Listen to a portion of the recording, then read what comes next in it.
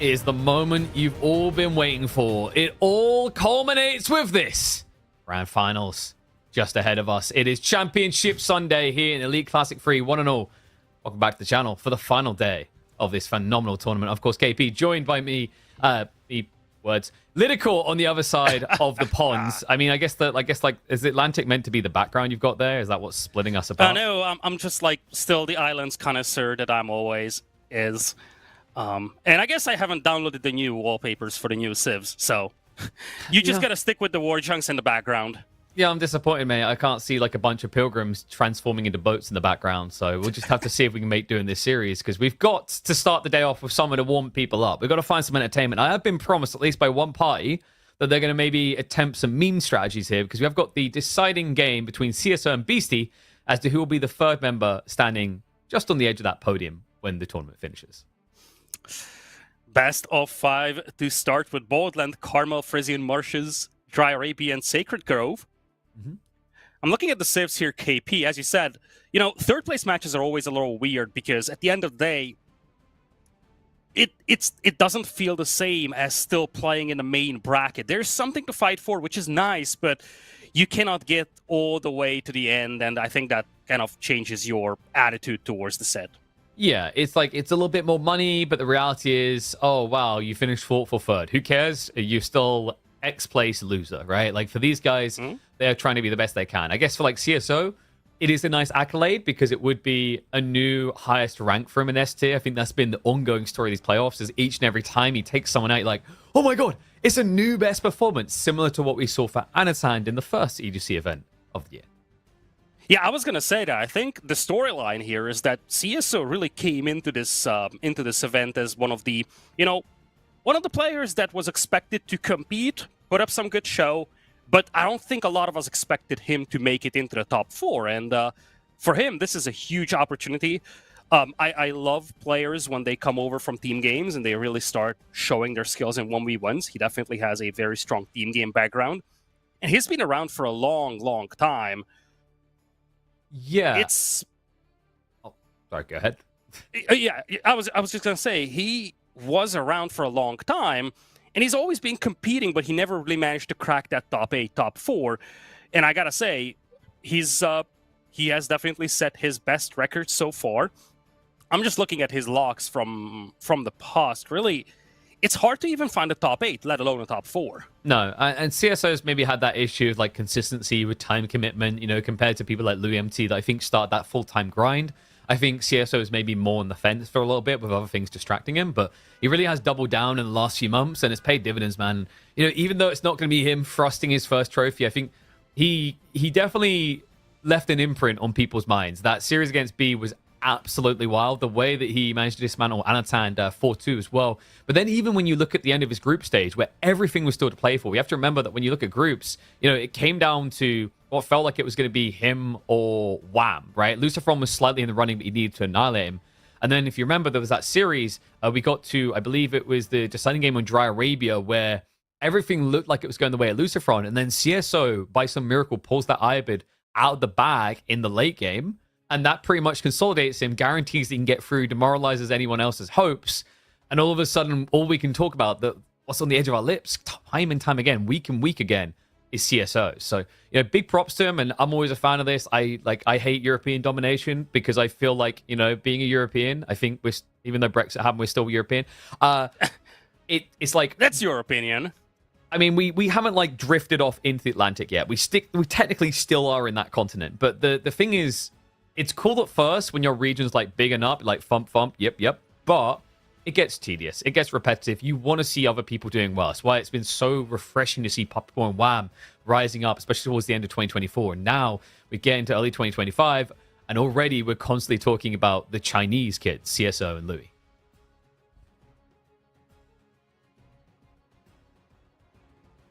Well, that is okay. So I've just hyped it up, and yeah, thanks for pulling that up. CSO is going to be a good day for him. I mean, think about it this way, right? Like, if he wins here today, Lydical, it doesn't matter that like BC's beaten 3 times, because what you can then say is that CSO would have increased his win rate against Beastie, or like he would have by infinite percentage.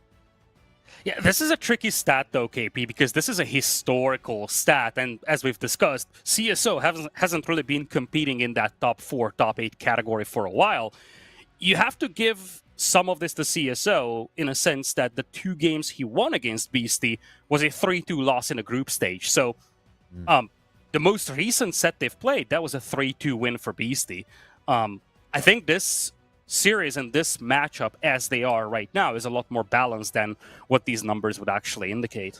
Yeah, and you also got to think about what was happening yesterday, Louis MT versus CSO and BC versus Marine Lord. You know, CSO was definitely able to show a little bit more vibrant strategy. Obviously, Beastie, I think by his own admission, he just wasn't able to get out the door swinging, right? Like, Marine Lord had his number. He didn't get a chance to show anything he's, like, really capable of that we know he's capable of. But for CSO, I think the interesting thing is, you know, it seems like in the end he gets washed out 4-2, but the thing I always remind people of is Louis MT and CSO are probably to this day each other's most frequent scrimming partner.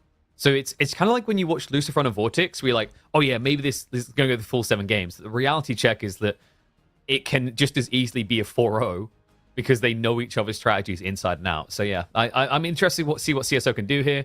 Look at the draft. I'm seeing a few night civs here, and this is the most number one important thing you should be looking for. When you watch CSO, you need to check if he's got enough night civs to win a series. And if he has, you thumbs it up. Here, it's a little bit lacking. I mean, depends. Some of the civs can build knights, like, you know, Ottomans, but it's not usually your, like, prerogative, right? But I do like that you got the Ottoman pick. I gotta say, I think Ottomans has been the biggest winner of Season 10 and the new DLC. Yep, it's been one of the more played civilizations across the tournament and one of the better win rates out there. So definitely feels like it's on an upwards trend right now. And to be fair, when you talk about the knights and the playstyle of CSO, you do have to consider that you have some level of flexibility with that. So when you look at the Malians, for example, sure, you don't have knights, but you do have the Sofas. You have a gigantic economy. With the Ottomans, if you can leverage the mobility of the Sipahi, you can do a lot of damage as well. So to a certain extent, it's not even okay, how do you deal with, you know, a strong knights player? It's more along the lines of, okay, this player is good with cavalry in general. Yeah, and, you know, it's interesting. BC already punting out one of his night civs into the face what likely will be CSOs. Borderlands are definitely an interesting map for this matchup because obviously both can still play Pro Scouts. There's an argument that Shushi are just going to be a little bit better with their faster timing. But I think due to the slowdown and how quickly you pull back the deer, there's more punishment range for Jean to kind of farm you up in XP. So I think this matchup did change a little bit with the Season 10 alterations to Pro Scouts and maybe a little bit better for Jean as a case of that. But looking at the wider draft, I mean, we've got Lancaster in there, Japanese on the other side. Japan actually has been like one of the biggest benefactors as well of Season 10. The deer shove meta is really powerful, so don't be surprised if you see Japan on something like Carmel. You could see them even on Frisian. It can kind of make sense. It's a little bit ballsy there. I think Frisian makes more sense for Abbasids.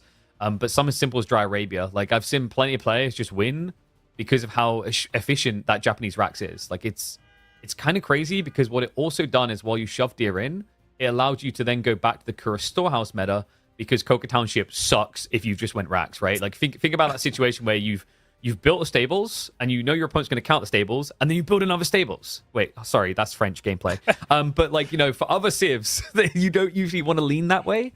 So I think we've seen Japan actually, like, alongside Ottomans, probably be the biggest winners of the new meta developing. In terms of biggest losers, I want to say like Order of the Dragon's been a bit of a weird one for me. I feel like OOTD has been struggling to get beyond the hump after they had a really good time in the Pro Scouts meta. You only have 3 civilizations across the tournament that have not been banned once. That is Order of the Dragon, Abbasids, and the English. And 2 of those civilizations belong to CSO here. So it's got 2 of those civilizations which, I mean, on the limited sample size that they've been played, they've been kind of underwhelming. But I think it speaks volumes that you have 0 bans for all of these. For context, HRE has been banned 127 times. Wow, really? OOTD I can't imagine why. Been banned once. But it's a variant Sea Political. They're basically the same thing. I mean, come on.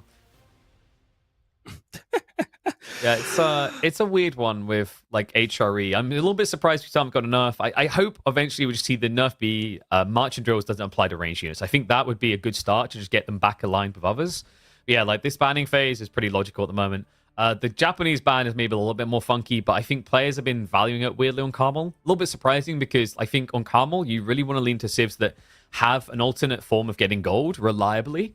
Because if you think about, for example, French and Jean, if I had to choose one for Carmel, I choose Jean. Because although French get more villages, what Jean gets is a discount. And because Carmel has these very tiny gold veins, that's an advantage. Now, of course, he hasn't actually saved it for that map. Instead, I imagine BC's probably getting China for that map because the tax gen is so strong. A little bit surprised that CSO didn't reserve Shushi for that particular reason. But like, yeah, I think looking at draft, I wouldn't say one player won over the other. I think they have some good swings. I'd probably lean slightly Beastie favored with the French, Chinese coming through and House of Lancasters from variants. Not to mention Mongols looking really strong on Phrygian marshes. But Political, I think it's almost time, right? Is this what people have been waiting for? Like, I don't know. I was promised meme strategies. And if I don't get delivered them, I am going to be outraged. It's time for the third place decider series between Team Elephant CSO and Beastie. A best of 5 to see who is going to be the third best in the world. We're kicking things off here on Boldland, and, you know, KP, we gotta highlight the fact that CSO has just delivered his best ever tournament performance out there. Last time he met Beastie was in the group stage of this event. In that series, Beastie won 3-2. I'm curious how this is gonna go, though. Obviously, third place matches are a little different than what you normally see from the main brackets, but nevertheless, this is a huge set for CSO because keep in mind, he's playing against one of the most accomplished players in AoE4 history as well. I think he has a lot to prove here, and he can show us a lot of very cool stuff in this series. Exactly. He might not be able to win the tournament, but CSO still has an opportunity to set his best record in an S-tier tournament in Age of Empires 4, and a good way to really kick off 2025 for him. Beastie, on the other hand, you know, some people say he has a legacy to protect. I don't necessarily see it that way. We talked about this, like when you tasted championship, you just want championship. That's all that matters. But Beastie, as a content creator, he appreciates a good performance. So while trying to win, I'm expecting something a bit creative here. Just curious what you could do with Jean that would be, you know, a little bit memey, a little bit different. Yeah, I feel like the standards that you set for players that have been champions so many times are always a little biased. You look at these guys and say, well, yeah, he won a gazillion tournaments. Of course you expect them to win another one, and that's just so unfair. Like, let's not pretend that a top 4 finish, potentially a top 3 finish here if he wins this series, is anything underwhelming. So, yeah, I feel like for a player that as accomplished as Beastie, the standards that you set, it's a little unfair to say, well, they gotta win. That's the expectation. It's a really nice showing from Beastie right here in this one. Yeah, I mean, the thing is, we're looking at 2025 being probably the most competitive year of Age of Empires 4 at this pacing that we've ever had. Even though we've lost some players along the way and they went back to the original games, etc., blah, blah, blah, blah, blah. The reality is the competitive standard has never been higher than it currently is. And I don't expect that to change as the year goes on. I expect it to get more complicated, more tough. What's going to be inspiring is as we see new people come in. Like, we've already seen the return of, you know, people like Swordov who tried to qualify for the main event here and just fell short. So, you know, it's a good sign for Age of Empires 4 that we're able to keep getting new blood in and actually bring old blood back. Because, you know, in the early years, we definitely had the biggest prize pools and it came down a little bit. It has reset from Insanity Point. There's still a lot of love for the game. So, Medigarden coming in, School of Cavalry on the other side. Everything pretty standardized so far. No Chamber of Commerce. That's already one mark of negative against BC's memology he promised me. I mean, look at that trade post, Lidicor. It's just so close. You could get probably like 8 gold if you Chamber of Commerce this. I wonder why he did not decide to go for the Chamber of Commerce there. Look at it. It's literally like you only have to build a single outpost and you protect the entire trade route. Come on. I just cannot imagine the value that you would get from such a trade route, right? I mean, you can't imagine it because he hasn't done it, right? Like that's the problem. He needs to show it to us so we can learn just how great it is. Other side CSO, like that meditation gun's a bit There was one in the corner, but I've got a funny feeling CSO hasn't scouted his back corner for the double food. Yeah, he was very late. Yes. He spotted this, but this was quite late. He started down south and then he swung back north. He definitely went to race for the sheep. And when you play Medi Gardens, this is one of the problems that you could face. If you're racing for the sheep and you don't scout the surroundings of your base, you might have to place those medic gardens before you get back to actually scout that part of the base you have. And in fairness, there is another element to this, is like, if he's planning pro scouts, then you don't actually care about the double berries much. It kind of relegates the value of the food because you have so much to work with. So we'll see if he does lean that way. I mean, it's expected here, but it's very difficult to show on. And I love that BC's just getting ahead of it. Like, reality check is that your opponent has to react to you, not the other way around, right? You're going to expect a Rax here, usually, some Spearmen. But CSO middle fingers that and straight up drops the stables. He has to. He's facing an initial knight here from Beastie, both players going for pro scouts, but obviously with the first knight being out there, Beastie's looking to dictate the tempo of the game, and on this map, specifically on Baldland, you have most of the deer towards the middle, so it's difficult to sneak in carcasses if you're CSO. It's almost guaranteed that you will have to actually fight for them. On some of the other maps, the deer are more spread out, and you could potentially try avoiding the enemy knights and just sneaking in a couple of carcasses with your scouts. That timing as well. Oh, that, folks, is exactly why most people tend to open spears against Jean and French. Because now he just has to watch. And the problem is, BC's already got pro scouts about to complete in 10 seconds. He can start snatching the easiest deer, as in the easiest one CSO should get, away from him. Yeah, CSO opened stable, and then he just went full scouts. He's got 4 scouts out there. First Spearman is just now coming in, and Beastie's looking for those scouts. He knows fully well that if CSO is investing into that stable, the scouts will try to sneak out. CSO is going to get a couple of carcasses from the south, but I think he might end up being intercepted. I love the idea of splitting your scouts, though. Beastie only has 1 knight, so he cannot control all of the deer packs. Yeah, he's got a knight and Johnson, kind of split up between 2, but the whole point in this map, Baldland tends to be a bit more forgiving towards pro scout play because that wider spread. You said there's a lot of deer in the center, yes, but there's also variance on the flanks, and it is to the extremes. So normally when you're trying to block pro scouts, you tend to see people essentially create a border around your base because it is concave, right? So it's kind of reasonable compared to maps like Dry Arabia where 360 surrounding is difficult. The problem, of course, is Beastie did choose his own greed, and boy, is he going greedy. Up to 8 scouts now. Yeah, he's definitely racing for the food. He only went 1 knight. There's really not much behind this, but that's where Jeanne d'Arc comes into play. If you try this with standard French, you only have the knights out. But with Jeanne, you also have a tool to deal with the spearmen. And Jeanne is right now just preoccupied dealing with the scouts here. I love the scout. The ambition of the scout to try and fight back for a moment. Yeah, he's like, oh, your sword is bigger, but Mama told me size doesn't matter. Take this, Pipsqueak. Yeah, and all of a sudden you realize actually the giant ass sword does kind of beat everything you have right now. So CSO's adding in the horseman. Horseman can be good for the body block trap to grab Jean. It's kind of risky, obviously, because you're going to take cleave damage in response. But if you do get the positioning for it right, it seals the deal on a kill. Yeah, CSO is trying to track down that 1 knight. And Beastie has been investing into ecotechs as well behind this. He bumped out the scouts, stopped producing knights, and then he went for double broadaxe, wheelbarrow, the mining upgrade. Now we are seeing those being leveraged to get some more knights out. That's where things get a little dicier for CSO. He is getting horsemen out, though, and as we've seen so many times, horsemen plus spearmen can beat pure knights.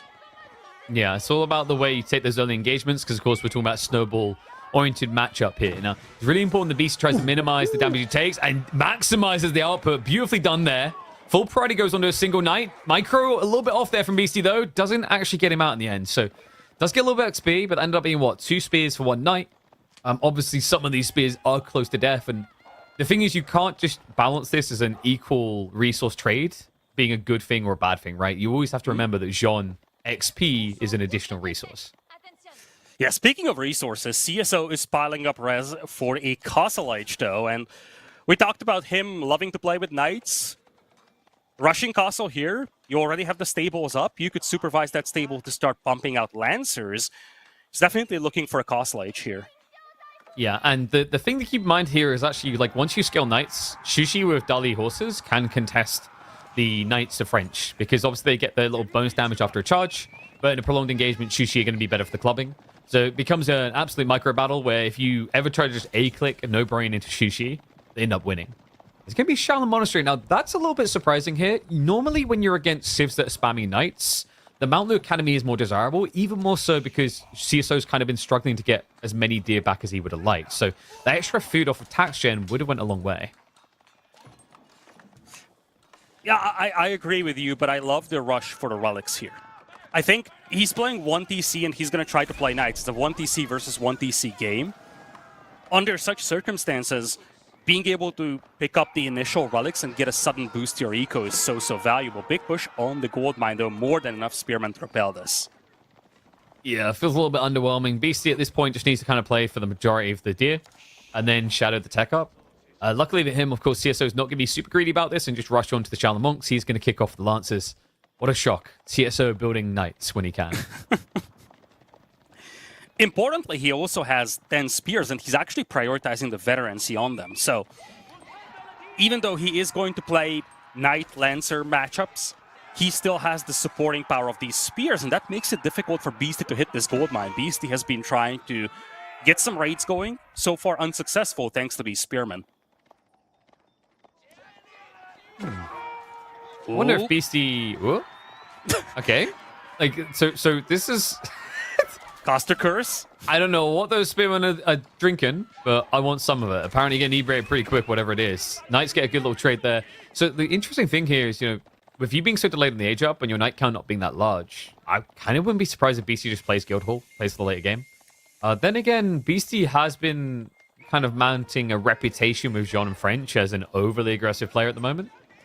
Royal Institute would be kind of nuts here. It would maybe fit that I'm going to be slightly memey today thing that he promised. I wouldn't hate a Royal Institute here. He's slowly scaling the Knights. Royal Institute does not sound terrible here. He is super heavy on this gold mine, though. And if you're CSO, you're looking at that gold mine and thinking, oh, it would be so good if I could push this. But he only has 5 Lancers right now as opposed to Beastie's 8 Knights. He's starting to look for targets, though. This is the first time that CSO is really looking to try and push Beastie's base. Well, I'm glad that Age of Empires 4 can answer these deep questions in life we have, like, who would win? An old man with a stick or a gang of people heavily armored on horseback? Guildhall it is for Beastie, and as much as we talked about the relics here for CSO, same goes for Beastie. It's a 1TC game, so the Guildhall and the extra resources you get out of that is immensely valuable. Well, there's another big reason as well. If you have a look at the map, Beastie has a phenomenal issue with his spawn. He doesn't have a backwards gold spawn, which you normally can see happen, I'd say, like 60-70% of the time on Borderland. So with the berries occupying that location, it means his next gold is going to be forward to the base. So this diversifies the risk down the line. Like, he's not going to have that backup to fall upon at like 20 minutes in when things get tough. So instead, I think for Beastie, the idea of spamming Knights with that risky gold position just doesn't make sense. Speaking of the Knights, CSO is about to upgrade his. We have got Dudley horses on the way. And the dive-in is going to get blocked out. He's up to 9 Knights. Now he's on par with Beastie's, and the scaling of the military was a lot more rapid here on CSO's side. Beastie's still looking for targets, and the Spearmen, for the time being, will be more than enough to hold this off. Now CSO is looking for targets for his own Lancers. And Monks straight away from Beastie, which is kind of wild considering just how many Lancers already in play from CSO.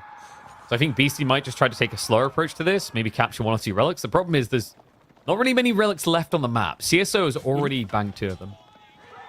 Yeah, he's got 2. Nice little brace here with the Spearmen as well. Beastie needs to be careful not to lose the Knights. Takes a big beating, but at least he gets out of there alive. CSO is looking to intercept with his own Lancers here. He's trying to finish off that group of Knights. Beastie now has depleted this gold mine. I wonder if CSO sees that. I think he's waiting for this. Best value you get out of the Horseman right now, for sure. Men at Arms coming from Beastie. Wait, what? Wow. What?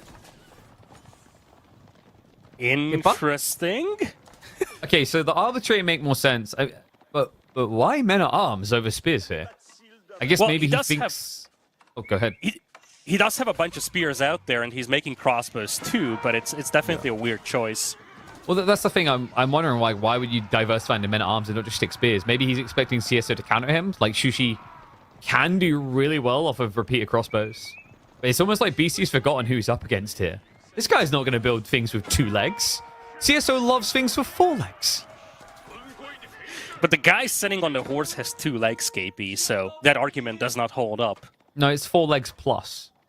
right? So, you know, you can either be on horseback, or you can crawl around the map, or I guess you can have some weird mutant disconfiguration. Those are your No, options, really. that's Age of Mythology, KP. Oh, I know what CSO is going to build if he plays that. I'm telling you, it's going to be Hydras all day. CSO is looking for the gold mine and he's spotted that it's depleted. This would be the time to swing south and hit the other gold mine. He still has this group of horsemen just chilling back there. And he has a scout accompanying them, so he has vision on that gold mine. Yeah, it's interesting the way he's kind of camping off towards the food as well, because it doesn't really make sense. Beastie won the Pro Scouts game. He definitely got more of the deer off the map, so there shouldn't be a priority to shift to berries as quickly. Other side of the map, we have got Beastie at least trying to aggro, which is good. I don't think you can just play full defender here. You're just losing the Night War. And the whole idea with this is like Beastie's buying time for the arbitrary master build, so that we'll have enough to actually win the real fight. Yeah, that's the thing for CSO. He's been playing knights. And now you're looking at a setup where Beastie has a decent amount of spearmen with veterancy. He's got crossbows out there as well. And he also has his own knights. Finally, the horsemen do swing in. You really wish there was like 1 or 2 knights here if you're CSO. He is not going to get more than 1 kill here. Maybe not even 1. And he snatches 1 life. Gets away with all the ponies so far, but the spears are now chasing. There's a counteroffensive coming in. A small stealth forest here means a lack of vision. CSO has got troops nearby, but needs to react fast. Ends up getting pinned. 2 go down, make it 3. And still no reaction. No, CSO, he seeked shelter. He pulled the villagers away, but failed to start moving the army across. Yeah, he's microing on the far right side. Yeah, and this is kind of crazy. I mean, there's no way these horsemen are higher value than the losses on this side. So nice little strike in there for BC. A crucial one as well, considering the state of the relic game seems to be a 4-to-1 split. That's a really nice split for CSO. And keep in mind, he's got 30 knights. That is no joke. If he finds a way to outmaneuver Beastie, he can do a lot of eco damage. At the same time, in a straight-up battle, there's no way you beat 20-plus spears and 16 crossbows. So CSO needs to look for opportunities to take over the dictating of the tempo of the game. He needs to find opportunities to hit Beastie's base, because he's not going to be able to take a straight-up fight. I mean, the thing is, if they fight in the middle of the map, you'd be surprised what Dali horses can do. It's just, if it's a choke point fight, Beastie's like a lot more desirable. I think the big threat for CSO isn't, can I win this fight? It's, what's the aftermath? And the aftermath would be a lot of XP for Sean. So probably why he wants to skirt around it. I like that he went for the double sacred site. This is all about trying to force Beastie to come out of the base. And while he comes out of the base, that means a mass heavy cav comp has an opportunity to go in. CSO is just relentless with the knights. It reminds me of a game I've seen, like, I think it was EGC Masters Winter, where we had just pure knight spam. Oh, and for a 40-minute game, we've been sitting there like, there's no way that this should work. And, well, it did. Wait, you sure it did? Are you thinking of the Mia Micah game? Because that didn't work in the end. It worked for a long time until I think you went to something like 130 knights. And then it turned out that Hill and Dale is not a very good map for mass knights. I think there was one on Baldland as well, which was like very, very similar in kind. I was thinking about the Baldland game. Nevertheless, okay. Jean is almost level 3 here. Yes. And for CSO, we're nowhere near that Mia Micah threshold that I was referring to, the one that is good and the one that is bad. We've got a long way to go, but it looks like CSO is maybe trying to save up for the pagodas from the Yuan Dynasty. Would make a lot of sense, and also Mount the Academy would fix part of his food issues. But dive coming in, BC, that is a lot of pointy sticks. Can he actually commit under? I mean, I think he wants an economy to idle here is the problem, right? Like, just diving in relentlessly doesn't do anything on its own. Yeah, I think if you're CSO, the annoying thing for you is that you have the ability to quickly shift unit types with the supervision ability for Jushi. Yet you are still just making Lancers. Now, speaking of Lancers, Beastie's not noticing this. Yeah, and this could be terrible. Oh my god, yeah, Spears and Arbitrary just watching is like, yeah, so anyway, I was going to take her out on a date. Oh god, we're being killed right now. So they finally realized, but it's now Beastie behind by 10. He needs to strike back. And he will be looking to hunt around that backside. CSO sees the threat on his borders. And you know what he thinks straight away, Lyrical? I know the solution. More knights. Now, keep in mind, Beastie doesn't have every single spearman and crossbow he has right here. So there is a world where CSO can build a critical mass and wipe this. Again, I just do not like the cost efficiency of this fight. Like, this is not going to be an optimal... It's not going to be an optimal fight for CSO. It's going to fight into spears and crossbows. Even if he cleans this, the price to pay is huge. And as it's being pointed out to us, he is housed right now. He cannot add more knights because he's losing his houses. I mean, you can add more knights. You just have to lose a few first. That would be the case. Honestly, this man, he loves his ponies way too much. He's going to spread for the engagement, and we'll click for the interaction. We have got the Dali horses, so remember these guys attack fast. A lot of XP to be had. If you just survive this fight, I think that's just curtain. CSO, his food income is abysmal at this stage. He can't go with anything less than a win. A big win at that. But this is going to turn into one. It's just he's not going to have much left over in terms of push power. He's going to lose over half the knights he had scaled. This is what I was afraid of for CSO here. I feel like, yes, it was expected that he can clean this up, but at what cost? He lost so many of his knights, and as you said, his food income is abysmal, his gold income is terrible. He's not going to be able to rebuild everything that he lost, whereas Beastie, he's back to the crossbow and spearman numbers that he started with. Yeah, and good read by CSO. The scout revealed him. He immediately commits into a castle. So we did see a huge migration from CSO. That's why he had just like no food income. He's running literally the length of the map at that stage. But he was doing so for one berry patch, Lidico. I think he's got the boar in there as well. So like, it ends up being, I mean, it's reasonable 3,500 food. But, you know, to put it in CSO macroeconomics, that ends up only being 35 knights. And CSO cannot even send his knights out to raid. A lot of them are just very heavily bloodied. He needs to wait until a couple of monks are made so he can heal these back up. And all of this buys a lot of time for Beastie. Beastie now has the sacred sites. And Beastie still has the guild hall. I don't think he pulled the resources just yet. No, and Lidico, I just noticed something. There isn't a boar that he's killed already on the north side. I don't understand this. Like, the boar, for some reason, spawned in the center of the map. This... Wow. What? No. So he ran all the way up there to secure 1,500 food. All right, this is abysmal right now. And now CSO, I mean, he's stockpiling food. Is he finally going to do it? Not go Imperial Age, but build something other than Knights. Because without a boar, this is definitely not scalable. I don't think it will.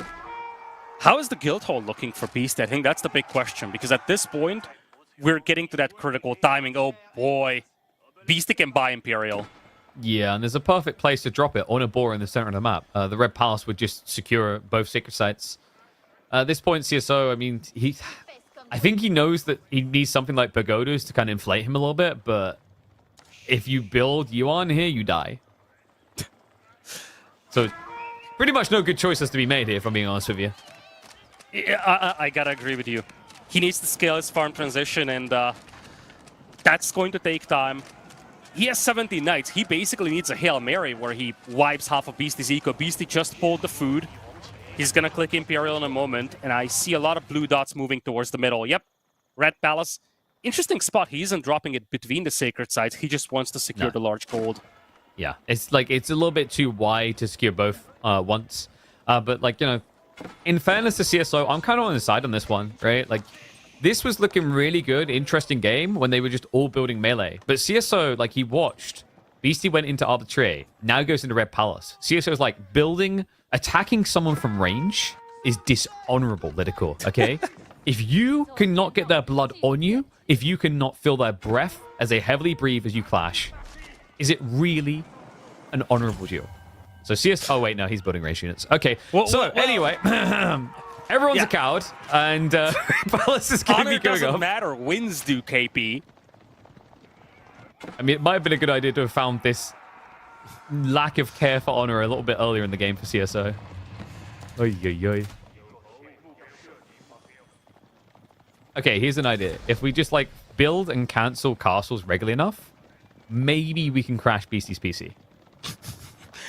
Oh no, CSO is now moving towards the board to the south, and Beastie recognized what's going on. He's actually walling off that whole southern segment.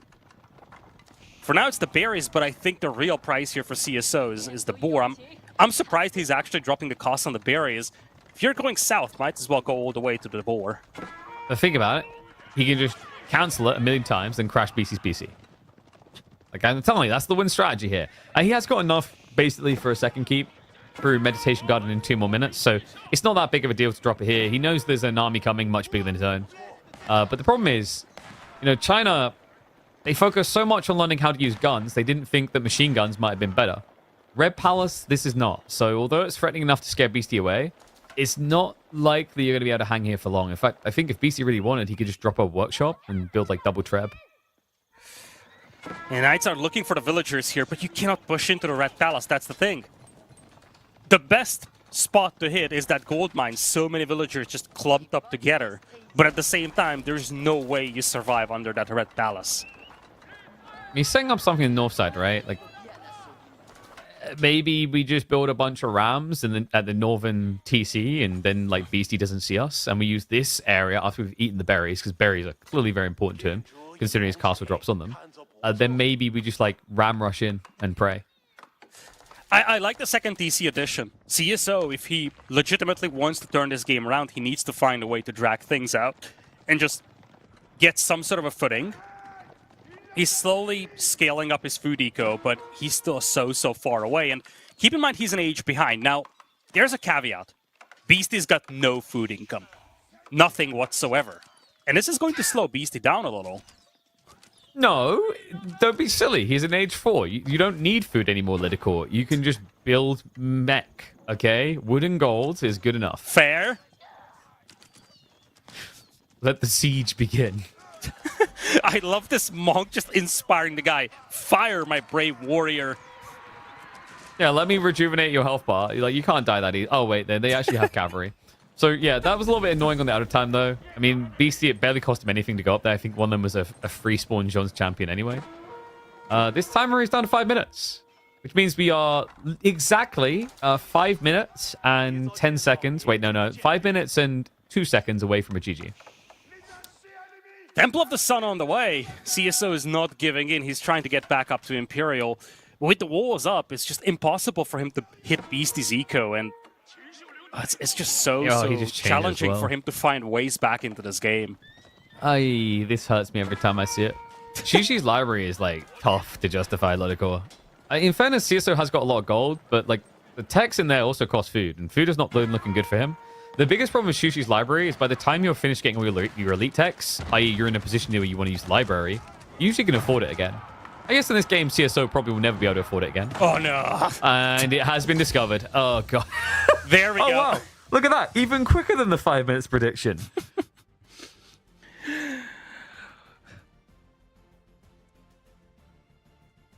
I mean, this one fell over for a while, if we're being real. Like, CSO was punting for Hail Mary. I think the idea for him was to get Shushi's library and then probably go for... I mean, it would have to be Siege. He just didn't have enough food to make sense of something like the Dragon Roar, where you get the AoE splash on spears. Probably the other play would have been 10,000 bolts. He might have even considered going for the unique cavalry so that he could just raid his opponent's eco. But yeah, it's a little bit of a tough one. I think CSO, he put himself initially in a good position to raid, but then obviously backed away from it and played a little bit more defensive. What we've seen at the highest level of play is when you play an open map like this, your goal is just to be in position to dive your opponent as hard as they dive you and do better. And I think with the Lancer advantage he had, there was probably a window where CSO could have done that trade. Instead, of course, you remember he came home, tried to surround Beastie, tried to get the kill, and it didn't really resolve any of his issues. But props to Beastie, a pretty cruise mode game number 1 with insane amounts of Pro Scouts greed to kick us off. Yeah, you're looking at this game, and I feel like the fight within CSO's base was basically the finale of this game, realistically speaking. From there on out, there was just no means of recovery. You gotta give credit to Beastie for sectioning off the map very nicely, though. This is a difficult map to prevent cavalry raids on, and he has managed to minimize those raids very effectively. We have 2 minutes left to go until game number 2. And I get the feeling that if we've seen a lot of Lancers here from CSO in game number 1 on Boldland, I think we're in for a bunch of mounted samurai here on Dry Arabia. No, what would make you think that? Like, nah, like there's no way. Like, so this is the meme game we promised. This one's gonna be the one. It's gonna be all outposts. We won't even see Age 2. Yeah, no one believes me. So Mongol Japanese is like kind of a funky one, right? Is like Mongols, they had a good run, and then it kind of fell over when I think Koka Township came into the meta. In theory, they should be good again because of the Kura. Japan, weirdly enough, you'd think they wouldn't open with the racks here, but they normally do just because of the deer shove. The idea being that, your opponent's probably not going to be quick to rush across and stop you, as usually the spears are prioritizing like pushing into your gold or whatnot. So, other possibility, CSO just ignores me on that, doesn't play like the Japanese meta, and says that any spear I build is 20 seconds further away I am from building knights. Yeah, I feel like if you're Beastie, you're seriously contemplating tower rushing that gold mine. It's just so tempting. If you can throw off CSO from that gold mine, you can just totally dismantle this play of semi-fast castle knights. Well, we have 30 seconds left to go, so I guess we'll soon find out. Remaining maps: Carmel, Sacred Grove, Frisian Marshes. We still have some fun civilizations left on each side, and I gotta say, I cannot wait to see maybe an Ayubit play or an OOTD play from CSO. Something that's, a little less frequent, I guess, in this tournament. I mean, what might be interesting is Lancaster on, say, Frisian. I think BC was a play who played it there before. No, sorry, it's Canadians, I think. It looked a little bit funky draft-wise, but I can see the merit to it. Sacred Grove is probably going to be French versus, like, Malians, so just keep an eye out for that. But I believe it is time to hop into game number 2. Do I dare say we see trade for the first time in a long time? Mongols don't like doing it anymore. But all to play for if you want to still be on that podium in this third place series. Beastie on the Mongols in the blue, going up against Team Elephant CSO in the orange as the Japanese here. And we do have that Dark Age rush beginning that has become increasingly popular to the point that it's just standard for Japan. Like, if you do not see them do this play, you question what the hell the idea is. Notice the scouting from Beastie. He headed straight into the enemy base. He wanted to see if spears are coming. He had no other considerations, no securing the sheep, no scouting around his base. Just check whether the spears are coming your way. And I think that Ovu is very much outside of the range of the TC. So there's a chance for CSO to pressure that position. Beastie himself opening the pasture. Yeah, because like this spears, so to your spear point, it's not about attacking. It's like never been about attacking for Japan. It's nice if you can poke a gold worker, but it's about this. It's the deer shove. Like, they live and breathe this idea. And it's pretty good against civs that can usually pro scouts. Mongols don't do it as often anymore, but it removes value for them. And although the Uvu is out there, I don't think CSO is likely to throw in for that kill. Because if he did, his opponent could still technically tech up because he has gold access. And then you wouldn't get your deer shove in the end. And that's the most important thing for Japan, because this is a civ that literally lives and it dies by its food, right? We've seen it time and time again. All these cool strategies they have, and they never seem to have enough food for it. Beastie trying to just kill the deer on the spot, prevent that deer shove. Nice little micro here from him. And that's one of the things that you can do with a con. You can just run around, pick off some of the deer, and make life a little bit more miserable for CSO. Yeah, I mean, you can do this with scouts as well, right? But the thought is with Mongols, you do have that maneuver speed arrow, so you can run away a bit quicker if things get a little bit sticky, which usually they do when your opponent goes free spears. Free spears is optimal for a few different reasons. If you are able to deer shove for free, it gives you a very easy funnel that you create because you make a concave to shove the deer in. But the other reason why you go free spears is sometimes the enemy scout does show up. And when it does, you can just peel one spear to keep chasing while the other two push in. So it overall just protects the investment. I mean, if you're going to go racks into double spear, you might as well add in one more rather than risk getting nothing at all. Yeah, it looks like Beastie has given up on this harassment thing out here, so he's just going to pick up most of the sheep that he can find. Because he was harassing for so long, he wasn't really successful at securing a lot of sheep. He does have that pasture back at home. He did have the Ovu kind of roll around and pick up at least a couple of sheep, so I guess that's something. But it looks like we're heading into Feudal Age on kind of equal-ish footing. I guess it's a win for CSO that he managed to push in quite a few deer now. True, but Beastie is stealing all the sheep. The Grand Gur plan is too strong. Like Lydica, at this point, I don't know why people don't just start the game building Gurs. They're so damn good. Able to deploy, pick up sheep, move on. I love it. It's like, it's so funky. It's an extra little mini game, right? Like, I think you can do it with any building as well. So I'm trying to think, like, I don't think there's anything cheaper than a Gur, sadly. If only. God, if I had something that was 50 wood to build, I'd spam them, just spread out on the map, get all the sheep. You could just roll around with your TC and do that. You know that, right? That's true. And my TC, I know this from free-for-alls, it costs nothing. So, checkmate, suckers. Wait, he switched Silver Tree. Huh. Oh, wow. Oh, yeah. Did he not scout? I think he just found out where the markets are. He's like, oh, hello. This is like a very interesting option as well, because you have long trade fairly safe, and then you have a shorter route, which is super far away from your opponent. Yeah, I was going to say that. This is a very nicely split set of markets here for Beastie. He's got one that's a little closer, but nice and safe, and then there is one that actually works a lot better, but it's kind of out in the open. But he's got options. One thing that worries me a little is that if CSO just tries to rush Castle and play into Knights, it might be difficult to set up the trade. So I don't know where this is going to go for Beastie. It's going to be challenging for him, I think, initially to defend traders. Oh, I think he wants to hide it in the corner. Yeah, because it's like, think about the trade route you're going to get. It's going to run through your base, or if you get harassed, you're already in perfect position to then trade the south side. And that south side is going to keep you as far away from the enemy as possible. Yeah, I did not think of this, and this is actually a really good idea from Beastie. Normally, if obviously, if your Silver Tree is inside your base, your opponent knows what you're up to. But I think part of the plan here for Beastie is to sneak that Silver Tree out and just be like, well, good luck finding it, buddy. Honestly, it seemed like CSO thought he was a Mongol for a moment. He basically attacked that until it set on fire and then ran away.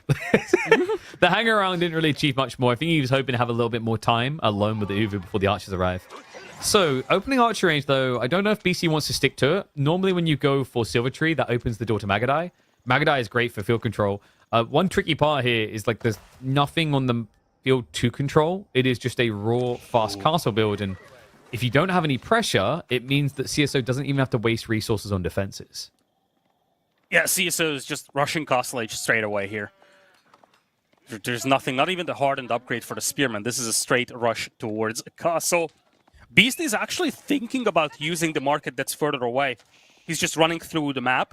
Obviously, it's going to pay better for him to do that, but at the same time, it leaves the traders a little bit more exposed. Right now, he does not need to worry about that, though. So, I guess he's just trying to maximize the efficiency here, and he's not concerned about actually hiding what he's doing. And this I like. I like the Magadai over, trying to go Keshiks here. Playing Keshiks into a fast castle samurai, you're going to lose that unless you have enough trade already online. The Magadai gives you a little bit of poke first, and then you can go back for your Keshik scaling. Like, the goal for Beastie will be to try and take fights where he clearly outnumbers, and then try to move up to castle, get the veterancy plus step lancers. Because with Silver Tree, like, I've seen this play out a few times, funnily enough, like, quite frequently with CSO's teammate playing as the Mongols. If you do get the trade count high enough with a few outposts going, you can just vomit out enough Keshiks to beat Mounted Samurai. Yeah, that's the thing.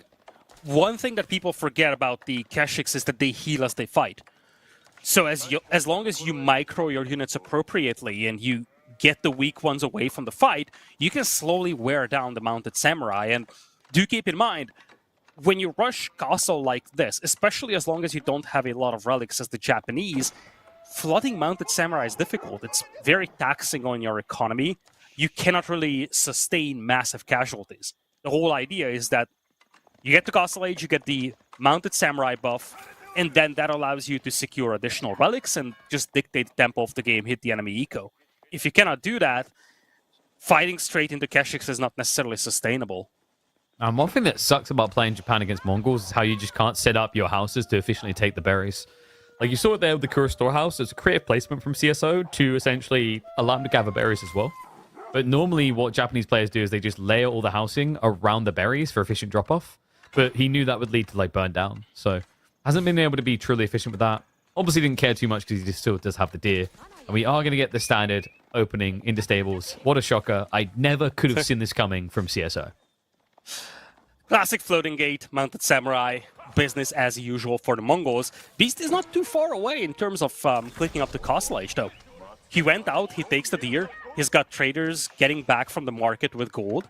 I think he can reasonably click up in a moment.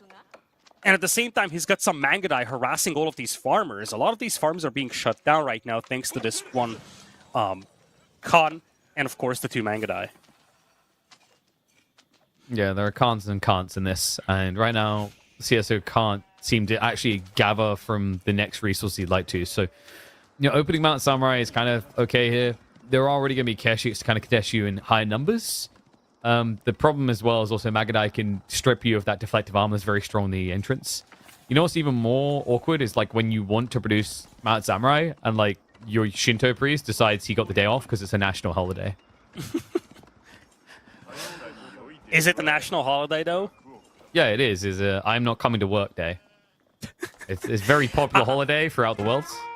Yeah, I've done that a few I times. wish there was a holiday that my employer accepts. I mean, you're lucky I turned up today. Like, considering the holiday is today, you are incredibly lucky that I turned up.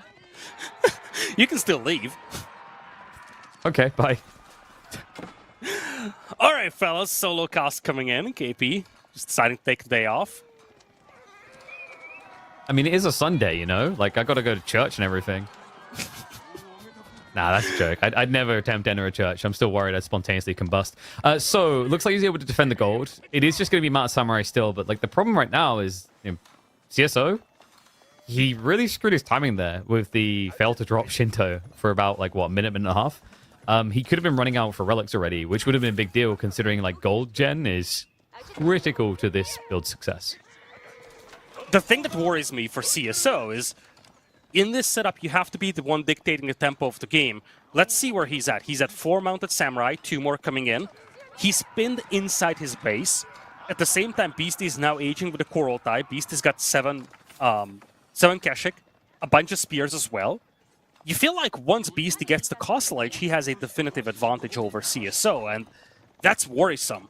If you cannot get that tempo advantage in early Castle Age with the Japanese, things do not look good for you for the remainder of Castle. You know what doesn't look good? Trying to use a Kurultai to fight in a mass cavalry battle. I've watched this. It's depressing. So we'll see how Beastie actually makes it work. Honestly, some players just give up and leave the Kurultai at home. Like, yep, it can just heal people. Because if the fights are always moving, how do you catch up with a building? It doesn't really work that way. This one is a big one, though, from CSO. He needs this. He needs to hit the trade. He's down by 14 eco. And so far, Beastie has been totally untouched going for this market. Now he needs to think twice about it. If you're CSO, your comeback into this game starts with eliminating those traders. Yeah, now, you don't want to dive into the base because of that Kurultai detail, but this is the weakness of trade. Like, you just have the full flanks. You know, it's why a lot of people are like, oh, why don't I just go Silver Tree and a step readout? It's like, well, because one should be getting you all the gold you need. It has been seen sometimes. Usually it's when you don't think you can protect trade. But the fact that BC went Kurultai tells you everything about the plan. Like, he believes that he should be able to guard this well. Well, that might be incorrect as things stand. Another raid coming in. CSO doing a nice job hitting the traders. A couple of traders go down here. Beastie is swinging to the right, though, and CSO's got no one back at home to defend his base, so Beastie could retaliate inside CSO's base. Nice little cleanup of knights as well. The thing about beliefs, Lidicor, is you can't easily unravel them. He's going to keep going for the traders. I mean, there's still a lot of them. Despite those losses, the thing is Silver Tree just spams you up so fast, even when it's just honest lonesome. The discounts as well is very viable to just lose like 2 trades a minute and kind of shrug. Yeah, the thing with the Silver Tree trading is that the investment is returned very quickly. Priest waiting with the Yorishiro in hand. Because, you know, it's not like he could have dropped it off soon. Yeah, it's so okay. the return of investment is so quick on a trade. And because of this, as you said, you lose 1 or 2 traders, you're still up by 15 eco. That's the big thing. Those traders having been untouched for 5 or so minutes before CSO started raiding them, that in itself justified Beastie in going for these traders, and he already got what he wanted. Every extra trip is just a bonus for Beastie at this point. Sometimes I wonder in these situations if it would just be better to not bring the Khan and build a scout instead. You know, like, they just kind of snitch on you when you're trying to sneak in, is one of the annoying problems here. Fair. Ooh, hello. Nice little raid, though. Yeah, the tower's not going to finish. He does get it up, but doesn't matter. Both villages go down. The rest actually run to the north side instead of into the tower. There's also additional finding the villages on the west side. So looks like CSO found the perfect time to strike when Beastie's all out of the base with the villages. And it's getting nicer and nicer here for CSO. He's cutting into that eco deficit that he has. He also picked up 3 relics with 1 more coming in. Managed to pick off quite a lot of troops from Beastie's side as well. Decent level of efficiency, and if he's sitting on 4 to 5 relics, you can make up a lot of that eco differential. Yeah, like, I wonder. See, Beastie, like the danger here is like you're playing spear crossbows, but you are being forced to actively defend Wrigley, right? And like, yeah, this is a great read by CSI. This is the most natural, organic thing that Japanese players love to do now. Yumi will counter everything in Beastie's comp currently, apart from the 7 Keshiks. Like the spears, you get double damage. The crossbows, even more so because of the nerfs that crossbows received a few patches back and Yumi's buff to cost. Like this is the golden answer for Japan. I love the walls as well. Beastie has been trying to leverage these few Keshiks he has just to hit CSO's eco. And in the previous game, CSO did not have any walls. Beastie could run around him. This time around, CSO wants to make sure that Beastie can only come in through the front door. Oof. And what's better, an always dying trade line or 5 relics? Because like that's where we're heading. He did just deny 1 being returned, but like it's already free home, forthcoming. So CSO is not going to be rushed out of his base in terms of gold issues. And as you said, Beastie's crossbow spearman only has 7 Keshiks, which are actually playing aggressive here. It's difficult for him to protect these traders, and look at all that idle time out there. Ugh. Not the best fight ever for CSO here, fighting into spears and crossbows, but he's definitely chipping away with a decent level of damage on Beastie's side of the map. Yeah, and if it's getting him the space to now buff away in this to get the farm relic home, maybe it can kind of be worth it. In fact, even better, he finds workers. This Stealth Forest, kind of a little bit cursed for Beastie so far. Keeping him in check. The idle time is huge, by the way. Look at the gold income for Beast. It's 81 per minute. It's obviously a little biased because you do have that weird drop-off mechanic with the traders. It's not consistent. It's just one large chunk. But Beastie doesn't have a lot of gold to work with right now. Food villagers were idled. Most of the Keshik are gone as well, and Beastie is pivoting into men-in-arms here. He's going to have a very slow-moving composition. Yeah, and let's remember on the food side, CSO is already a little bit more comfortable because the returning Kura-style house builds. The old Cocos Township builds at this point in the game, you feel like the game's over if you haven't rolled your opponent. Because farm transitions are hard, but with Kura, it makes life so much simpler. Yeah, I love the Kura Storehouse, one of my favorite competitive landmarks. And look at this again. 2-pronged attack by CSO. He hits the traders on the right, and he also went to the berries on the left. He did not find anybody on the berries, and now this is a problem for Beastie. The moment he moves out with his army, the raiders come in and they just wipe his trade. Well, this is the thing. He realizes what's happening. He's running out of time, so he's mobilizing towards the enemy base now. Has got the Kurotai moving in. The CSO's been bought a lot of time. He's already up to 30 Yumi. He doesn't necessarily need to rush to defend here. It's a little bit difficult for this squishy bio army to dive with a TC. It's difficult, and keep in mind, you do have 12 mounted samurai out on the field. If you thin this force out with your Yumi, you can finish them off with the mounted samurai. CSO needs to survive this push here, and it's going to be difficult with the Kurotai being nearby, but if he does, he's going to be in a great position, I feel. Siege Engineering's on the way. I like this. Beastie is going to try to just build his army here. That's going for the clash. Defensive arrow gets activated. Yumi, you have defenders advantage, though. Production is going to be on their side, even though Beastie has substantially more damage. Love the men-at-arms being added in, though. Like, that's the golden solution here. The problem is your opponent can just go back for more mounted samurai, so it's very important that he balances continuous scaling of crossbows with now these men-at-arms added in. Yeah, I love the archer bannerman, by the way. You want to make sure that you thin this force out with your Yumi, so here it makes a lot of sense to get the archer bannerman instead of the cav bannerman to buff your remaining mounted samurai. Yeah, I mean, like, if you're not going to scale them full with Onimusha as well, it doesn't make sense. Onimusha could become a little bit enabled by the arrival of men-at-arms, but I think you just stick Mount Samurai anyway. But he can now diversify and get both. He just got the level 2 on the Daimyo. So, should be double Yumi, 1 Uma. And that's going to be full buff. Now, the interesting thing about that buff coming in is it almost equals the Kurotai buff here. So, it's kind of balancing out the issue. However, remember, if the numbers are the same, CSO's army should be a little bit worse because Yumi are not as good as the crossbows. 1-to-1. Most of the spearmen are gone. And CSO does have 30 mounted samurai.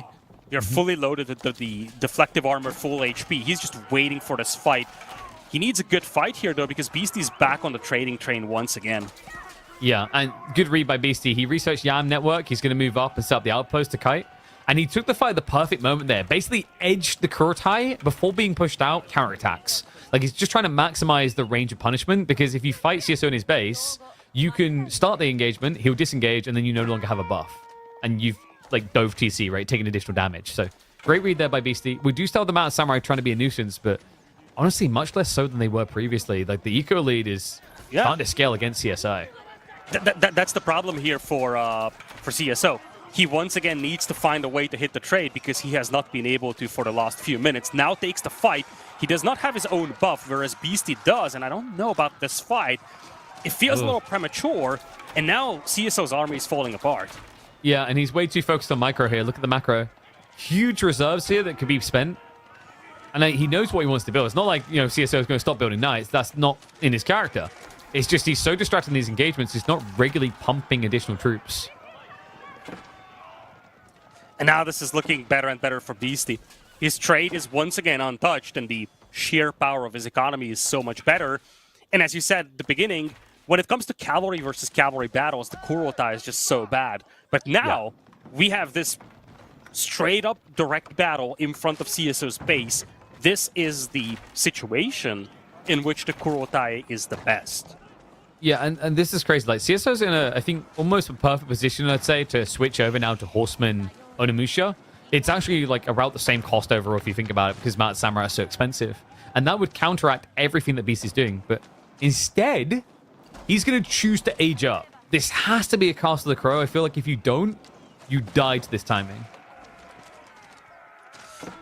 Yeah, I just don't know. Like, at this point, he's outnumbered 2-1. The quality is also better on Beastie's side. And by the way, keep in mind, every building that Beastie takes out does give him a decent reward. Mounted Samurai trying to launch a counterattack. And just look at how aggressive and relentless Beastie is. He's pushing him with the towers. Yeah, and I like this. There's a reinvestment. CSO, honestly, the Castle of Crow was ambitious, and he agrees. So 10 horsemen queued up. He's now going for the counterplay. If you're not going to... Wait, Mango's? Like, if... It's so weird the way that he's approaching this, because everything to counter the crossbows, but, like, nothing now to deal with MAA. Springall's probably be a bit more efficient for CSO to spam here. It's kind of like you're getting the cheap, fast production units. Whereas this feels a lot more slow and, I want to say, less impactful. That trap is very much exposed here. Mounted Samurai could try and snipe that. They kind of have to. Beastie doesn't have a lot of spears right here. So, Horseman could actually clean up this large clump of crossbows. As you said... Samurai, though. Hello! Oh, boy. Wait, he doesn't realize right now. Okay, there we go. He pulls the villagers away, but not all of them. So a lot of other time that can be achieved there. And Beastie, the trebs are out, but they're going to be slow killers here. Now, one thing you have to remember is Kurotai, it does buff bonus damage. So the traction trebuchets are surprisingly effective compared to without. But it's still you hitting into a much tankier than normal town center. And a lot of villages going down. Like, look at the eco. The gap's closing. I wonder if it's better for Beastie just to take out the infrastructure. Houses, production buildings, as you said. Traction Trap could make a quick work with them. It takes a lot more time to take out that town center. A lot of damage on Beastie's side, by the way. Look at all those traders cleaned up. The eco count is almost neck and neck now. Yeah, now, you know what the beautiful thing about countering traders? You don't even necessarily need to run anywhere. If you just stay here, the more things are going to come for you to kill. Beastie, he's looking for economy. He's like, where the hell is he? Like, I've been searching everywhere. I've taken away his wood. He can't build Yumi. Then again, why did I want to stop him building Yumi? I've countered Yumi. But, like, they've got to be doing something around here. He doesn't see farms.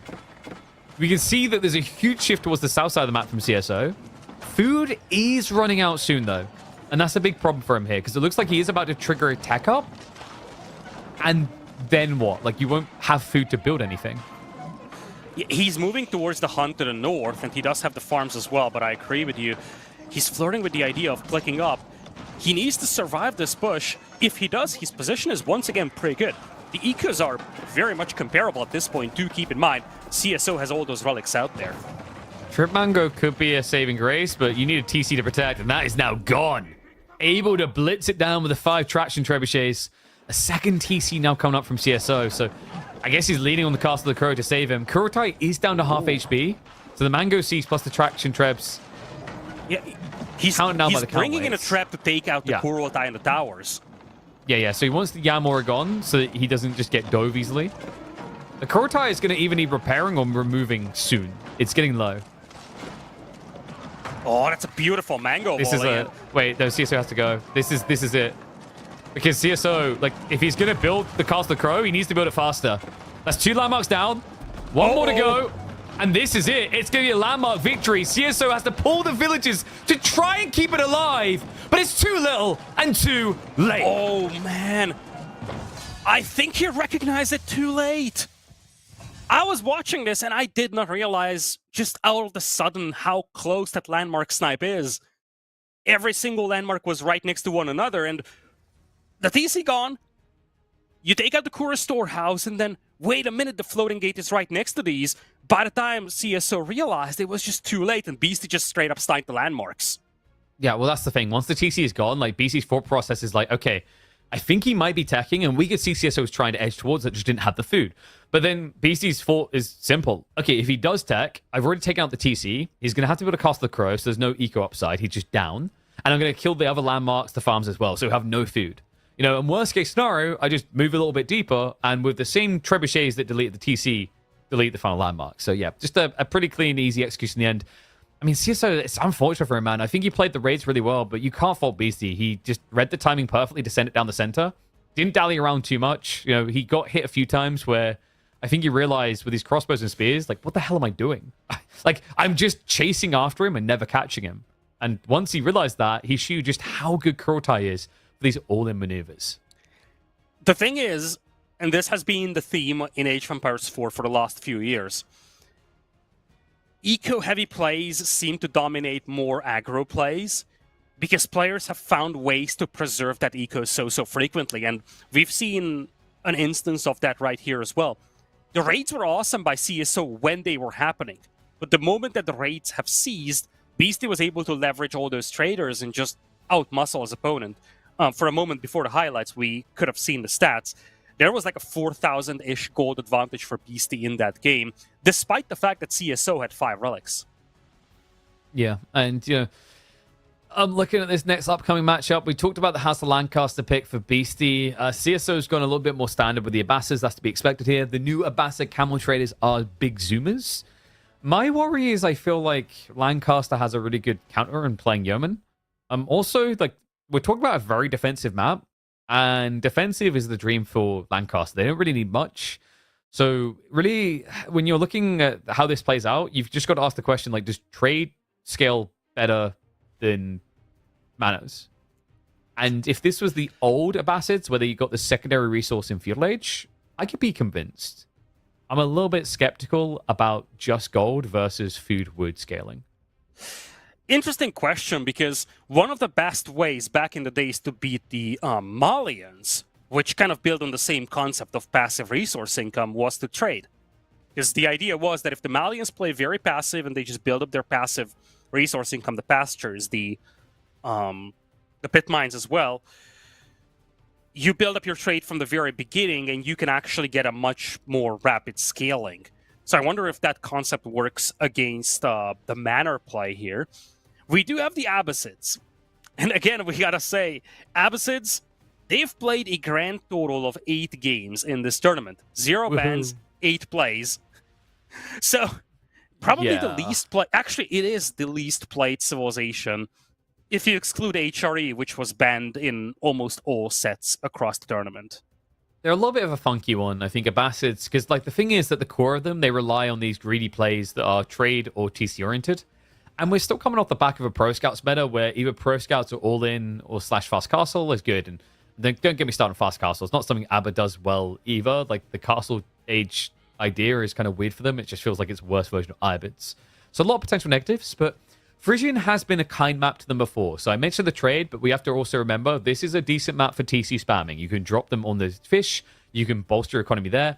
And, you know, most civs, I think, kind of struggle with this idea of, like, 2 TC versus mana spam. The point of return investment is kind of worse.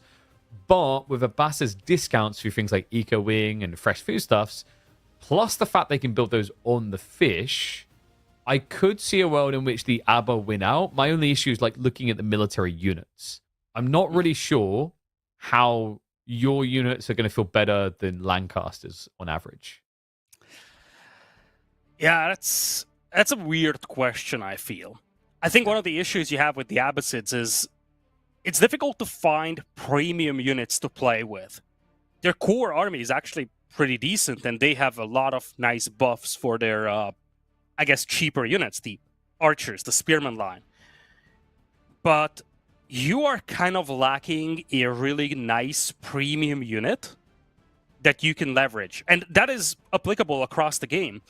And when you look at a map like Frisian Marshes, that kind of bites you in the back. You don't have a unit that can dominate the battlefield in early game. You don't have a unit that you could just fall back onto in late Imperial. I feel like across the board, one of the issues you have is that by the time you really scale your economy, you're kind of handcuffed by the fact that you have a nice set of baseline units, but you don't have a lot of population-efficient units.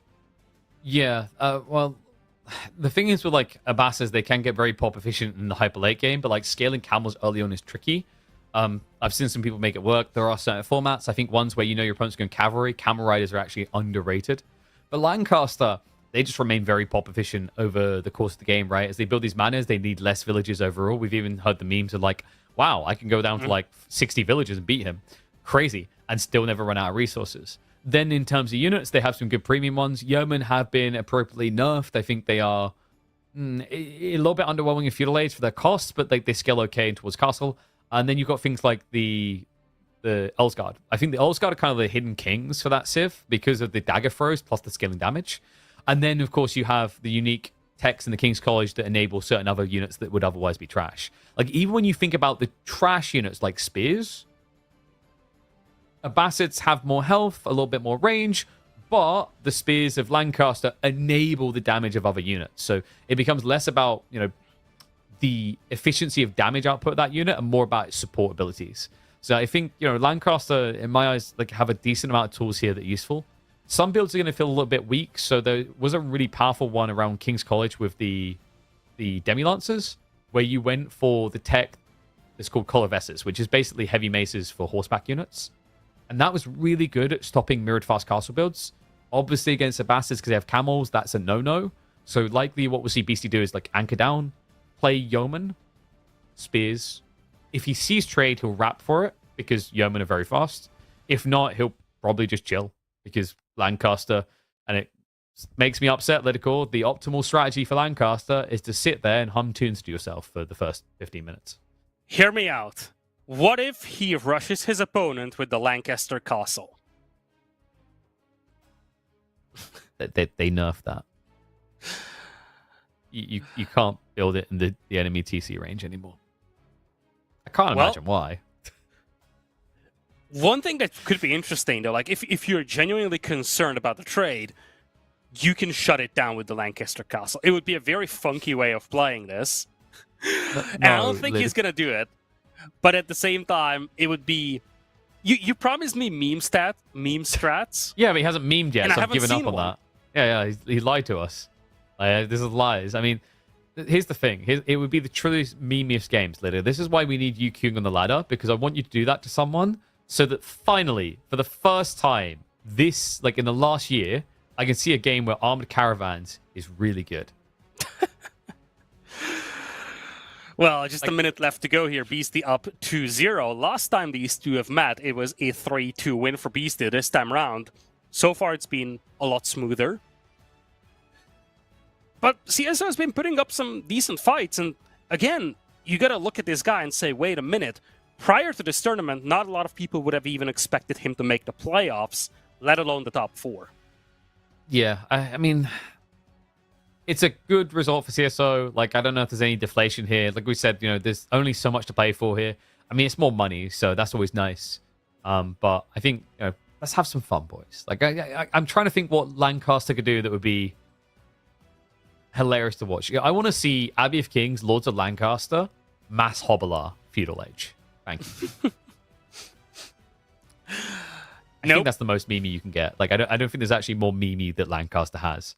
Unless we pull 5 villages at the start of the game and we Lancaster outpost rush with villages, the enemy goal. There we go. I've solved it. That's what we're getting, Lidder. If we don't get that, apparently you can blame Cascade because he told Beastie he had to play seriously. I'm just disgusted by that. Like, seriousness in our competitive S-tier tournaments. It's a 3rd place match, man. Let's see the memes. We're hopping into game number 3. Beastie has so far rolled over this 2-0. CSO now has the more known pick, the Ambassadors here on Frisian Marshes. The Beasties looking for that new groove. It's Lancaster time. I love it. I've always been a big fan of the shakeups that new civs bring, and I gotta say that for a variant civilization, the Lancaster feels very, very unique from the English.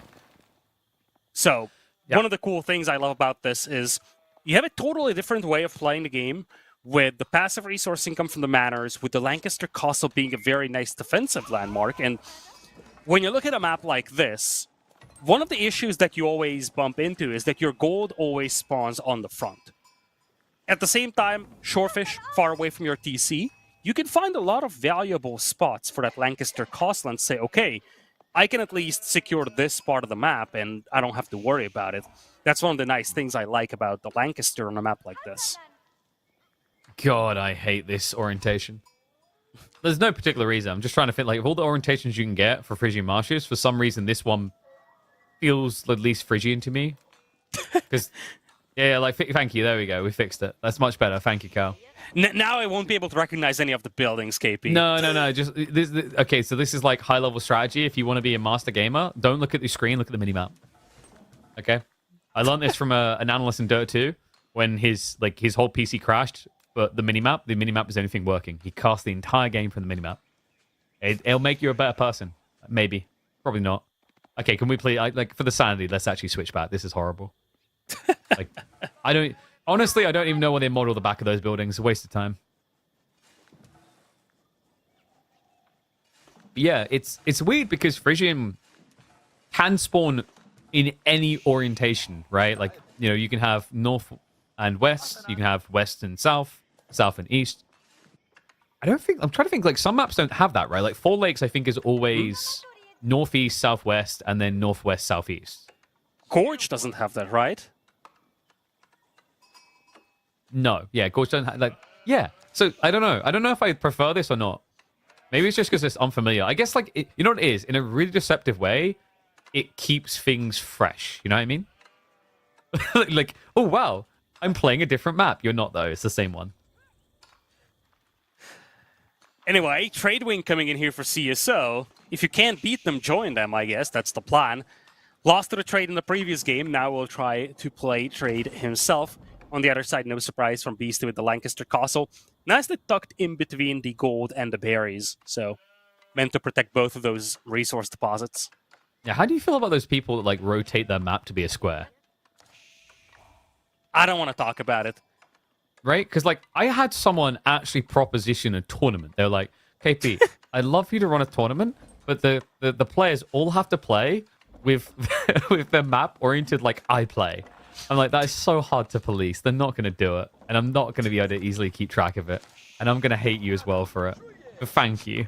Maybe a different... Yeah, and you're going to have to ask the production team to make the proper rectangle in the bottom right corner because... oh, yeah, true. The square map does not fit our UI, unfortunately. Yeah, more budget costs? Oh, my God. I'm just going to have to ask, like, Adobe AI to do it for me. All right, so anyway. We have got the normie build, by the way. It's Lancaster. This is a little bit less normie. I love what CSO's done here straight away, though. Look at where he's trading. Diagonally. Oh, it's across the map. Mm-hmm. They're fast, and you get more money this way. Perfect. It's greedy, but it's the smart type of a greed. You know that you're not going to face any enemies right now from the Lancaster. Might as well just go full greed at this point. And Beast is just going to try to match up against this with a full manor build. Uh-huh. And now, this is why Beastie didn't do your patented Lancaster Castle on the trade post builds. Fair. Now, I think the big thing here for Beastie is that once he rushes up the manors, he could pull the Demi-Lancers to try and shut this down.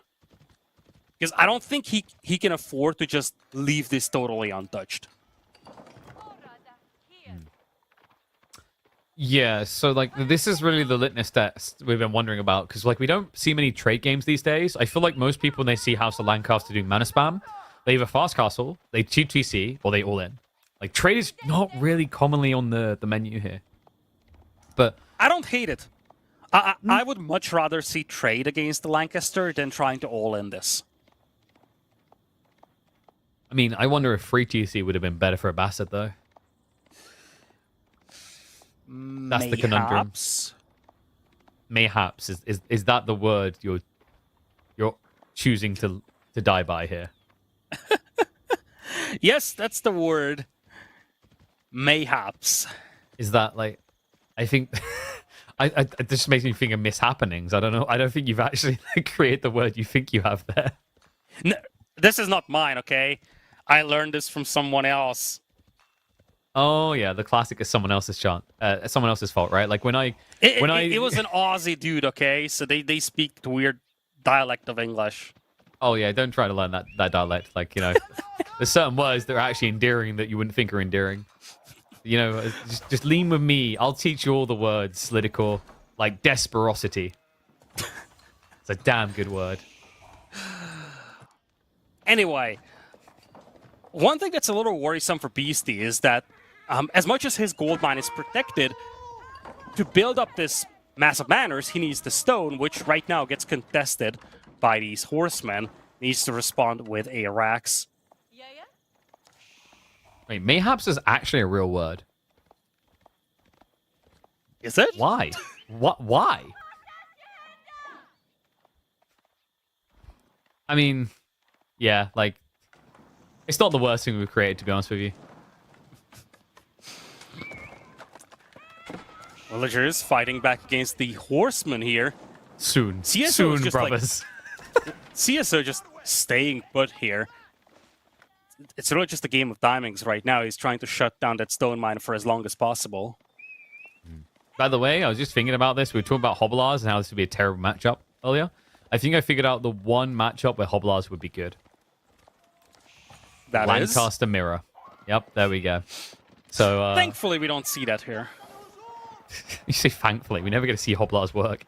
So interesting that you went for the camel. Like, the camel is usually done when you think your opponent is going to... Okay, there we go. Now, I was about to say, one camel is usually for, like, when you're worried about horsemen coming back at you. But this is going to be camel spam to beat Spearman. Because, like, this is the weird thing about Lancaster. Ever since they nerfed the Yeoman, I mean, there's a few bronzers on Reddit that will still complain about their potency, but if you ask most high-level players, the feeling is like they're very hard to scale now. Like, in Feudal anyway, it just feels like you never have the economy for it. Yeah, camels are very expensive for feudal age standards. And the other thing that makes using camels in feudal challenging is that they take a long time to build. By the time you really get that first 2 camels out and you get across the map, your opponent is already an Imperial. But nevertheless, under such circumstances, this is such a good unit here. Allows you to pick off the Spearmen, and it allows you to harass this stone. My Beastie has to pull away the villagers. He just got the tech to get 3 more manors available, so he's up to a limit of 9. I think he squeezes in 2 more, but he's out of stone. Yeah, he's been pressed off at the time being. You could just look to summon some Demon Lancers here, but the problem is now with the camels, it's not going to hit very well. So He's going to maybe buy the stone, I think. Yeah, I think you camp, buy stone, and then maybe start switching archers. For CSO, it's going to be a rush towards the next stage. I think Knights could make a lot of sense here as the opening, just because even though your opponent has spears, with what you've shown him, he probably wants to move towards Yeoman. So I'm looking at the eco at the top of the screen, KP, and right now it's even-ish, and Beastie still has room for a couple more manors. Now, the good news for Beastie is that this eco is virtually unraidable. So if he can take over the tempo setting role in this game and start hitting the traders, he can slowly take over. But at the same time, he's going to be capped at 9 manors. And so far, CSO has been totally untouched, so he continues to scale those traders. Yeah, and like I think Beastie, I'm trying to think really if you ever actually want to muster the nobles here. Oh, there we go. You answered my question. He's going maximum. It's weird because they are not going to hit for much against these camels, but like technically with this many of them, you can pinch the camels and stab them down. Like that's the whole point. Is it's almost like you're doing a magic trick to distract. Like the reason you use these nobles is so your opponent stops looking at what really matters, which is going to be your base. It's going to be 14 Demi-Lancers out there, and Beast is clicking Castle. So it's nothing to shy away from. For a player that has invested 0 resources into military so far, getting a bunch of Demi-Lancers out there is more than valuable. Well, we'll see how he wants to open this up. So I've got King's Souls in the way. That does open the door for like some other potent plays down the line. Most notably like the hobbies, but which could be somewhat useful with the archers coming out. I think like most likely we're just seeing Yeoman because if your opponent scales mass archers, you'd think Abbasid archers win. The problem is they can never reach you. By the way, I loved what CSO is doing in the bottom left corner. He walled off the market, and you can actually see all those orange dots. The moment he sees the cavalry come in from the opposing player, he shifted back towards the safe market. So he was greedy as long as he could afford to be, but now he's shifting back towards the safer market, and yeah, he's starting to section off the map, making it more difficult for Beastie to raid that trade. So I wonder how like this looks win condition wise in BC's mind. Like is there a world in which he just tries to hunker down and even skip an extra age? I mean, this guy is sitting on half of what he'd need for Imperial Age, and he's only building into monasteries. I think so. Like, seriously. His opponent does not have an army that can push into his base. You could very seriously consider imping here.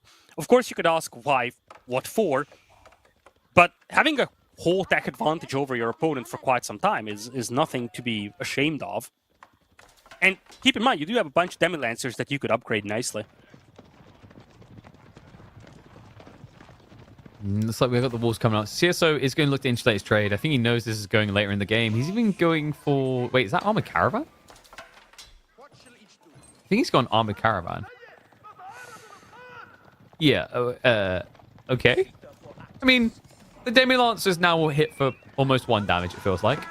Because you're going to get the +3 armor, and then, of course, you have got the reduced damage from the unease as well. CSO fully walling himself off here. He's done a really good job preserving the trade so far, and Beastie is actually going Imperial here. It's not just memery.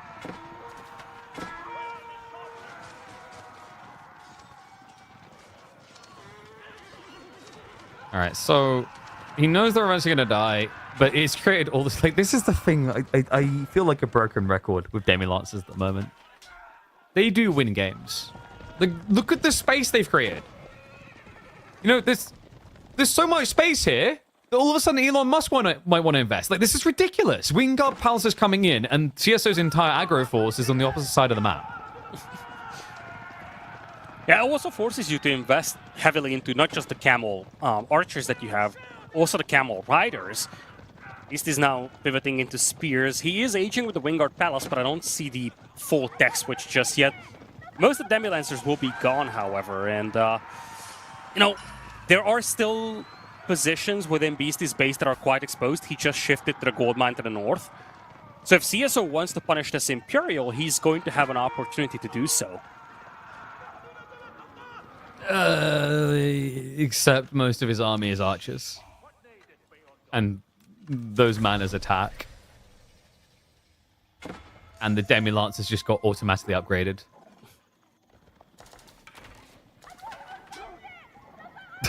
It's just like, it's so annoying. He knows he needs to go in, but it feels like an army this small might be 1 by 1. No, I'm looking at the gold mine to the far north of Beastie's base. That is totally undefended. That's true, but... Well, yeah, you have 2 towers. But the problem here is, if he gets scutted, he doesn't care, right? Like, he just needs enough to get veterancy, maybe elite, and then you camp. So, like, CSO, he's starting to stockpile some stone. I don't think there's a keep drop here that makes sense, but maybe just second TC, and then you just, like, use the time you've got to go more greedy. Yeah, I would do that. Maybe TC the Shorefish, that would make a lot of sense for him. Now, what's crazy about this is that Beastie is going to have 3 relics, despite the fact that both players had cavalry roaming the map. It wasn't supposed to be this easy for Beastie to just grab 3 relics. Yeah, I mean, the nice thing is Scuttage now is going to give you 360 gold a minute, so, like, there's no panic on running out of gold as long as you stay on gold light comps, which is what he's doing with the Mass Speardom. Oh no, look at that. He almost injured the mana. Not going to say kill, that would be unreasonable. That's about as accurate as saying kill as when you have one of those TV shows where they keep resurrecting everyone every season. And that's the thing with the Manners. Initially, they don't seem like they scale well, but once you get to 9 of them, once you actually have the ability to fire arrows, it acts very similar to what you get from the Malians, a passive resource income that is just extremely difficult to deny.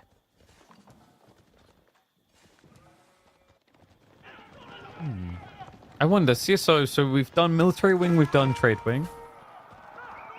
You could go culture. Culture makes a lot of sense to finish this off. You'd think eco wing because of the farms, but like the gold savings, then again, he's just got so many traders. Probably doesn't care that much about the gold expense in Imperial.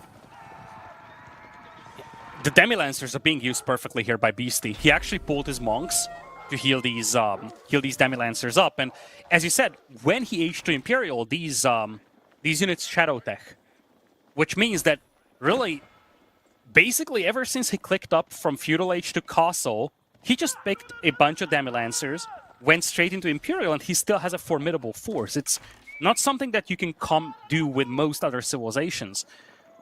You cannot just say, okay, I'm not investing at all in my army, instead I'm just rushing the next age, yet you still show up with a formidable force.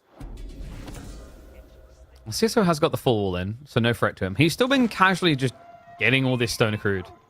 I think, like, he has been actively gathering off of a stone vein, right? This isn't just him having it as a secondary resource, so I guess he just wants to go Sacred Site Victory here, like tech up, double keep drop, and then play towards that, but you're giving a lot of time to Beastie. Yeah, way too much time, in fact. Like, look at that force from Beastie. He's got 20 Demi-Lancers now, all imp techs. Keep in mind, CSO has yet to click up to Imperial. I think he just clicked now. He doesn't have any of his Imperial techs in. So he has one tech of a disadvantage, and the numbers are also looking better for Beastie. And BC is slowly moving towards that comp you're worried about. The Yeoman Mass Spears, like, this is insanely strong. He also has Collar of S's coming in. I mean, well, yeah, like 19 Demi-Lancers, right? So, like, he's just getting a cheap, efficient solution to Golems. This is kind of crazy. Considering how weak undamaged Demi-Lancers are meant to be, it's about to look comical watching them beat mass, heavily armored Golems. And look at this. Now the traders are being exposed. As long as the walls are up, the trade makes a really nice backline economy for CSO. But this is the difference between the trade and the manners that Beastie has. Beastie's manners are very, very difficult to harass, destroy. Whereas with the trade, if you ever find your way through these walls, you can hit these traders. There's the second wave coming in. The Demi-Lancers are coming through as well. I mean, this is... I don't remember the last time I saw, like, this Demi-Lancer spam strategy. It feels like everyone just moved on from that with the Wingguard. Usually you see them spamming spears. Normally, the biggest one for a long time was the play into Robotiquins. And to do this against a Camel Civ is kind of wild. Well, speaking of camels, though, he does have 40 spearmen against them, so there's definitely more than enough to take those out.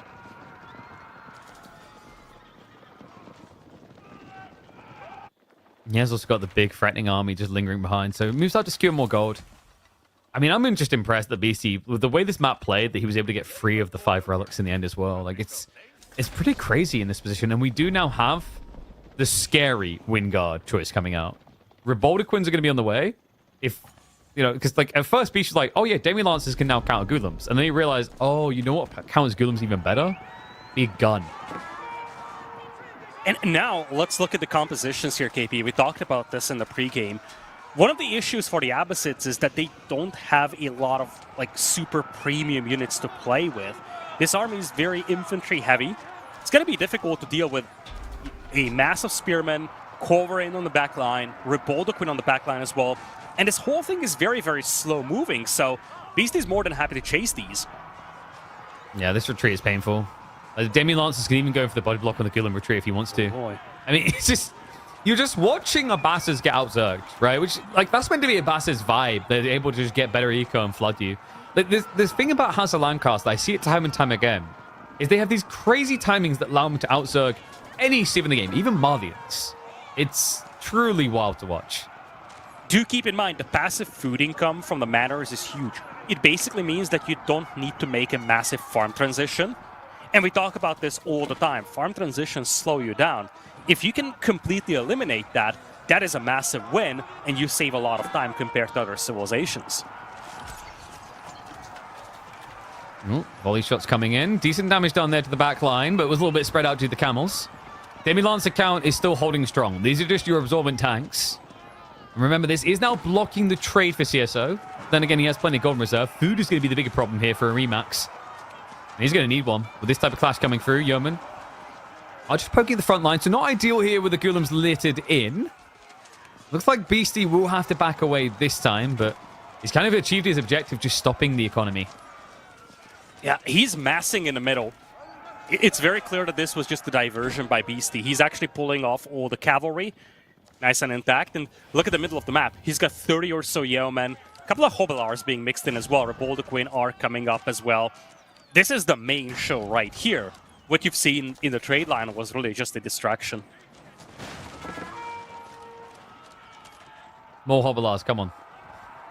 I mean, I'm looking at it. He's got 6 of them. They haven't been upgraded. It's an outrage. We actually have Earlsguard coming instead. If he just starts spamming castles, like Earlsguard will just destroy Ghulams. It's actually kind of depressing to watch. Well, he's not going to spam castles with a stone in the bank. Hey, like, just get all the infinite gold and then just buy. Speaking of infinite gold, oh my god. CSO still has a respectable trade, and, you know, Abbasid trade with the trade wing should not be underestimated. Both players getting close to 200 population. But what's worrisome for CSO, I feel, is Manors, they're just going to get you an extra economy without having to invest population into the whole thing. Yeah, Manors maketh the manliest economy because you just end up with more room for additional men to be in the army. That's the whole point.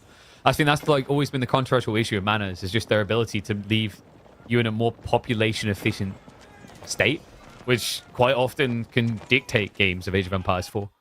And you know, the thing is, like, with the way they trade out, like yeomen are your premium, not too expensive by other premium standards, but decent expensive, but usually the last thing to die. So then you're just worrying about things like Spears, Earlsguard that are affordable, that you can keep throwing in. This is not affordable for CSO, by the way. Like, that is painful to watch. That's a lot of villages repairing, and he's burning through stone fast. Ooh. Okay, this is good. We're getting another unique tech from the King's College. Now, this tech is very rarely desirable. You have to be in the late game. Military tactics training sounds really good. 20% damage bonus to bonus damage. But because it's only bonus damage, it's so expensive for castle, it never makes sense in that age. But once you get to Imperial, it's almost just like an additional unitech that is applicable across the board for most units. I think what's worrisome for CSO right now is this is going to have to come down to a straight-up fight here in the middle of the map. He still needs to preserve that keep out there that's being shelled by that one Culverin.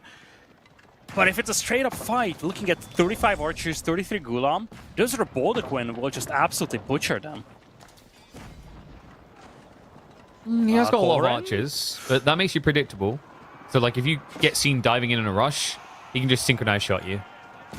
Yeah, Beastie's trying to bait this army out. I think he left the Culverin alone intentionally, trying to make this army move out. Stone is running out, however. Kill that's him where with things get arrows. dicey. Have to remember, he's got the Incendiary Arrows, so he can kind of siege into this. Also, padded jacks on the way, so everything about to get a lot more tanky. Look at this bait. Maybe a little overzealous. That Culverin is just totally undefended. Just shoot the boar. And then the boar will, like, if you shoot the boar, which I think the castle can reach, the Culverin is closer. Come on, no, yeah, there we go. It's walking in range. Okay, it's too late. It's gone. Man, yeomen are so OP. Did you see how they killed this castle? It was all them. What a unit. Hand cannoneers slowly trickling in. At least, yeah, you have 3 hand cannoneers here for CSO. Those will not last long against all these archers. And now you're looking at a setup where it's 200 population against 180. Yeah. CSO is actually down by 20, but it's crazier when you look at the army count. 30 or so differential in population. And the army value is so much bigger as well for Beastie. It's about to get a lot crazier as well, because the army tactics is on the way, so this bulky Earlsguard front line is going to last a lot longer. The trade just not really feeling... as good as I think you'd like at this stage. You know, it's kind of weird. It feels like he should have been able to afford mass hand cannoneers. Doesn't seem to be the case. Brodequin's now here means that the Golem count of 40 isn't really going to be that threatening. Guns are reloading. Ready to unload. There's going to be a backstab coming through. The Spearmen and the Earl's Guard are going to meet that, though. So maybe an overextension here because the Archers are sniping out their Brodequins. Second one going down. Sing shot. Underwhelming here. And Beastie needs to open a path back out. Meantime, it is going to be a dive into the back of the base of the Mass Demi-Lancers. So it will start shutting down the economy and the traders. Meanwhile here, though, it is going to be a win for CSO. Able to push Beastie out. Barely any units left alive. I wonder if it would have been better for Beastie to keep the Demi-Lancers here. It's one thing that CSO managed to just have a pincer on him from two sides, but the Demi-Lancers having been detached just meant that you really did not have a strong front line to work with. Having said that, it's not like there's a lot of momentum behind this here for CSO. He's got a slow-moving army, has to walk across the map, newer Brodequins are on the way, and while all of this is happening, CSO's eco is absolutely being annihilated by these Demi-Lancers. Yeah, and remember, for CSO to get that good fight, we needed to turn it into a full Admiral Akbar moment. He had to full surround. But now we've got a situation where finally the traders are starting to get found a little. Damage negligible. But the more important thing is that once CSO hasn't got that full surround, Yeoman are able to kite you out in the most infuriating ways. Look at this. It's just, the Golems can't gap close. The only time they're going to reach is if he wants them to. And reminder, those guys for some reason have free melee armor. So these Golems don't actually hit that hard. Beastie's cavalry has been cleaned up, however, he's down to 140 population. He doesn't have a tremendous level of gold income to replenish premium cavalry. Looks like it's just going to be full yeoman now. It's literally going to be a yeoman spam. That's the thing, right? Like, is losing the Demi-Lancers a good or a bad thing here? Because I feel like it's actually not that bad of a thing. The yeomen are the thing winning the fights for him. Oh, nice sink shot as well. Baits him in range. I mean, this is just like, all you need to do is trickle out some Earlsguard or some Demi-Lancers and focus on getting that bow count so high that every Robin Hood fan immediately buys Age of Empires 4. CS's army is in a very bad shape here. He's down to just 37 troops left and being heavily battered. Like, what shape are they in? Like, is it... I guess it looks like a Ditto if I had to choose a shape. It's not... Definitely not got some solid shape to it. And yeah, and he makes the right choice to cancel there. The sink shot would have killed him on the corner. Sadly, though, that means no easy bulk gold access, which I think the reason he wanted this was maybe to try and go towards more hand cannoneers. I just don't know if hand cannoneers works here. Like, how are you catching yeomen? I think for a moment he was contemplating playing horsemen. He has gotten biology for them, but he only has a handful of them out there. And yeah, I agree with you. Hand cannoneers, they feel awkward against yeomen. Yeah, like, it'll be good against the Earlsguard. But the Earlsguard's role is just a cannon fodder. Right? They're not meant to win the fight themselves. And, you know, good guy Beastie, he doesn't want to kill the boar. That's his mascot. Go keep the piggy alive. You know, you don't mess with boars. They're capable of killing kings. Game of Thrones taught me that. Yeah, this boar is just chilling in the middle of the battlefield. This Beastie's pushing this one back. It's a 2-to-1 army advantage now. And he finds ways again to detach a couple of Demi-Lancers and hit the eco. And while all of this is happening, the yeomen are now swinging back. He's got 70 of them on the field. 22 Earlsguard as well. That's... I mean, we are talking a lot about the yeomen here, but 22 Earlsguard is nothing to be ashamed of.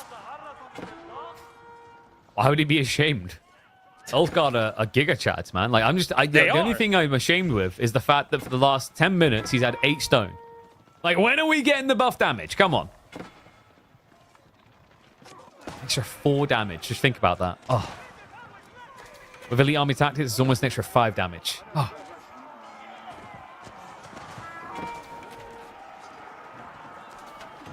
Okay, so CSO... Wait, he doesn't have many archers anymore. The Roboticons might be a significantly bigger problem. And yep, he just calls it. No coming away from this.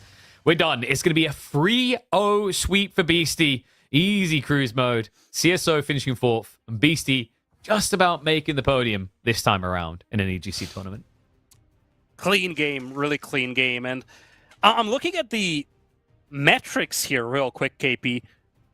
We talked about whether the trade can match up against the manners. You look at the overall stats, it very much can. Net resource gained is neck and neck between the two. I think this game came down more to the fact that the Abbasids just did not have a composition that's capable of dealing with the House of Lancaster. The Lancaster army just scaled a lot better in Beastie's hands with the Yeoman, Earl's Guard, and on the other side, there wasn't really anything that could break into that. The Ghulam, the Horsemen, none of these options felt intriguing for CSO. No. And to the point of, like, can trade beat Manners? I don't think it's a case of can it beat Manners. With, like, enough of it, it can. But Manners on timings, and also, like, Manners from the perspective of population efficiency, like, that's where it wins out time and time again. I think that's been the biggest controversy with Manners. It's just, like, the passive income element is just so damn high on this Civ. It makes the late game just feel like a blob and go. Well. That settles the third place. But of course, the main question still remains, KP. We have a champion to crown in the Elite Classic. So next up is the grand final here. We have seen one of the Chinese players who have been delivering outstanding performances across the tournament, finishing fourth.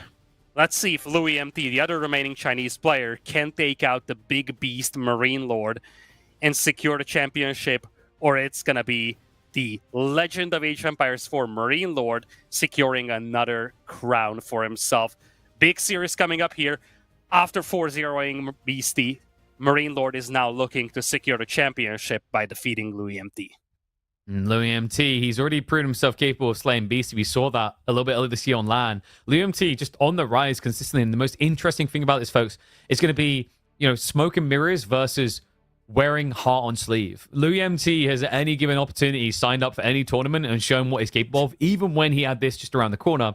Whereas Marine Lord has always been that secretive gremlin cooking up something in his secret workshop. So we're going to head to a short break, and when we come back, we'll be getting ready to see which method of Age of Empires 4ing is the truest and supremest of all.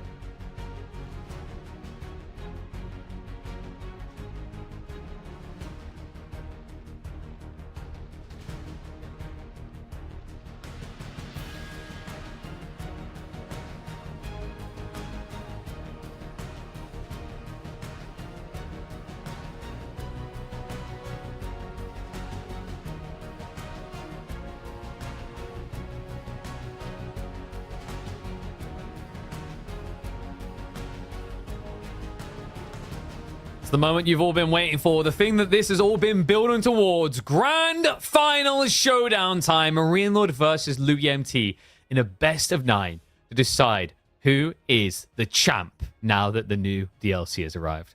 Lytical, it's been an interesting journey. Marine Lord, I think something that a lot of people expected to see here. If people have been attuned and paying attention to every single tournament of recent months, maybe Louis MT was in the running as well. But it still feels like Marine Lord, especially after what we saw yesterday, is the big boogeyman that everyone has to beat. He is. He is probably the most accomplished player of competitive AoE 4, and every single tournament you go in, you have to ask yourself the question, who is the one that's beating Beastie? Who is the one that's beating Marine Lord? Well, we already have the answer about who's beating Beastie. It was Marine Lord 4-0 in the semifinals. A very, very convincing set by Marine Lord. Now the question becomes, can Louis MT, who has delivered a really outstanding performance across the tournament, undefeated in the group stage, defeated Marine Lord in the group stage 3-2, can he put the dot on the I? Can he cross the T's and finish this off with the tournament championship? It's going to be a tough one for him, though. Historically, Marine Lord has been dominating this series, 10-2 series win rate. Although, you got to give some credit here to Louis MT. The game differential is much, much smaller than what you would anticipate from the series differential. Yeah, and you also have to remember, like, that, very different times, Louis MT 2024, 2025. I'd say Louis MT is a player who was expected to do wonders in 2024 based on the start of the year, and then fell short of expectations. Probably the ones he set on himself as well. But 2025 begins, and, he started to come out the door swinging, looking more and more impressive as the months have gone on. So I don't think, like, those stats are truly indicative. I think what's going to be interesting, though, is whether you have that issue of showing too much. Like, there's this thing that happens in group stage clashes, and it's a big reason why you usually see the table flip entirely later on, is you might beat your opponent there, but there is then a worry, oh, did I reveal too much? Like, what did I tell him? What did I give away? If you give away too much, next time you go to meet, you may already not be aware there's a bunch of chinks in your armor that have now been exposed. And that's especially a dangerous variable when you consider they clashed at the end of the group stage. And then on top of that, they qualified straight through to semis. So it's not like there was already more opportunities for those weaknesses to be exposed and them to kind of calibrate and fix them. There's a lot that could potentially just be left on the table for your opponent to take advantage of.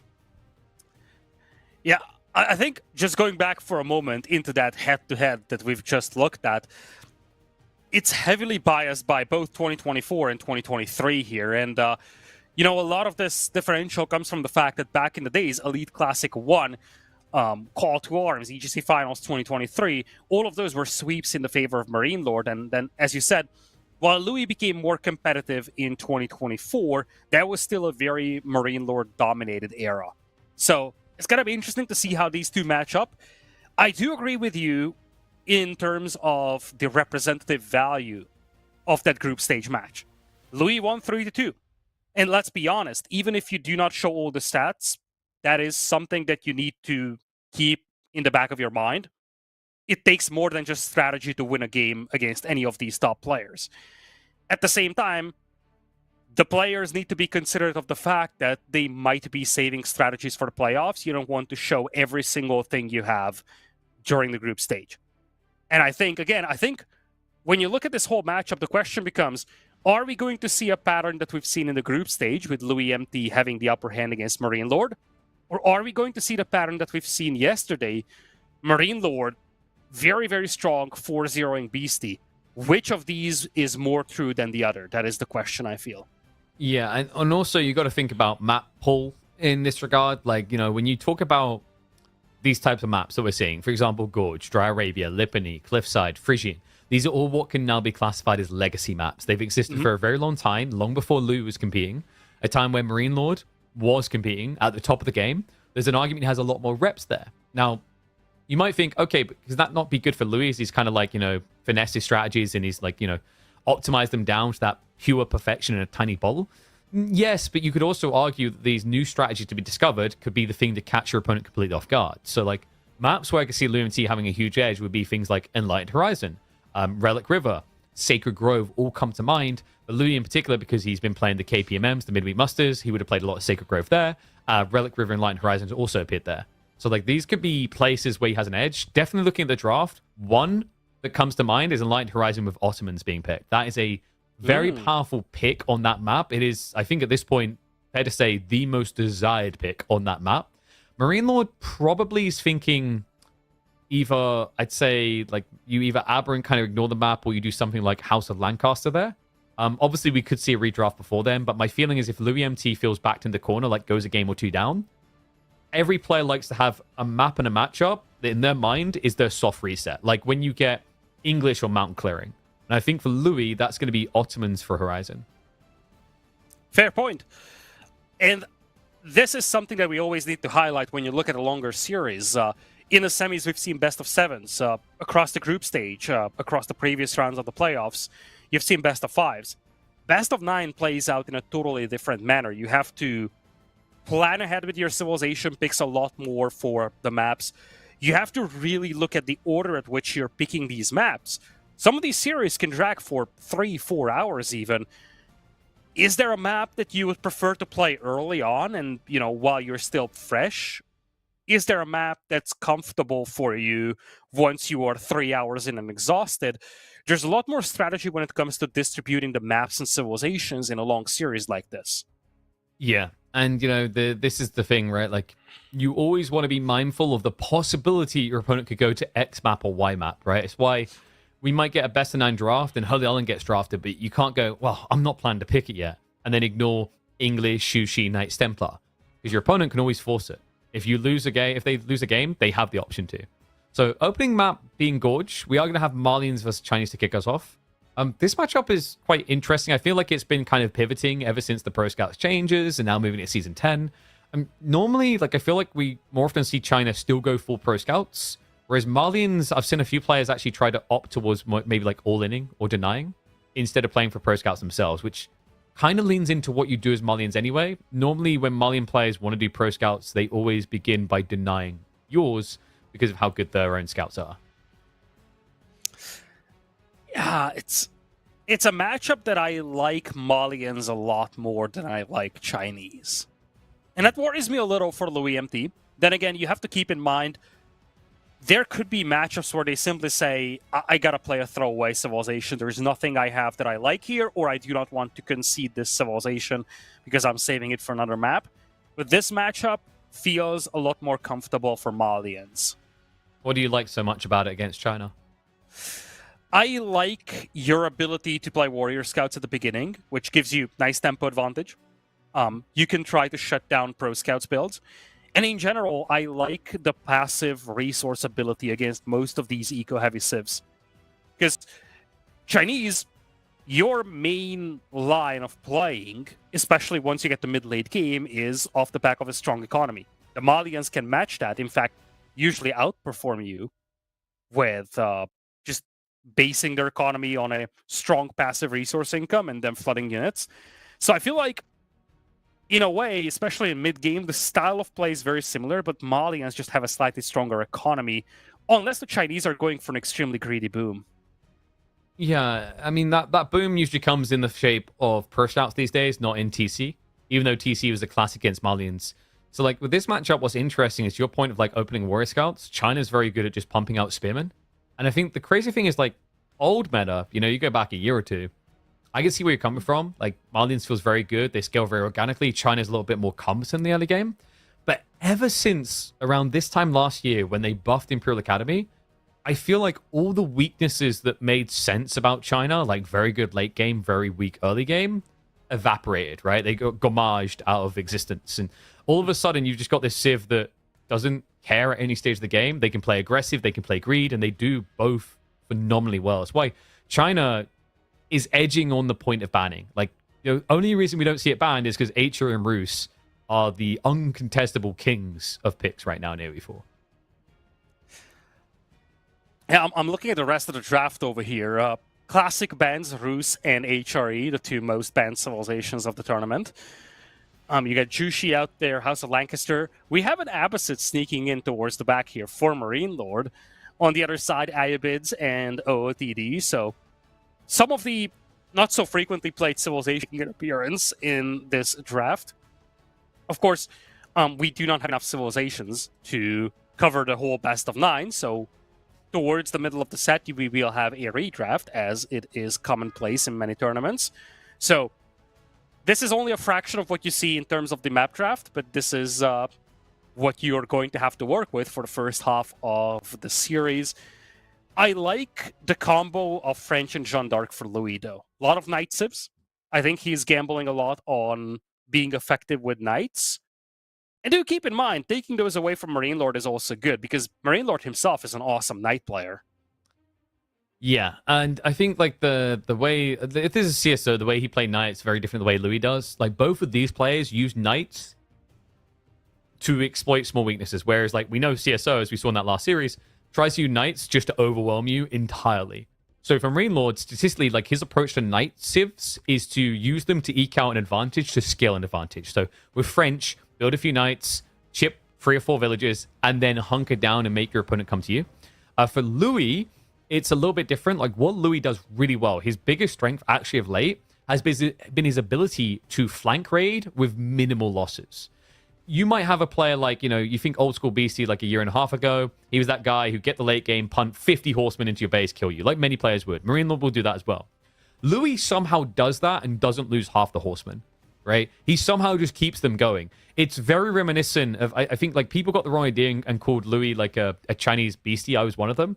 The more I've been seeing him develop, it feels more like a Chinese Lucifer at his prime. I was gonna say that. I would have been very upset if you said any other name but Lucifer.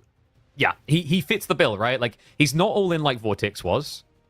He doesn't necessarily look for that late game, but he's phenomenal in it. I think Louis has become a really well-rounded player because of that detail. And that's why this could be a crazy clash, because Marine Lord is, I think, for that playstyle, the ultimate test. He's a little bit more defensive if he thinks he has an edge, and he's phenomenal at these micro-engagements early on. So, like, if Louis can beat Marine Lord here, I feel like that's just a statement play that this is Louis' year. Like, I will just drop the keyboard there and say, this is the king to beat throughout the entire year. And you talk about this in the context of the previous set. One of the cool things to see in recent memory, especially with the new DLC in, is soft reset with civilizations and maps.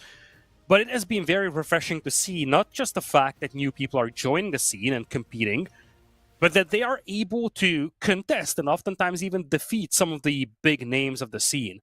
It's one thing when you have a bunch of players joining, but they are just competing to be top 32, top 16 perhaps. It is really nice to see that now you're looking at, a list of 8 people who are all able to mutually beat each other. And, an additional step towards that could be a win here from Louis MT today, but it's going to be tough. Historical statistics do not lie. If Louis MT beats Marine Lord here, I agree with you. It is easily the best performance of his career, and it's going to be a great year for him. At the same time, it's easier said than done. A lot of people came in back in the past challenging Marine Lord in grand finals. Few managed to defeat him. Now, you got to be careful with historical stats, Political. Statistically, historically, my country has claimed ownership over more land than almost any country in existence. But you wouldn't really back us to do that again in the year 2025, right? Especially the state of the economy. So, like, that's what we need to be cognizant of, is in the last few months, how have things looked? That's going to be the key focus here. And Louis MT has been an open book in some ways. He has been constantly playing these open configuration tournaments, these smaller tournaments, as we said, while Marine Lord has been secretive. People have been aware of the looming threat. They know he's been scrimming. We know what he's like when he locks in as well. It's really a testament to see which one's going to work. Because I think the other thing is, like, with a new patch, new DLC, etc., clashing with people more openly, it almost creates like an experimental battleground. And we saw this from Louis a lot in the midweek masters, like him and B in particular, back and forth at it. And I think they both thrive because of it. And also, like, it's quite interesting with Louis, he recently started winning over B in those series as well, where constantly he was getting beaten out at the last second. So, yeah, I think like the biggest challenges for me here, we said it's going to be whether he can actually deal with the tempo that Marine Lord sets early on. But the other thing to me, you mentioned it earlier, is a best-of-9 format. How much experience does Louis have doing this? Because when you're drafting and you're doing practice rounds with your scrim mates, you're usually doing BO3, BO5, BO7. I don't feel like BO9 comes up that often. It's not that you don't want to be like overly ambitious in your ability to go late in tournaments. It's just statistically, you're going to have more of the other types of series compared to BO9s. Yeah. It's a great point that you bring up. Indeed, experience is a big factor under these circumstances. And speaking of experience, though, there is another way to look at this, which is experience playing on the big stage, experience playing against some of the biggest names out there. Experience that Louis did not have for a long time, simply because he never managed to get there all the way to the end into the grand finals. When he did, he was inexperienced under those circumstances. Over the last year and a half, he accumulated that experience. One of the things that a lot of pro players are saying is that when you are a startup player, one of the reasons why it's so good to play against the elite players, even if you get absolutely obliterated at the beginning, is because you gain experience playing against the best players out there. Yeah. You do need to understand what to get anything out of that, right? Exactly. Like, if you don't understand, it's worthless. Like, it's why I always warn people when they're like low rank and they'll play like these open formats and they'll go up against Marine Lord. Like, dude, don't play it for 30 minutes. Play the first 10 and GG out, because like all the important lessons happen then. Anything after that, you're too bloated and deep in. But I think one thing that's worked out phenomenally for Louis is like, I saw him at the LAN, man. Always a smile on his face. Like, there's something very positive air about him. I don't think I've ever heard of a situation where he's been tilted, at least to my knowledge, right? And I think that's a superpower. Really, that is. Like, if you have that type of positivity where you're just having fun while also being able to dominate like this, it is the perfect storm, because there's no easy way to shake you off. There's no easy way to force you off your game. There's no emotional attachment that you can exploit, which, I mean, I don't think like we have too many players that like to do that, but we know Marine Lord likes to talk a little bit of smack, so maybe for him it's like a little bit of a deep hour. But it's time, KP. The grand finals finally here. Marine Lord facing a new challenger, Louis MT. We head into game number 1 on Gorge. Truly the rise of the new guard versus the old. Marine Lord decorated time and time again in the Age of Empires 4 ecosystem. Louis MT coming close at times, cheeking in with wins on LAN. For example, he did win the Garrison up against BCQE. No small feat. But I think this is the true statement. We talked about it at Lidical. Someone's playstyle that should be the true testament of whether Louis is ready to take the mantle and be the champion. Can he do it here in a BO9 against Marine Lord? We're going to kick off in Gorge to find out now. Louis MT, Chinese is really where his journey began. It felt like that was the one he mained and fiended the most. So comfortable way to start the series. But Marine Lord on the Malians, I feel like Malians has been growing in popularity again, which is weird after a Pro Scouts meta where they're already so good. In fact, we've even seen certain players like the Canadians quite often first pick priority them. Malian economy is still so difficult to shake up.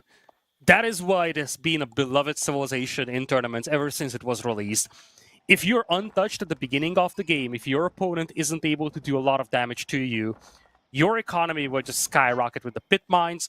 On a map like this, with the cattle, the fact that you do not necessarily have to move out to the deer, to the berries, it is so immensely valuable on an open map like this. And on the other side, Chinese, classic civilization. As you said, Louis MT, he started with Chinese. He has a team game background. Chinese, one of the more beloved team game civilizations in the early days of the game. Generally, very powerful economy. One thing I love about the Chinese here, though, and that could be very valuable against Marine Lord, is the ability to quickly pivot unit compositions. You have the supervisability, you can quickly change the unit type that you're making, and that could be immensely valuable to just shake things up mid-game. Mm-hmm. And this is the thing, right? Like, with the Pro Scouts nerfs, and the timing still being good for China, it's very easy for them to get their first in because they can switch into spears, as you mentioned, very fluidly. Whereas Malians always feels a little bit weird to spear rush with. It's not that the Donzos are bad, but if you're in a rush, they can feel a little bit awkward because they're usually something gradually scaled into. So curious to see how Marine Lord alleviates that concern. Whether he goes Pro Scouts at all. I think he could shove in his initial deer. Can we check the ones to the east side of his Mansa Quarry? Because I don't think those got lamed, right? No, so this is an easy shove-in for him that makes sense. He already took out Louis' plan there. Louis' close deer have already been hit down. So if Marine Lord wanted, he could do kind of like a feudal push build where you just rely on the deer and then don't go into Pro Scouts.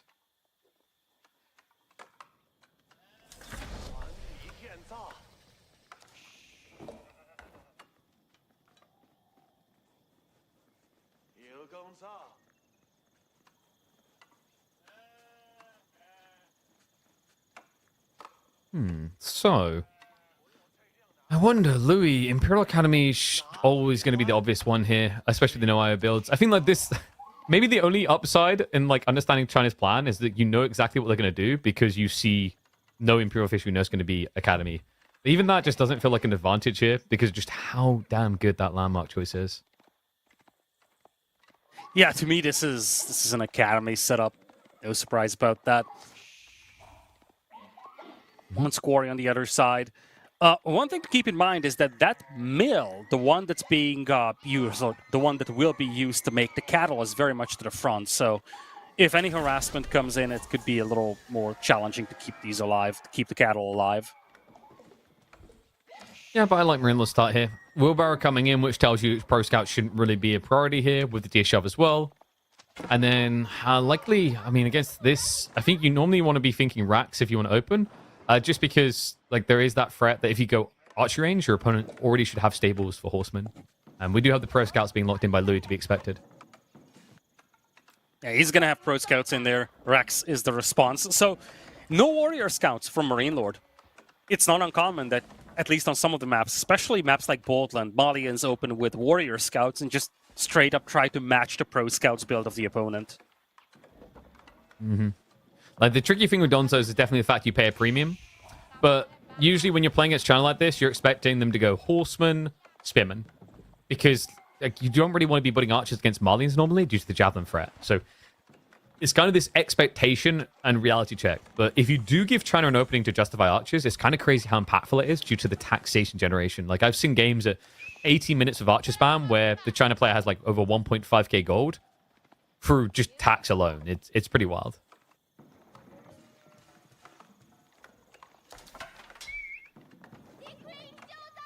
Okay, so it looks like Louis is just getting confirmation on whether there is going to be additional things added in. Unfortunately, that scout, I don't think he saw the archery range, so really nicely placed there by Marine Lord. He intentionally pushed to the west side to mask the javelin switch. And look at the response. Louis is taking the bait into archers. Oh, that's such a nice little detail out there. As you said, the fact that you tuck away your range at the back means that it's not necessarily guaranteed that Louis is going to scout it in time. And do keep in mind as well, Louis wants to use those scouts to ferry in carcasses. So right now he's not actively scouting the enemy base. Means that Marine Lord is going to have those javelins out. And Louis doesn't really know about them. If he did, I don't think he would be this heavily relying on the archers. No, like he would have started adding a few horsemen because you can tell by the fact he stopped at 4 scouts. So this has become a little bit more regular for anyone who's just like maybe skipped the last X weeks of AoE 4, come back just to watch the finals. We used to, back in like the last League Classic, like the EGC rather finals, we had 8, 9 scouts. So it was just like, how many can I build and how many can you build? It was like our own mobile version of TC boom meta. But now most players, with how kind of slow it is to return the investment and how vulnerable it is, understand that you don't want to overburden. So 3 to 4 gets you enough deer home at this stage to constantly keep deer gathering going. And now Louis, he has scouted what's coming. I love this. He actually kept 1 scout out where most players would just go out to the deer straight away. So he gets the early warning. Horseman now being added in. Yeah, this is where the supervisability comes in clutch. He's outnumbered pretty badly, but he can catch up to this pretty quick. And do keep in mind, Marine Lord's army is slow moving. So if he ever gets caught mid-map, Louis can completely clean him. That is one of the features of this map, Gorge. The mid-map is wide open. If you ever get wrapped with your infantry, you will likely get cleaned up. Yeah, and Marine Lord, the way he's scaling jabs, this gives an option to go into Farimba, which has become insanely popular with the Pro Scouts meta, remains so even after it. It can work quite well against China, because China usually likes to open with, obvious fast plays in the castle and then go Lancers, but if you trickle out, you get sniped. And you'd think that Lancers would counter Javelineers, but genuinely the movement speed on these things is a little bit bonkers.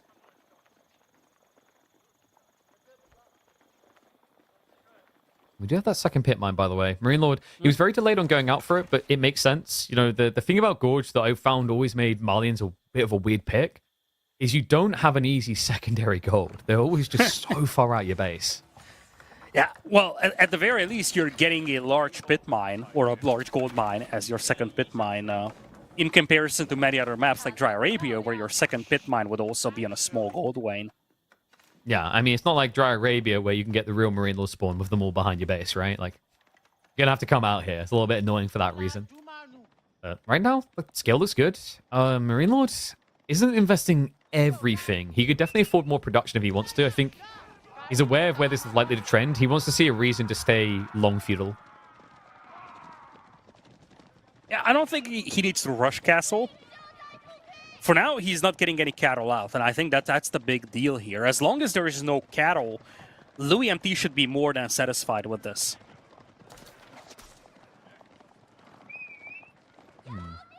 Like, where's the cutoff point is what I'm wondering. Where do you not feel comfortable? Because, like, the problem is, like, you can target the pit mines, but going into the base of Malians is always the uncomfortable conversation you don't want to have, right? Because of just how good the hybridized army is with the ranged attack, even on the Donzos. Yeah, that's the big problem that you have against Malians. Donzo Javelin is a difficult comp to beat. Even if you don't get close with your cavalry, the Donzos can throw their spears and do a lot of damage on you. Javelins have a huge range for a feudal age unit, so really, Marine Lord can just sit inside his base and do a lot of damage even before Louis MT gets close. I wonder if Louis wants to keep up this idea, does he even feel the need to go Rams? Like, in fairness, he has a lot of horsemen. Oh, and this is good. Donzo's already out of the base. Really needs to be careful with that. That's a little bit greedy going for the stab. Archers are going to dive in just to get anyone off the berries. I think Louis doesn't really want the main engagement. He just wants to try and find trickle damage to slow Marine Lord down. Yeah, I agree with you. Right now, I think it's more about denying the cattle. As long as that is the case, you see, Marine Lord has to go and hunt, and that gives opportunities for Louis MT. It really, things get dicey against Malians when they have the cattle and you literally cannot hit their food eco. It's just so difficult to deal with Malians beyond that point. So Louis MT playing very aggressive here. A lot of horsemen, quite a few archers, and when you see 20 villagers from the Malians on berries, that's where you know that your opponent is doing something right. I think Marine Lord's done this very well in the deer, though. He's just alleviated the Pro Scout's concern and turned it into like a 50-50 divider. And Louis hasn't really been able to punish him for that yet. And the worry with that is, like, Louis' game plan here, very dangerous on only 2 deer stacks. Usually you want that third to guarantee it because he's going mass horseman. So, like, there is a play here towards Castle Age, but the tricky part about this type of composition is it usually feels like a one and done. If it hits, you win the game. If not, you go next. I think the other problem is that the compositions scale better for Marine Lord. Donzo Javelin is going to scale a lot better into mid-late feudal than here Horseman Spearmen will, or Horseman Archers will. And as you said, when Louis MT runs out of food inside his base, and he's going for a super food-heavy composition, when he runs out of food, things could get dicey. He still has a board to the north that he could utilize. He is doing a decent amount of damage, though. Taking out some houses, idling a lot of villagers on Marine Lord's side as well. And so far, Marine Lord hasn't like made a switch into going cattle or whatnot. He's just stuck to the age. Louis definitely got military mass on his side. And the best you can kind of do in this situation is try to force the brute moment, right? Like, if you have to slow trickle this, javelins will trade out better. But when it's a raw attack, the attack speed difference does make archers a lot more desirable here. Donzo's getting sniped out pretty easily, so I think Louis, overall, that was a decent trade. On top of that, he was rotating around the back, but great reaction. Marine Lord doesn't get caught in his tree line. I like this for Louis. He hasn't shown all the cavalry he has, and now Marine Lord might be overextending a little here. Marine Lord doesn't have a scout here. I think Marine Lord is getting baited out. I don't think Marine Lord knows that this army is this big. Yeah, look at that. He's chasing the archers, not knowing about the horsemen, and now he might get caught off guard. Yep, Rohirrim Riders come in. There's only, what, 7 Donzos here? That's not going to be enough. So Louis can just dive past this. Just ignore them and run after it. There's not many more Donzos to follow us up either. Marine Lord down to just 8 in total. Meanwhile, there's going to be poke raids coming on the deer. So Louis just striking at multiple locations right now. A lot of idle time being achieved. Now, Louis, it looked like he was saving up, but the moment he was given that good fight, check what happened to the production. 8 more horsemen in queue. And siege engineering. He feels like there is blood in the water. Now, he still has a lot of resources in the bank. Makes me wonder if he's still contemplating Castle Age, but I feel like you shouldn't do that. If you let Malians build up the cattle, you are done. And he has a rare opportunity to punish Marine Lord right now. 8 Donzos only against 20+ horsemen, 30+ archers. It's a 2-to-1 army lead right now for Louis MT. He needs to pounce on this. But he's playing Marine Lord at his own game. What just happened is he got, I wouldn't even say a small win, a medium win there. And it gave him the wiggle room to justify this. Because you say he needs more horsemen, but think about it this way. 22 horsemen's decent into 28 javelins. Vet them up, everything melts. It's actually not a bad idea. Even veteran archers into javelins is going to be super effective. So Louis just takes the safe play, because the thing you have to remember is he's playing one of the most busted civs in the game for transition timings. Once that tech up hits, he can have veterancy in less than half a minute. And that's crazy. Veterancy in half a minute. Now he's hitting the wood line. He could mix in a couple of palace guards that Marine Lord has absolutely no answer to right now. And with the supervision ability, the palace guards can arrive in an instant. Now, this is a miss micro here by Louis MT. Oh, no. But Marine Lord's army is out of position. Yeah, but the number difference is not that big anymore, so Louis needs to be a little bit careful. That was a fragile loss. I think he lost, like, what, 8 horsemen in the last 30 seconds? Now Ram's coming. Wow. So, I mean, it's almost an all-in. The Rams... Yeah, the Rams are going to force like the reaction out of your opponent. And the reason you don't build clock tower Rams, is Cal's trying to highlight here, is they take too long. He's building them in the middle of the map, so they're a little bit quicker. You could just casually have one coming out, but like it's 35 seconds wait time. It's crazy. Marine Lord is looking for Castle Age here. He only has 6 cattle to age up with, but he feels the need to get the tech back on track. He's now facing veteran units, but only 15 horsemen, a lot of them heavily damaged. I think this is Farimba. Because you can kite with Farimba. It's really important. Like, you don't... Then again, he's up to 8 cattle. I don't know. Like, it feels like you might need the Farimba upgrade just to try and survive this. Louis is going to start poking. He's already got the veterancy. Range damage 2 is on the way in. It's going to be there in just a few seconds. Builds on the front line, gathering the last bit of gold Marine Lord would need, because it's not just enough to get what he needs for tech up. He also needs to guarantee he can get those vets in. Horsemen are going to brute force it.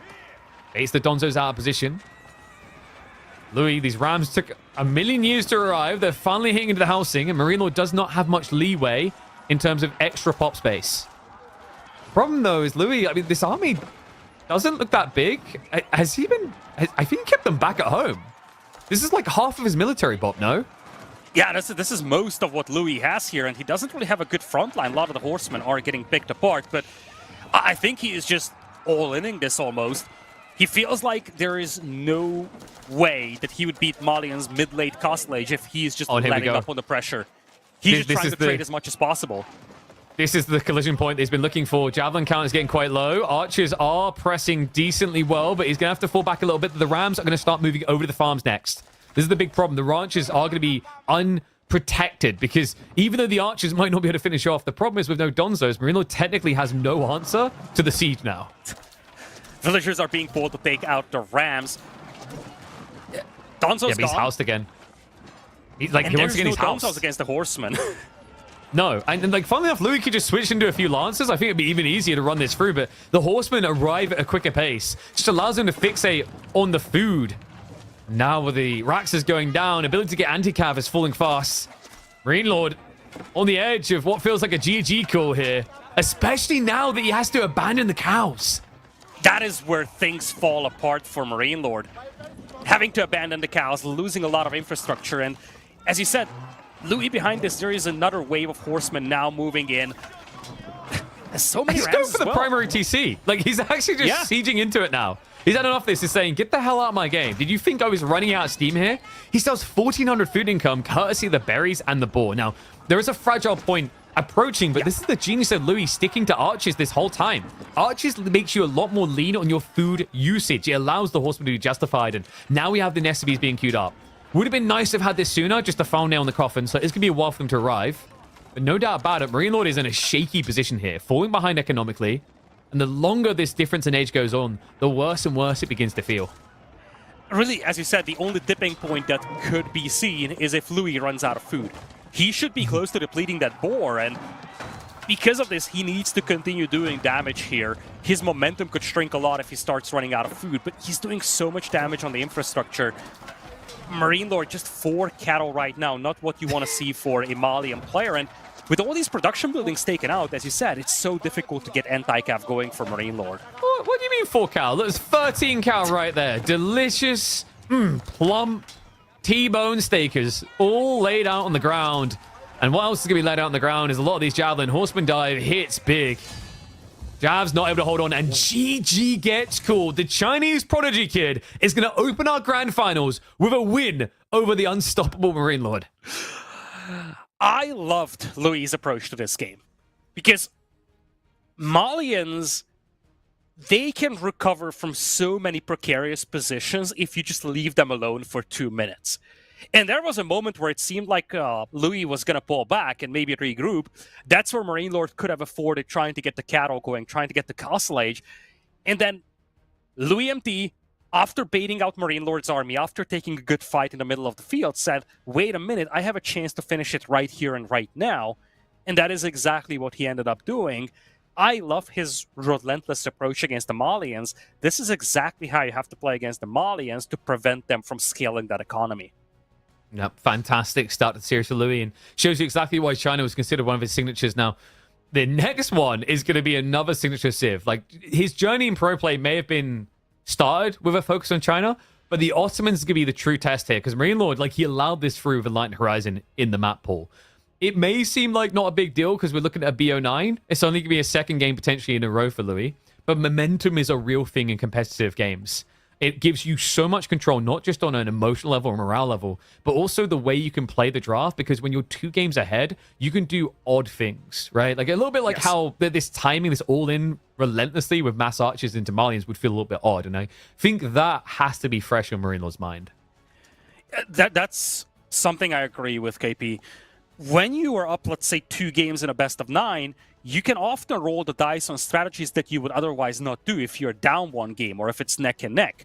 So you highlighted Enlightened Horizon, Ottomans out there for Louis MT.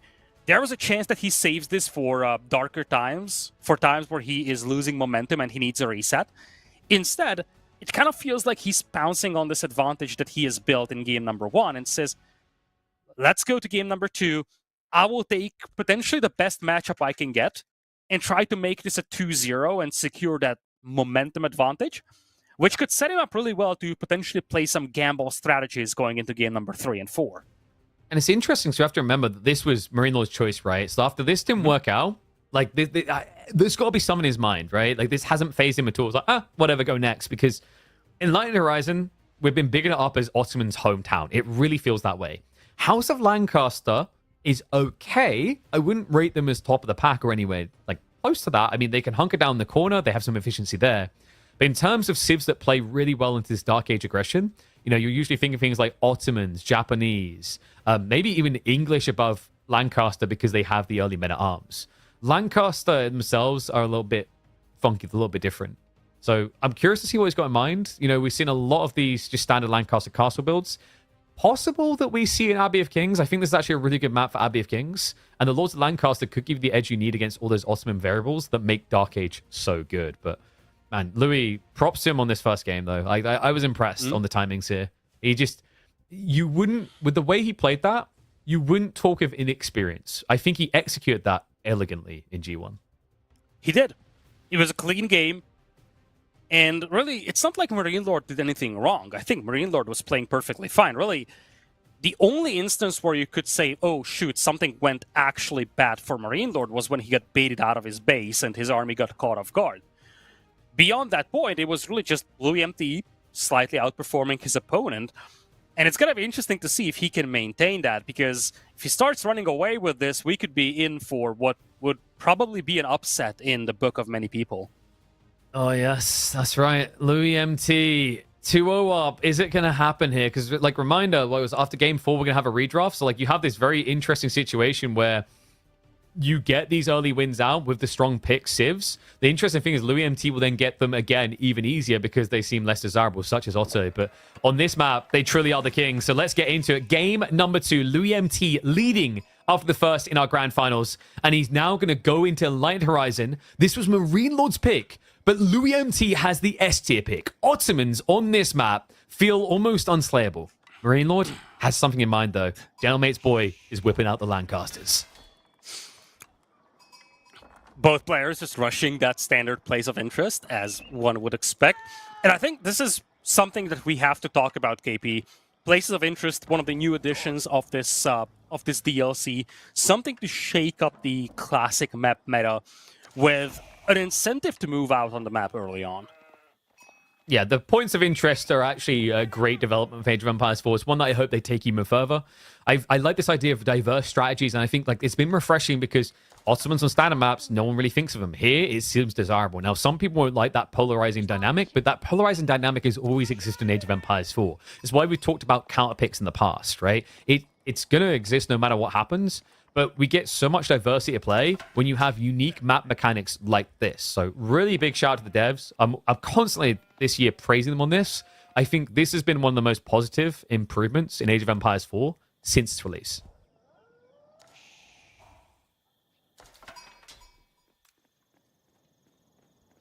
So, focus of this, by the way, it is going to be moving towards the Wolf Dens. Marine doing a good job of keeping pace here. Now, the reason why I think he values Lancaster here, as some players do, part of it is the design of the map is really good for like yeoman timings. But the other big deal is that Lancaster gathers from sheep 20% quicker. It's a very powerful buff, and it allows you to compete with these civs that have other edges. Like, for example, Ottomans, they save 60 wood on their racks. It's a bit of a race towards the Wolf's Den here. Players... Yeah, but look at this. This is sick on the wrap. Oh, nice. Yep, that was kind of cool. The problem is Marine Lord lost the initial stab in.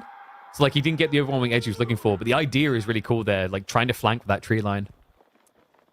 Yeah, both players just rushing towards that Wolf's Den. 150 gold that you get for destroying the Wolf's Den is a huge buff in early game. So, obviously, that's part of the reason why both of the players are challenging this. Looks like Louis is going to have to bail on this. Yeah. He still has his own side to go for. I wonder if Marine Lord will try to just force this engagement and then clean up the Wolf's Den with the next wave of Spearmen coming in. You have to be very careful. It's a little about timings here. Like, the reason Marine Lord was able to win that is the initial stab in favored him, and then, of course, he has defender's advantage. Like, it's slight, but we've got Louis going diagonally versus Marine Lord in a straight line, so his units get here quicker. So it's all about finessing that timing. Marine Lord doesn't really want to get bogged down in a very long stead off, though, because that means Vizier points, and Vizier points is where Ottomans destroy you in Dark Age. Yeah, that's the thing, right? With the Ottomans, it usually takes a long time for the Ottomans to scale up, but it's a completely different dynamic where you have to play early game, Dark Age combat, or early Feudal Age combat. Ottomans are actually very proficient at that. Back when they were released, they were your Dark Age rush civilization out there, but oh boy, now this is a problem for Louis MT. Marine Lord has basically all the sheep. Yeah, and on top of that, look at the way Marine Lord's playing these fights. Like, he got a small number advantage, and he's not hesitating to use it. Like, you'd think he'd blindfolded them and given them a spear. They're just charging in with no fear whatsoever, and it's actually kind of edging out an advantage here. And remember, like, he doesn't want to play hyper long Dark Age. He just wants to do enough that Louis leaves him the hell alone and lets him get his timing here. And remember, he needs the gold for Feudal. Exactly. And this is really important, this timing, because it's been a longer Dark Age. The merchant camp's also been generating gold. So once you get the Wolf Den and you tech up, this could open the door for the Abbey of Kingspiel because you'll be able to afford additional lords. And Marine Lord just decided to mine it at this point. Well, Lancaster Castle. Screw it. Nicely tucked away. Just the normie crap. Well, I tried. I done my part, everyone. I tried to invoke the Abbey of Kings. It's just not going to happen. A boy can dream. So split each way. Louis MT going to likely be Madrissa here. Yeah. For a while, people really liked the trade option. But minimum Madrissa, like, I've always stood by this belief that it gives you more versatility. It's good for long feudal, but it also benefits you a lot in fast castle as well. Having safe food is never a bad thing. It's, to a certain extent, it's very similar to what you would get from a Kura storehouse. You have a stability with your food income, and that's immensely valuable in mid-game. Yeah, it's interesting. It's like, in theory, on this map at least, the trade seems a bit more desirable because you have so little gold safely in your base. But, you know, with Ottomans, with passive production, the way that works, how you get it set up, you don't need a grand deal of gold to be competitive. Like, you can actually lean into things like Sipahi pretty hard, which is food and wood. So I guess Marine Lord is... like, is he going to do something a bit funky here? That Lancaster Castle is quite far forward. So I'm wondering if the plan is to build manors on the merchant camp so it can't be decapped, which is, I mean, quite creative. I haven't seen many people do that. Normally, you build it near your stone and your deer. I think some of that positioning with the Lancaster Castle comes down to the protection of the gold as well. And also this deer pack. So even though it's going to get pushed all the way in, I think some of this is more aligned with the positioning of the natural resources rather than the camp. But I wouldn't be against it. It would be a nice little additional benefit from the positioning of that castle. Yeah, it's just like, obviously, having that far forward, it means your stone, your tree lines, like, they're all unguarded. Like, you're basically anchoring on your gold. It could be the food we talked about. And now we have the Imam point. This is what makes this map so good for Ottomans, is the Imam, followed up by meta, usually produced actively, gives you this very strong timing in the game. One that's hard to compete, because the Imam makes units not die, and then the meta accelerates that because of the double melee armor you can get. And because at this stage, both sides are spam spears, it's a bloody big edge for Ottomans.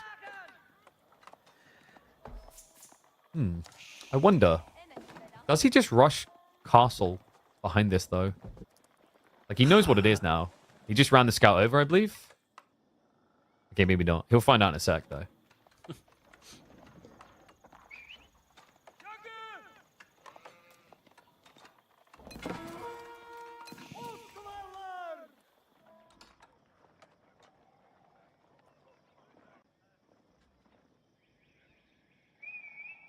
So just a stare down at the moment. But Louis' macro definitely suggests like he's considering an age up. He's holding a lot of food in reserve. I think he added in military schools, which usually if you're adding in military schools at this timing, it's indicative of you going castle. Because like it's very, very weak at the beginning of feudal age. I think it's also the imams. Like, realistically, as much as he can try to challenge this position, with the manors being nearby, it's going to be, well, with the castle being nearby, it's going to be a big no-no.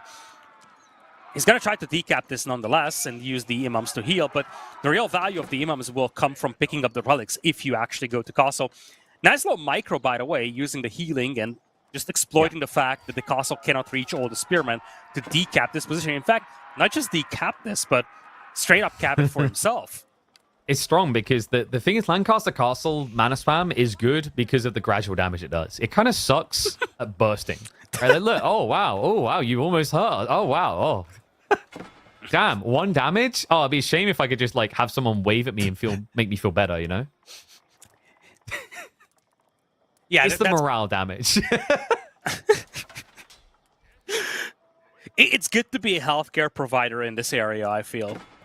Like the thing is, he's doing this. He's not losing any units, and he's teching, right? He also has the meta on the way, which can be passively produced. That means that if this turns remains in a weird melee stalemate, the thing about that is it's even better for Ottomans because they'll have the heal and then the +2 armor, which is at this stage in the game 25% of Marine Lord Spearman damage. And look at the distribution of the relics on this map. They are not scattered across the map. They're very much condensed. If you rush Castle Age like this, you can very quickly get to 3-4 relics. It's not like Frisian Marshes where you have to walk across the map and pick up the relics. He's going to be guaranteed 2 relics here, and I think he will be able to snag the ones from the middle as well. It's pretty much guaranteed that Louis has at least 4 relics in this game. Yeah, very cozy position for him. However, in response, Marine Lord has got a lot of manners, and he is indeed mustering the nobles. So this could be a good timing to try and intercept. It is going to be into the space of a bunch of spears, so likely he'll have to try and stop the 3 relics further from the base, because the first 2 are pretty much locked in. The first 2 should be locked in. Especially if Louis has a gate on that wall to the south of his base, then he can just get through the walls, and there's no gate, so he's going to have to walk around. I think that's fine, though. Like, he's going to want to be north side of his base anyway to go and collect additional relics. So it doesn't really hurt his timing too much here. So takeout completes. We have got a mango in queue already. Most of the time at the moment with Ottomans, you actually cancel the mango and immediately queue up Springles instead, as they are insanely cost efficient and blob a lot faster. And there you go. There's the switch over. I just got to say, Lancaster Castle into White Tower is the most turtley play that you can do on this planet. And Sapahi as well. Yeah, like he's expecting a transition into Yeoman, but this is going to be a White Tower build from Marine Lord. Securing the gold. Could also secure the ball. I think like there's a timing here on Earl's Guard that could work really well for Lancaster. Yeah, Marine Lord is playing ultra defensive. Now, one thing that could be a little worrisome for him is that all of these defensive landmarks are to the left. There is a wide open path into his base from the right that could be used by Louis MP.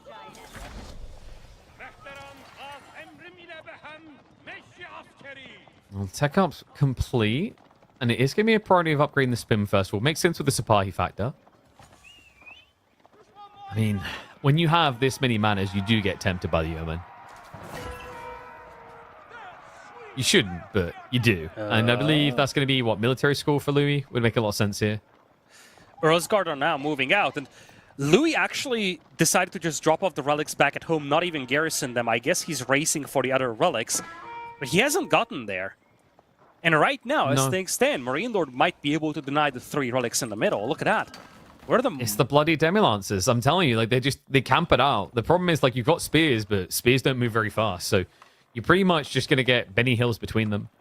And you don't want to overextend to protect one of those relics this early, because you know your opponent has a similar count of units. So Louis instead just retracts back into the corner. Demi-Lancers, which just got auto-upgraded, are going for the dive in. The villagers. Yeah, he didn't trust the Seek Shelter there. Doesn't go for the outburst. I feel like Louis needs a little wall in this corner. On the other side, Marine Lord could use some walls as well, but he's not facing high mobility units. So this is more along the lines of making sure that these Demi-Lancers cannot do a lot of damage to Louis MT. He's definitely struggling to keep track of them with spears only, so some walls would benefit him greatly. Yeah, there we go. Louis walling? What are you implying? And Marine Lord must be inspired by a third place deciding game. We've got Fast Imp Lancaster coming in. Yeah, I honestly feel like he looked at that Beastie game and said, wait a minute, this actually does make a lot of sense. It's rushing Imperial here, and the thing is that this is ultra difficult to punish with the Ottomans. Military schools take time to escalate, and more importantly, poor Lord Sheep gets caught in this little fight. Just look at how Marine Lord's base is structured. He walled off the right side now. He has 2 castles on the left side of his base. It's just so difficult for Louis MT to punish this. And Louis is just light years away, really, from aging.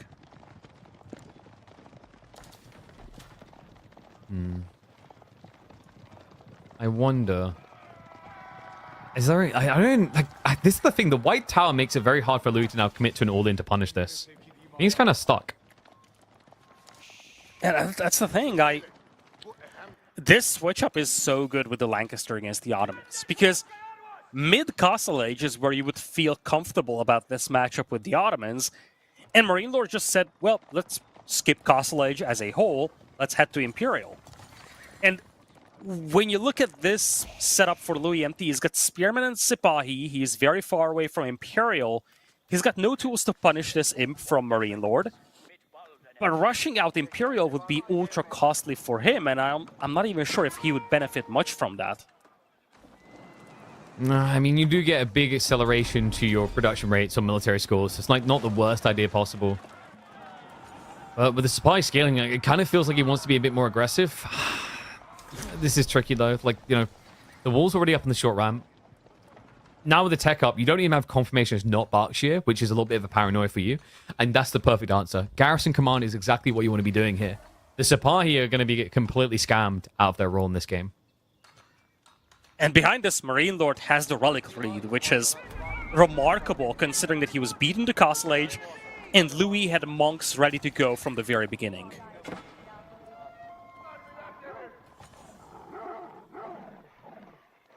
Yeah, wolves still exist. I'm a little bit... This is one of the things I don't like about wolf dens. I don't know. Like, give someone 5 gold for killing those things. They're actually pains in the arse and difficult to kill.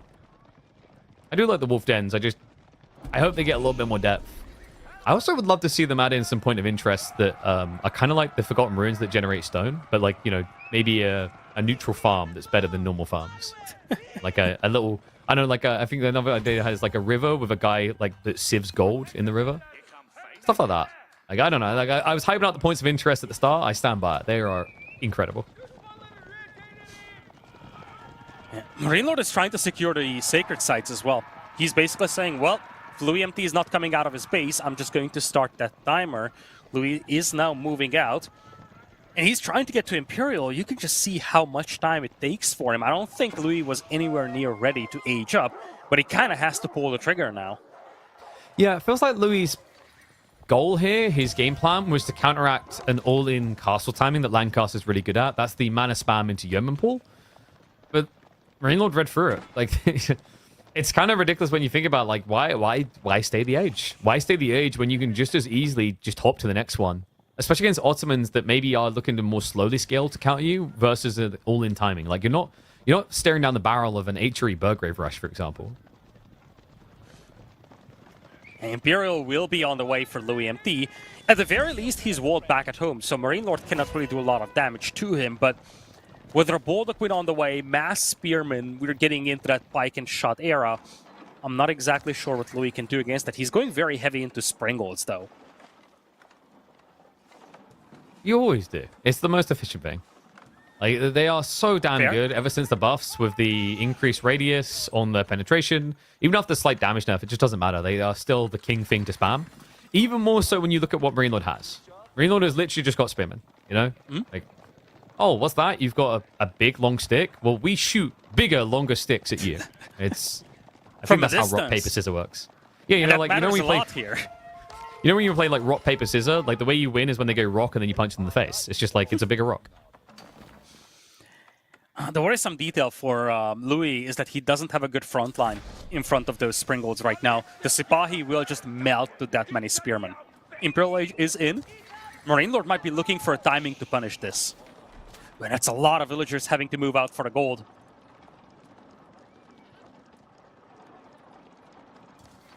I mean, you have to at this stage. Then again, he went for the north side as well. So this is ultra greedy. Yeah, he's splitting his gold, but he's using most of his economy to do it. We do have a great bombard now queued up. There is a possibility you go for the extra bombard here with the Vizier points, because that would be the perfect answer to Mass Spear Blob and Reboldaquin play. The Culverins is going to be the trickier thing for Louis to answer. Big push on this gold mine, but at the same time, Louis is sending in his cavalry on the far left. So both players looking for a raid here. Louis is going to be the first one to find it. Nice little poke with the Horseman, but he does have the White Tower nearby, so it might be difficult to maintain a dive, especially considering that Elite for the Sipahi is still 50 seconds off. Yeah, third level for the Manors just now coming in. So Marine Lord is only on 6 Manors.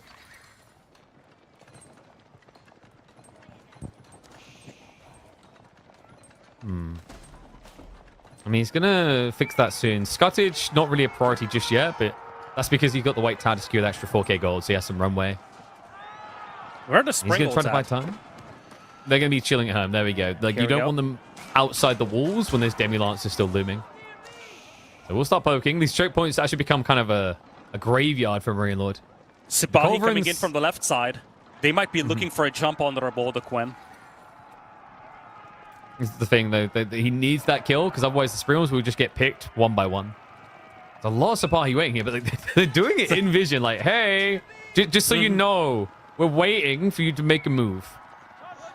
Yeah, still, Marine Lord needs to respect the potential pincer move here. 30 Sipahi is nothing to be ashamed of. Yeah, Just but it is matter, 17. It's 79 elite spears. Like, come on.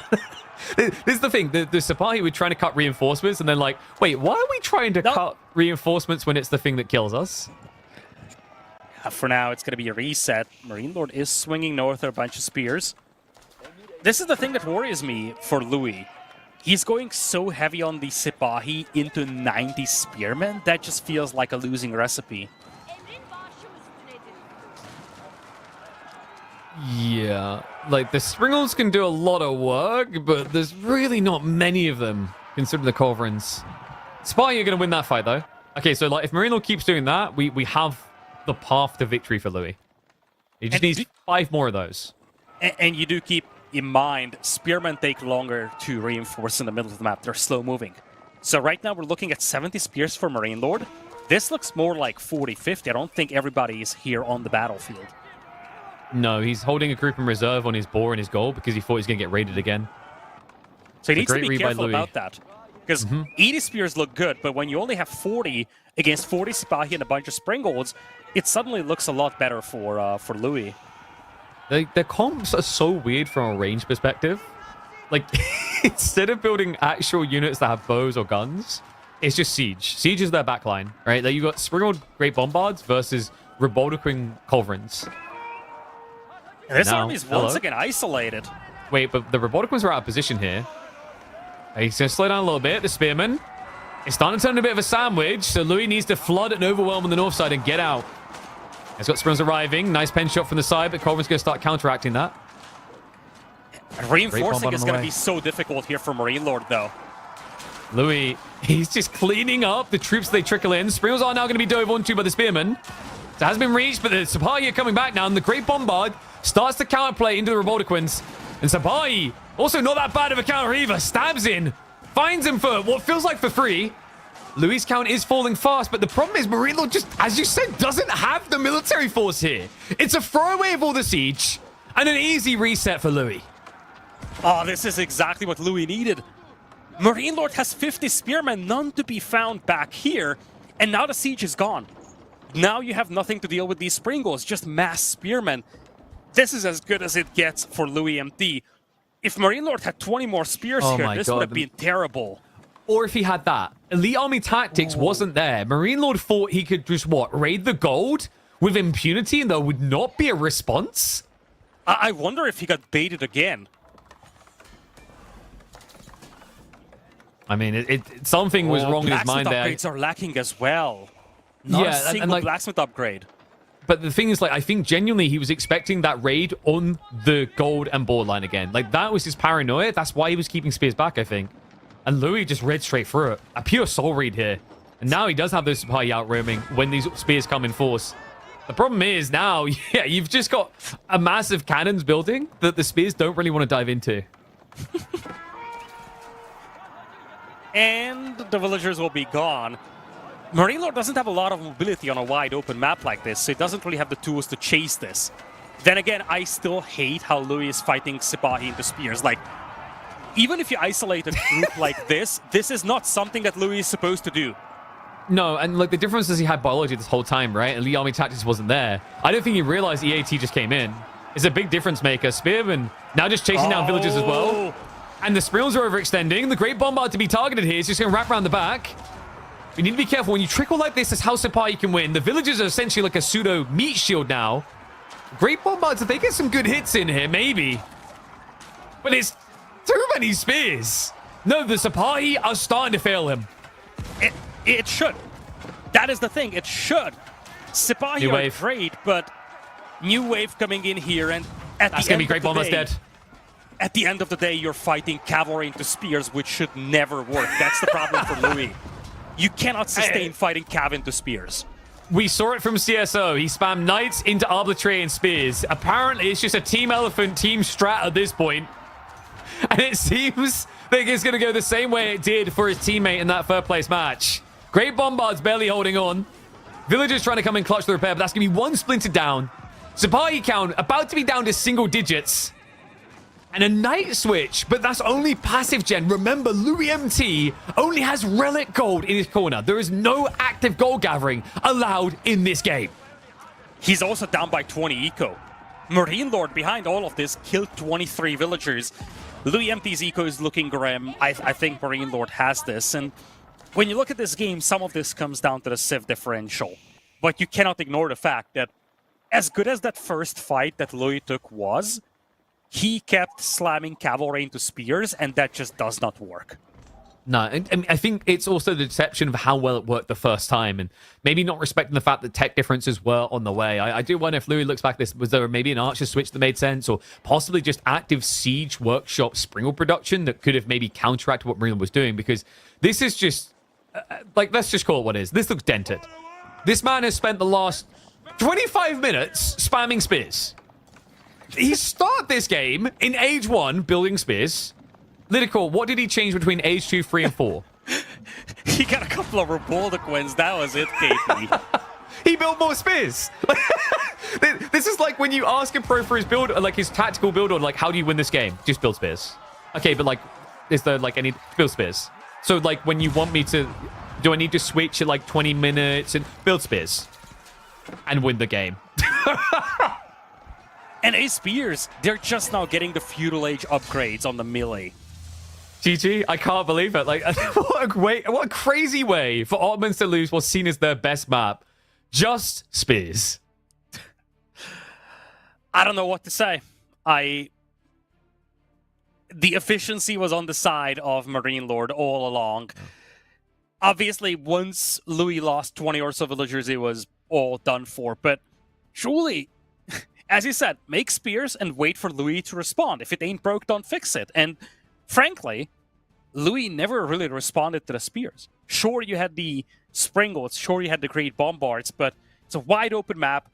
They got picked off, and there was just nothing following up to deal with the spears. Yep, that many spears, and it just felt like Louis couldn't see the point, which explains why the Horsemen ran into them so freely.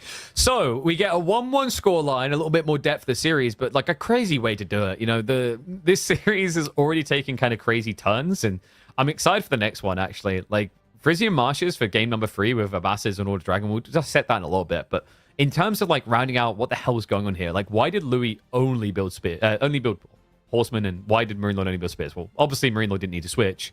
For Louis, like, you've got to be asking the question, why not go Archers? I think there was a paranoia that House of Lancaster would then just switch Yeoman, and that's even better for them. So what does that leave you with? You don't want to do your Gunpowder units, because those get counted by Yeoman as well. Men-at-Arms, going to be very weird when Osgard can just be a lot better. And there's Reboldequins. I think for Louis, he was just looking to maybe swell Sipahi count, raid, and then just get the Great Bombard count up to like 6. But wasn't expecting this many spears. I think one of the problems that you face here is that this was a 1TC build from both of the players. Under such circumstances, the manners escalate very, very quickly. So there was a substantial eco differential on the side of Marine Lord, and do keep in mind, Louis was beaten to Imperial by a massive margin. Louis had to squeeze out the resources to even get to Imperial. He really didn't have that economical prowess to get to Imperial and then get a bunch of premium units out once he's in Imp. Yeah, and you know, like we always talk about Ottomans being the kings of Imp, but we see why it's like it's never that simple. Yes, if you're talking about like critical mass, 200 pop, late game, I get it. Like Sipahi, incredible. Janseer, incredible. Great Bombard's incredible. But like maybe the challenge is getting here. Like even though you had a lot of Sipahi, you can see how difficult it was to sustain that count this late into the game without any like mass food production behind it. So just like a great read by Marine Lord. We'll be real. I think the word is a little bit dented at first. It maybe looked like he was throwing the game because he's just palming off these spears to a massacre. But seems he understood the attritional value. Like, you know, his production rate was just going to be superior courtesy of the manners. And once the siege went down, like, this didn't look close anymore, right? Like, the reason why the fight before it looked so good for Louis is partially because Marine Lord overextended, but it was also those Springolds. Springolds that in this fight just didn't exist. Yeah, and also Marine Lord had abysmal upgrades on those spears. Yeah, so he didn't have elite army upgrades tactics. Came in. Yeah, no blacksmith upgrades, no elite army tactics. Once the upgrades came in, it just became even more one-sided towards him. So, Order Dragon versus Abbasids. I don't know, I wonder if this is going to be maybe Canadian-inspired and maybe we've got like a 2TC OTD build. More likely, it's probably going to be just a classic Burgrave rush. Order Dragon is pretty decent on this map for that because of the short distance, the predictability, and also the abundance of food you have to work with. Yeah, the first thing that popped into my mind looking at this Civilization matchup is that this is kind of the, well, not so popular civilizations, to say the least, of the tournament facing off against one another, Abbasids and the OOTD. So both the players came in with civilizations that are less highly regarded as some of the others are. Now, Frisian Marshes is interesting. We've seen Abbasids, and Abbasids are on the side of Marine Lord. You mentioned in this game House of Lancaster. Maybe it was inspired by Beastie's Lancaster game, this Fast Imperial. What if this Abbasid play is inspired by what we've seen from CSO in the third place match? Louis with the Order of the Dragon in blue, Marine Lord with the Abbasids in pink as we Frisian Marshes. And we have got that fishing beginning. Marine Lord skips no beats on this one. Now, a lot of players have been experimenting with the trade, but when you put this boy in the pink and on the Abbasids, it's going to be something a little bit different. So it gets the efficiency of those sheep docks on the ponds. Meanwhile, for Louis MT, nothing too wacky. But then again, I feel like Order Dragon don't have that many crazy openings that come to mind here. The question mark is going to be whether this is some sort of 2TC greed or just a classic fast castle for the Dragons. I wonder if he's going to try to get at least one or two Gilded Horsemen out. Oftentimes, at least in the early days of OOTD, that was an approach being taken. Gilded Horsemen kind of being a knight-ish unit in Feudal Age that you can use to harass. It's expensive, obviously, but it could give you a tool that allows you to do some harassment at the beginning. Yeah, it's good to like find bio targets. Obviously, the burn down can be quite slow, is the annoyance. And also, like, this is the other thing that kind of makes it feel a little bit awkward is docks take a long time to kill, and they're very cheap for Abassets. So, like, it's quite valuable for them to have you light harass into their docks. It's almost like if you want to take them out, you need to put a lot on the line. Because, like, I've seen players do this strategy where they go 3-4 docks. They just don't stop because in total, like, you can see on Marine Lord's map, there is 8 ponds to play with. And some of them sometimes have weird overlaps. Like, if we look at the one near the Relic in the south from Marine Lord, sometimes you can drop a dock. I don't think that one's close enough, but sometimes there's so little land, you can drop a dock and then spawn fishing boats on both sides. Yeah, that one maybe. It feels like it's still a little bit too wide, but I've seen it. I think B in particular was like doing this a lot when we had Frisian in rotation. He was just dropping them, and you have to like force rally point them, but it can kind of like push them out of the dock the other way. It's very weird. That's a lot of sheep for Louis. And nice little Aachen Chapel. Can we check the sheep count, actually? I think Louis... I mean, it seems like a lot, but we have to remember this map has an insane amount of sheep. Good old Adney, when he was around, was like a little bit obsessed with them. Yeah, this is a very food-heavy map. Both in terms of sheep and, of course, the extra food on... or in the ponds, I should say. It looks like he's actually going to be hanging around. See, guys, it's not him just saying, oh, look at all the sheep I have, you suck. No, he just wants to know what the choice is going to be, because trade is expected here. And there you go. Yeah, it's pretty even. 20 and 23. And then remember, Marine Lord is like just been diversifying into wood earlier, so like they were very close. You might argue Marine Lord got actually quite a bit more. And it is confirmation. Trade wing is what it's up against. So, Louis, you mentioned the idea going for the Horseman. Could be viable here, actually. Yes, there's a debuff, but remember, the Gilded Horseman hit a lot harder. Yeah, that's the thing. When you play Gilded Horseman, it's almost like a knight. It's a little more fragile against ranged attacks, so you cannot really justify running into DC fire with that. But at the same time, when you look at the damage output, it's actually very, very nice. It's something in the high 20s, I do believe, which is almost something that matches with the damage output of knights.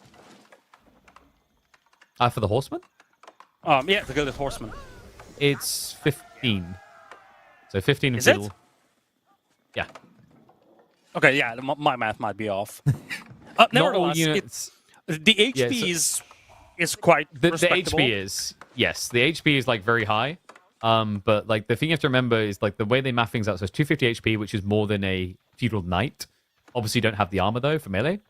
But the thing you have to remember is like the reason why they didn't just raw double damage everything is like if you just say it out loud. So like a base horseman is 9, 18 damage on a horseman in feudal age is kind of wild. It's wild. Like, it's ridiculous. So and do keep in mind, horsemen are faster than knights, so there's more to this than just the actual plain raw DPS. Mm-hmm. So maybe we see if those fishing boats can sneak over. It's close. It might work. It looks ridiculous when you watch it. The catch is like sometimes you have to manually drop off because the dock technically isn't close enough to be rallied to. Yeah. Marine Lord is going very greedy on the economy, by the way. Multiple docks for fishing boats and a trade wing. Very clear approach for an eco-heavy build. And on the other side, 2 TCs for Louis and T. Okay, so one's been inspired by 3D Clan, the other's been inspired by Canada. That's what I'm getting from this. Because, like, Marine Lord, what he's doing, when we had Frisian in rotation, he was doing it constantly. Can we check? I don't think... Yeah, I think his fishing boat couldn't get out. So if you check the dock between the 2 ponds, he rallied it to the west side, got pushed out in the east. So not close enough. He won't get the absurd efficiency of this dock. Yeah, for the other side, Louis MT with the Dragon, that was like, I call that the Canadian build. Like, I think Wham and Poppy Paw are more obsessed with 2TC Dragon than anyone else I know. It can be a juggernaut of a build if you think about it. DD lives and dies with strong resource income, because once you have that, you can just get some extremely expensive but high-quality premium units out, very population efficient. It's actually quite the opposite of what you have for the Abbasids. Abbasids get armies out very quickly, but you don't have that high-level premium composition that the OOTD does. Yeah, like Order of the Dragon's kind of like funky sometimes. Like there's some areas where they benefit big. Like there's some matchups where you just really wish you could Gilded Archer. I don't know if this is one of them, just because of Bastards having their own kind of version of Gilded Archers in Castle Age. Because like that's the thing. Like if you want to make archers work, you're looking towards Castle as the play. For people playing on ladder, the choice is obvious. You go for the crossbowmen, but we have a tuning pack so that they don't shoot like Chuganu. So it's a little bit harder to make Dragon work in competitive. Like this is why I remind people to not trust ladder statistics, because I think if you were to check statistics, probably on the ladder right now, I guess Order of the Dragon's doing quite well. In fact, yeah, if you look at across all ranks, they are the highest win rate Civ in the game. Yeah, well, the glitch stuff has been patched out for the tournament. Yes, which is why, for anyone wondering, I don't get it. It's everywhere for me and like not for you guys. I think they maybe did fix it with the most recent hotfix. But yeah, it was fixed, I think, a few days ago. But like obviously the stats that people will check on things like AoE 4 worlds are going to be for bumps at this stage. Exactly. Those stats are very heavily inflated by the performance in the previous weeks. Nevertheless, now we're back on track, and it's going to be a fast castle here for Louis. He is going to have a decent head start in comparison to Marine Lord. Marine Lord decided not to run across the map with the traders. So, unlike CSO in the previous series, first, no? He might have done that at the beginning. I've honestly not looked, but yeah. So like he's shifting to his side a lot quicker than CSO did in the third place match. Yeah, so the idea is like you start with it because your opponent doesn't have an answer. Even more so when he goes to TC. But then when there's a risk, you pull back from it. Now, because Marine Lord hadn't been intercepted at all and just scouted across to see nothing, he should know that it's castle on castle. So Burgrave Rush coming in. Marine Lord's response, military wing makes sense here. Culture could be justified as well, because like military wing feels better when you can think archer, but your opponent's probably thinking men at arms, so you need a cleaner answer to that. But okay, melee wing it is. So we'll have the 2 camels, which is kind of a reset on tempo. And then I imagine it's going to be straight up crossbow scaling for the Abbasids. Yeah, I think you have to do that. And I like this a lot for Louis MT. It's a bit of an all-in-ish play. Burgrave often is, even with the HRE. But at the same time, one of the issues that the Abbasids have here is that they're slow. You have to wait 80 more seconds for Castle Age, and that you do not have the means to accelerate your production like the Chinese do with Supervision, for example. So it's going to take quite some time until Marine Lord gets anything out against those initial men-at-arms, and that opens a nice little window for Louis MT. Yeah, the important thing to remember here is, like, with Order of the Dragon, Burgrave just feels a lot nicer than with HRE. I don't think it's as much timing with this Civ, because of the amount of resources you save per minute with constant production, especially when you go up to Military Academy. It's, like, better than having free relics. It's kind of crazy, actually, how good it can be for that reason. So you still play for relics, you still get, like, the gradual, like, gen. But, like, the other thing is, like, it's so much safer while being just as good, because when you do Regnets, the issue with Regnets with Order of the Dragon is you can only start playing towards relics when someone hears the tech up. Whereas HRE starts going for relics before they hear the tech up. So that's like a very big advantage on timing that usually punishes Dragon players over and over. Yeah, Gilded Knight is on the way, though, so it's not just the Burgrave with the Man-at-Arms. There is a Gilded Knight coming out as well, and Gilded Knights are real chads.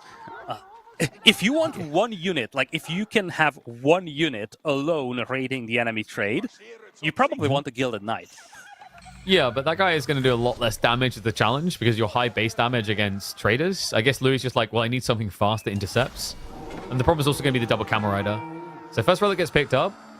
Well, it's going to be used to protect himself, but we already have Marine Lord queuing up both the knights and the crossbows. So pretty much the entire answer to what Louis is currently producing. Yeah, that's the thing with the Burgrave build. By the time your men-at-arms arrive, the window might already be closed. And that seems to be the case here, at least for the time being. Wars are also coming up, so it's going to get increasingly difficult for Louis MT to hit the traders. Yeah, and those knights, like, they do feel so slow to produce. It's 42 seconds per Gilded Knight. Just honestly feels like you get up from your like PC, go have a bathroom break, come back, and you'll still be waiting for them to come out.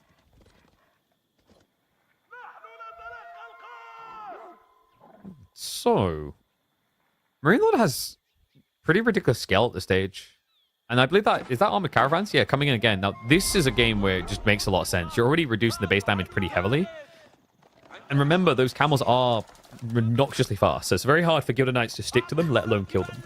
Yeah, that's the thing, right? If you can reduce the damage output, the camels kind of run away from those knights. It's difficult for the knights to gap close. Speaking of gap closing, that's that monk. Yeah, and that's the weird thing, by the way, about like the Gilded Knight strategy here. It's like, I get what Louis is trying to envision, but usually to deal with these camels, with cavalry, what you actually need, as this guy just needs to claim some souls for Imhotep, what you really need is enough knights to trap traders.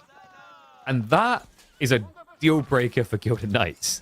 These things cost 500,000 resources each. Yeah, I think once you have that many Gilded Knights, you dive DCs. Yeah, like at that point, you're like, well, I mean, I got this many, I just win in the game. Who cares about the traders? It's just getting there is so difficult. By the time you would have built 7 of these, you could have went Imperial Age. Yeah, we could see that one Gilded Knight just standing under the TC fire for like a minute. And that was without the range defense upgrades. Those guys can dive under TCs, they can pick off villagers, and if you're Louis, maybe you prefer to just hit that wood line at the back and try to wipe out some villagers instead. I mean, I'd straight up just sit one of those Gilded Knights underneath the TC and stand ground, you know, like a statement play. But I think Louis wants to win the game is the thing. 2 relics already home, third is on the way. But Marinlord's doing a good job of pressing him here. He can't turn around because of the crossbow threat. Louis has 0 answers, reliable answers to crossbows. And almost loses one of those pricey Gilded Knights there. Barely gets away. Yeah, this is the problem with the OOTD in late feudal, early castle. They don't really have the good numbers. And because every unit they make is so expensive, making unit switches is very challenging and difficult. So when you're facing off against crossbows, which counter everything you have, it's very difficult to make a pivot into a different type of a unit. Mm-hmm. And that's the thing, like, Dragon, I think more than any other Civ, relies on the ability to be ahead on a transition, because you get double the impact, is the logic. But it also just means you struggle, and you're doubly behind when you're wrong about the comp. And the problem right now for Louis' comp is, like, everything feels wrong against crossbows. Even this horseman play, because there's already camels and knights. So Gilded Archers, I mean, that makes a little bit more sense. Like, realistically, the most sensible comp here feels like Gilded Crossbowmen. I'm wondering why he doesn't want to do it, though. It's tricky, because if you do that, Marine Lord can still go for composite bows on the archers. Like, that is not... That's true. Playing heavy archers here with the OOTD is actually a bad idea, because Abbasids are more than happy playing a ranged war. Well, the thing about Gilded Crossbowmen, why they're meant to be so good, is the extra range. So you just, like, can't be touched. Because I think at this rate, Louis is going to be stuck in his base anyway. Probably just feels like Gilded Crossbows is too expensive, too slow. Whereas archers are cheaper and produce a little bit faster. And he does have that scale armor to match up better against crossbows initially. It's just, now you have this question mark over solving for the knight issue. The count's getting pretty high. Yeah, and behind this, let's not forget, Marine Lord has a 20-ish eco lead. Numbers are always a little weird with the OOTD villagers, but he had 20-something traders a few minutes ago. So realistically... Yeah, and it's just getting better. Yeah, when you look at the overall resource income at the top of the screen, it's a night and day difference. Yeah, like, even if Louis still had those extra villages, what is he doing with it? Like, this is the challenge of being pinned in the corner. You can get food and you can get wood. That's it. So, like, that's another reason why I think we're seeing Spear and Gilded Archers, is he knows, like, gold is going to become a big conundrum. He definitely can't afford to keep doing Gilded Knights. Landsknechte are going to be off the menu. It's a tricky predicament. I need you to repeat that. A tricky predicament? No, I meant the unit. Oh, Landsknechte are off the menu. Was that better? Yeah, I mean... You're going to have to practice that, KP. No, I think I, like, nailed it. Like, Jesus to a cross. It's perfect.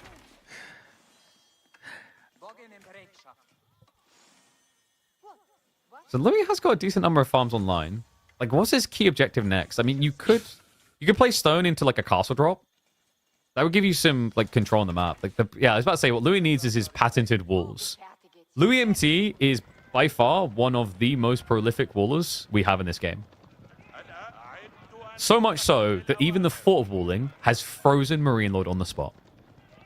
Yeah, that's what I'm looking at right now. It's Like he is petrified of Louis MT's walls and his land. All right. I think like with the pause, the way I pronounced it that time probably made people think the whole stream had just crashed. No. Okay, so I think we've just got something happening with the in-game replay. Hopefully we'll be able to get back to it in just a second. Yeah, anyway, while we're at it, KP, I think... Oh yeah, okay. Where are we going now? What else do you want me to pronounce? No, I was going to talk about the resource income. Okay, there we go. Oh, okay. A little slow-mo. I think Louis would rather we don't talk about the resource income. Well, we kind of have to, because we just have to explain what on earth is going on in this game. And right now, really the story behind this game is the fact that this trade has been untouched for the entirety of the game, and Louis just simply doesn't have the economy to match up against that. Now, and look at this from Marine Lord. He's pivoting into the archers. With composite bows, you're going to kind of feel like a good archer. I mean, this is already a rough enough fight for Louis, I think, but the thing is, Marine Lord can hide the archer intent until Louis is overinvested. And look at that. He's now going to be the Gilded Crossbowman. And wow, look at that, man. The Gilded Crossbowmen are so powerful that the game just disappeared. Wow. All right, we're going to hear from production about this. Clearly, they looks didn't like we have a patch backup. Crossbowmen. Yeah, we have, blessed be, we have a backup. The replay is being a little bit funky. Apologies for that, folks. I think it's counting again. Are we going to have audio on this one, though? That's going to be the question. We'll see. Hopefully the broadcast has audio at least. And we do have other problems happening. It's okay, though. I think we're able to start moving along. You know, I'm used to this from Dota 2. I used to have to cast Chinese games on like 1 frame a second. So we are going to have the army trying to march in. We have to disengage onto the east side here. He doesn't want to dive right now. He's just probing for an attack point. Maybe if you can deny the relic, it's going to feel pretty good. But the E-repairs is going to be that difficult. Turns around for the charge for a moment, but in a choke point, that's not going to feel great with the mass cav. And remember, as time goes on, we are going to be seeing more and more gilded archers and crossbows arriving. So it's a little bit difficult for Marine Lord to dive in this. And don't be deceived, folks. You look at the count on the top. You need to switch them around. Marine Lord is the east side, Louis on the west. Marine Lord realizes what's best is to not dive here. He's going to back away. He's going to wait for the tech into Imperial Age. And then he's going to win the game in 3 minutes, which in frames term for this recording will be 12 frames. Yeah, next frame, please. By the way, Marine Lord is aging to Imperial. Yes, like, that's what we said. Like, by the way, like this is hilarious because, you know, this is almost like one of those what happens next moments. The chat just gets to vote. But we're going to have the clash coming in now. The night count is pretty decent, but on the front line, they're not all here just yet. There is no backstab coming in. The walls are already in. So Louis is like full hunkered in the corner. The problem is, like, he's not in a good position to exploit the tech up detail right now. Marine Lord pretty much just discarding Cav to try and keep him pinned in this base. Louis MT, only 8 spearmen remaining, though, down to 6 now. That's right. All of a sudden, Thanos snap and they disappear. And that's good for Marine Lord. He's going to be scaling into Horsemen. 20 seconds out in the tech up. Military Academy to complete. Food income is decent to start vomiting ponies as well, which is going to be the perfect counter to all that Louis MT has left here. Yeah, it's Louis just doesn't have the ability to remass here. That's plain and simple. That is the difference between the two players. Marine Lord reaches Imperial. And at the end of the day, it really comes down to the fact that Louis is pinned inside a corner. And just look at the minimap. All those traders going across for Marine Lord. He's got an untouched economy, 160 population against 130. And it's just so difficult for Louis to trade when you have, Louis to trade armies when you have such a massive differential in the economies. This is the thing. All he needs to do is retreat. He's got elite techs on the way in about 20, 30 seconds. He's got preservation knowledge to make the Imperial University techs even cheaper. And now Louis MT's worst enemy is also his best friend. It's walls. He can't get through them because he threw away all of the melee in that clash. So this is going to buy the time necessary for Marine Lord to get the edge. Louis MT doesn't really have an Imperial response available to him here. Instead, I think he needs to get some damage done. So slow breakthrough on the wall. Really gonna be slow about that, though. And I think maybe, just maybe, the slideshow is beyond this. It. But this is an educational lesson as to why you guys should be so appreciative for your 60 frames plus gameplay you get in 2025. All right? back when Lidicor was a kid, a little baby babushka in his mother's arms, they didn't have these type of frames. No. Like his video game was a book. Oh. No, KP. I started playing on a Commodore 64, okay? There it is, yeah. they didn't even know what a frame rate was back then, but we have frames for days. Horseman clashing in. Elite tech upgrade is in. Marine Lord, he's waiting on the Incendiary. That's going to turn these archers into machine guns here. Louis MT does still have the military edge in terms of population. Louis MT is starting to scale his economy a little bit, but I think he's going to be stuck blobbing horsemen. Just getting more difficult as those Unitechs kick in, though. Yeah, that's where things get dicey here. Louis MT is 1 age behind, and we talked about this, KP. When you go Archer Crossbow with the Order of the Dragon, it's the worst thing that can happen against Abbasids. Abbasids' composite bows, they'll be more than happy to just play the Archer game. Mm-hmm. That's the thing, like, you have got the scale armor, but you could argue, like, this removable damage loses some value when Scenario now coming in. It's just kind of Eclipse. And the Gatling gun mode has been activated. Military lead now from Marine Lord, and this just feels like it's going to be at this rate. Louis MT going to be pushed back in his base. More wolves coming through to buy time. Likely going to be forced to L's back, which isn't a problem considering he went 2TC. The real problem is going to be resource gains here. What do you have going for you? Remember, Marine Lord still hasn't got all techs. He's got biology coming. On top of that, we have additional trade techs available to him. And he did get preservation of knowledge, which is making this all so cheap. He's building a huge gold reserve, which could easily go into siege. Yeah, I was going to say that in this case, you might need an Elsbuck to try and hold this push, but this is going to be the perfect timing for Marine Lord. Striking your opponent when he's aging. He already has battering rams on the way. It's going to be difficult to push into the Elsbuck Palace, but he might just bypass it altogether. I mean, like, you don't need Schwabia. There are 87 villages and you have 2TC anyway. Like, Elsbach was always the idea with this build. It's going to buy him some time, but I mean, his position's a little bit shaky in this game. Now, we have got the players on the opposite side on the top UI, so it's a bit confusing. We'll get that flipped in a second. But Marine Lord is now prioritizing Siege. He's got Rams coming in. Siege works on the way. He's going to go after the housing to pop block Louis. Then again, like, Louis has got quite a lot of pop still to wiggle with. And we do have the L's back, now garrison with the relics. Wait, Louis, where's that one going? Louis, you can only put one inside. Calm down, I think sir. he's saving the relics. I think he's I know what he's here for. Horsemen do pass by, and remember, these OOTD villagers are expensive. Losing every one of these villagers is so different from losing villagers as a normal civilization. And of course, these horsemen just hit so hard at this stage. I mean, do we have textiles? Doesn't really feel like we have textiles. Makes you insanely tanky with gilded villagers. Army now arriving. It was just the raiders before, but now with the archers in position. I mean, this is where it gets truly tricky. Louis does not have great gold income. It's not like he can afford all the elite techs the way Marine Lord did. Which means he's still playing a losing battle. He's going to prioritize the elite on archers. But I still think you just get outgunned here. I mean, just look at these things. Yeah, before he even gets the elite, he's being pushed back by incendiary arrows, composite bows. The tech differential is just too massive, and remassing is so difficult with the OOTD. Now half of the farms are denied, and indeed, Marine Lord is just bypassing the Elsbach Palace altogether, saying, well, if you have that defensive structure up there, I'll just hit the bottom part of your base, clean up these farms. Behind this, Marine Lord has an untouched economy, 2 sacred sites, still counting down. There's not much that Louis can do here, I feel. No, there we go. We have got the side set up because there's an important thing happening on the east side that's going to guarantee Louis can do nothing. Silk bowstrings, not to mention the camel aura. Just slap one of those bad boys in, and you basically have got scale armor at home. But yeah, this is, I think Louis just processing the loss. There's not really much left to pick at the bone here. And, well, I think in some ways maybe an expected outcome. Order of the Dragon have been struggling. You mentioned their stats looking pretty abysmal. 8 picks and not many wins. Abbasids in a similar position, but just makes a lot of sense for this map. Like, the new traders flourish in Frisian Marshes.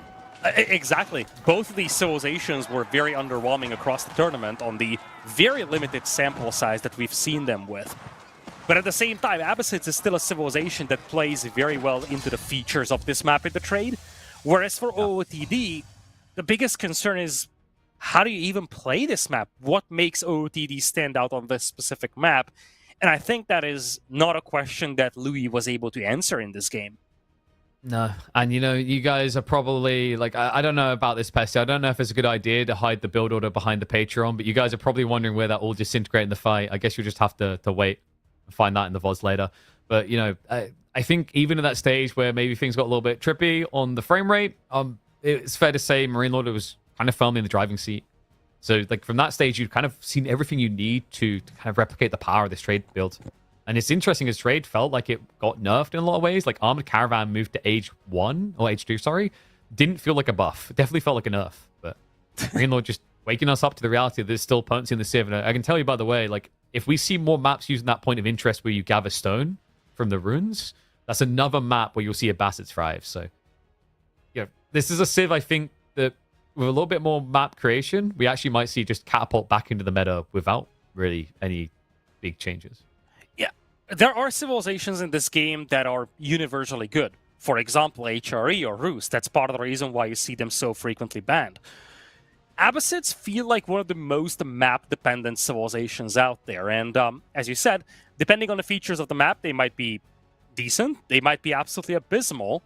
For the map pool we have right here, most of the time they feel underwhelming in comparison to some of the other options. But doesn't mean that they're a bad save, and Marine Lord has just shown that. That makes this series 2-1. And while we're at it, KP, we gotta give a big shout out to the production for the previous game, by the way. Some unexpected hiccups with the game. They managed to fix that as we went along. And hopefully those will not pop up back again as we're getting ready for game number 3 on Boldland. Yeah, it's like the inherent issue of production that sometimes going to run into tech hiccups. I know someone's like, oh, but like insert streamer like doesn't have this issue.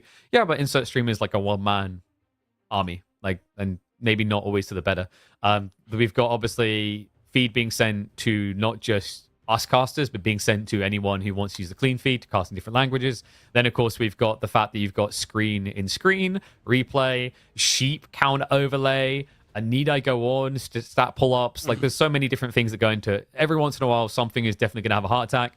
So big shout out to production for getting it back on track in a reasonable time frame. All right. Louis, he went for French. Yep. He went for Jeanne d'Arc, so very heavy on the knight side of things. Wait, but like, I'm confused. Like, Louis Chinese and Marine Lord's French. Now, Louis just picked up Chinese. No, wait, but yeah. Louis just picked up French and Marine Lord just picked up China. Yeah, I mean, we're past the point where Louis used up his own version of the China that was Gorge. Now we're heading into game number 3 with Boldland. Jushi versus Jeanne d'Arc, so the two variant civilizations. We've seen this already today, Lidicor. It was an interesting matchup, one that I think Shushi can win if they're maybe a little bit less obsessed with knights. If you remember the Beastie CSO game, saw CSO exude his knightly aura to the truest extreme. I think this is a must-win for Louis. We talked about this after game number 1. If Louis were to secure game number 2, you're looking at a pretty decent momentum. After game number 1, Louis looked really good, but 2 rather clean games for Marine Lord. Really, 2 games where you did not have a lot of questions. You feel like Marine Lord is picking up momentum. And if we see a 3rd consecutive game where Marine Lord is imposing his will on Louis, this could start snowballing out of control. Yeah, I think the interesting thing is, like, at the start, I talked about this idea that the newer maps might favor Louis compared to the older ones. But if you think about the way this series has played out so far, it's been a bit of a mixture. Gorge is a much older map, and Louis was able to win. And then you have the newest map being a win for Marine Lord on the Light Horizon. And then more of a legacy one, at least in competitive, that doesn't get seen on Palp Ladder, being Marine Lord favored. Boldland is another one that is newer, but obviously is not on the ladder. So, I think with that in mind, like this, I don't think there's a clear edge. Of the remaining maps, I'd say Dry Arabia favor Marine Lord, Lipany should favor him. Louis pretty crafting Cliffside, but then Relic River could be like his S tier card up the sleeve alongside Sacred Grove. So there's still some potential, but I agree Boldland is like a pivotal moment here. It also guarantees who goes into the redraft advantageous. And that's a really big deal because it means you can get a bit wild with your first pick or your second pick to throw your opponent off their game plan. Yeah, that's the thing. As you head into the redraft, How do you approach this? What is the score line at which you reach a redraft? 2-2 would be nice for both sides. 3-1 would be amazing for Marine Lord. Let's see if he can make this 3 in a row after a 1 win from Louis MT, 2 in a row for Marine Lord. Let's head to Boldland to see who takes game number 4. In just a second. You thought maths works like that, Lytical? No, like 0 is infinite, I'm afraid. You ever hear that story about casters like not starting the game because they want to talk more? That's what we're doing here, baby. So we are just loading in now. We still need to make our bets on the game, right? Oh yeah. So this matchup, I Sushi take it. we go game 5 now, right? I think that's how it works. Yeah, I mean, we already know the results. Everybody knows that tournaments are rigged.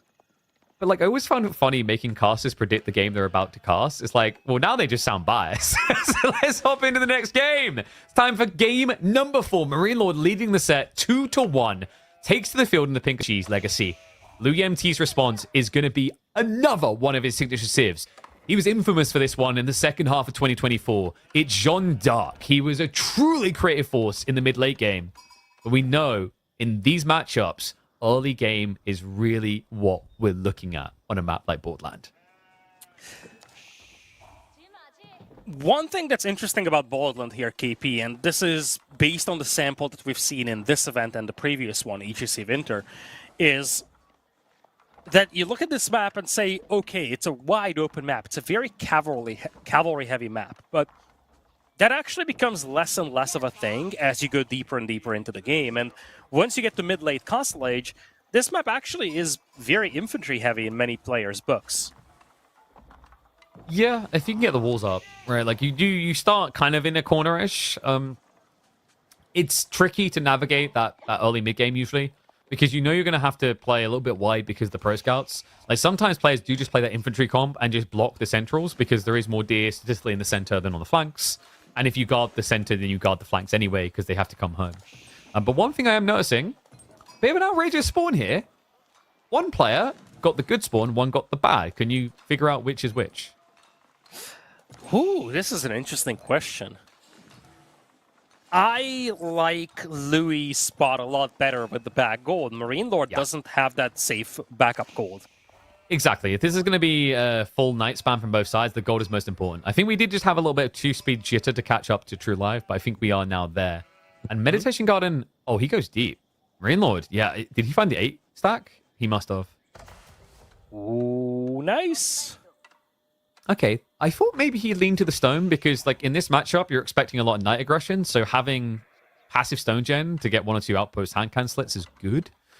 But I think, you know, he just wants to get that extra food wood. Does make me wonder if we're definitely getting pro scouts. I feel like with Sushi, you kind of have to. But normally, when you see Sushi go for food, it's because they're a little bit reluctant about following up with the scouts. So on this map, the hunt is spread out quite a bit. So even if you do not have the military advantage, you can still play pro scouts. Because here's the thing, when Marine Lord opens with scouts, if he actually does, I think he will, based on that gold income for pro scouts, he is going to run into that knight coming out from Louis MT. So he's going to have to try and avoid that. Likely will split some of his scouts to the north and some to the south. It's much more doable on this map than it is on some of the other maps that we've seen. Yeah, like there's more opportunities to sneak in because you've kind of got this laning effect in a very wide way. Like we're going to see Sacred Grove a little bit later in the series potentially, and that has this similar laning concept. But Sacred Grove, I think, is a little bit more funneled, but also smushed together. Whereas this map is like so the best way to describe it is, I guess, it's almost like using brackets versus using C's to create like wide curves in terms of the way you move out on the map. So this map is more like a C shape when you want to rotate. So for that reason, most people don't try to mirror you on the flanks. They'll try to cut you on the center if they want to stop pro scouts. So opening though, Louis is going to be going into the Knights. Looking at the gold gathering as it stands, this should just be pro scouts. In fact, has he set up a mill? I think he's just setting up now on the berries. So yeah, it just got set up. And PS on the way. So the way I always describe this type of matchup, by the way, is the next 3 minutes are likely to be quite boring, but then it explodes. Yep. That's what I was going to say. It starts slow because of the Pro Scouts build. But oftentimes people forget that with all the deer under your town center, with the Chinese supervising the mill at which you drop off the food from the deer, the escalation is going to be very, very rapid. And we're going to see Knight spam very quickly from Jeanne d'Arc and from Marine Lord, perhaps just fast castle into Lancers. Yeah, it makes a lot of sense. Like, it's a power point for you. Like, staying the age just kind of feels like a weak play. Like, I haven't seen too many all-in feudals that have felt good for Shushi. And he's good with the spears. That's going to be to protect the play under the Pro Scouts. Not really too much more. And also, because he sees Knights, you need to be a little bit careful about Jeanne. She can ruin your plans early unless you want to build a lot of spears.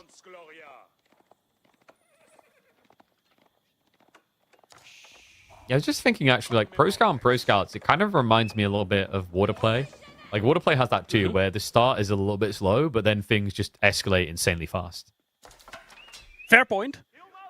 Probably not as rapid as Water Play does, because Water Play is prolonged quite a bit, whereas with Pro Scouts, you start running out of it by the time you get to mid-feudal age, and then things slow down. Well, I think it's also for casuals, it's very polarizing, because you're adding new units and unfamiliar, like, element to the game, because not too many people, like, play a lot of Water, right? So it's very different and maybe disorienting because of that pace, whereas Pro Scouts, some people liked it when it first came in, because although it had this delay into an immediate acceleration, you were playing with the mechanics they saw all the time.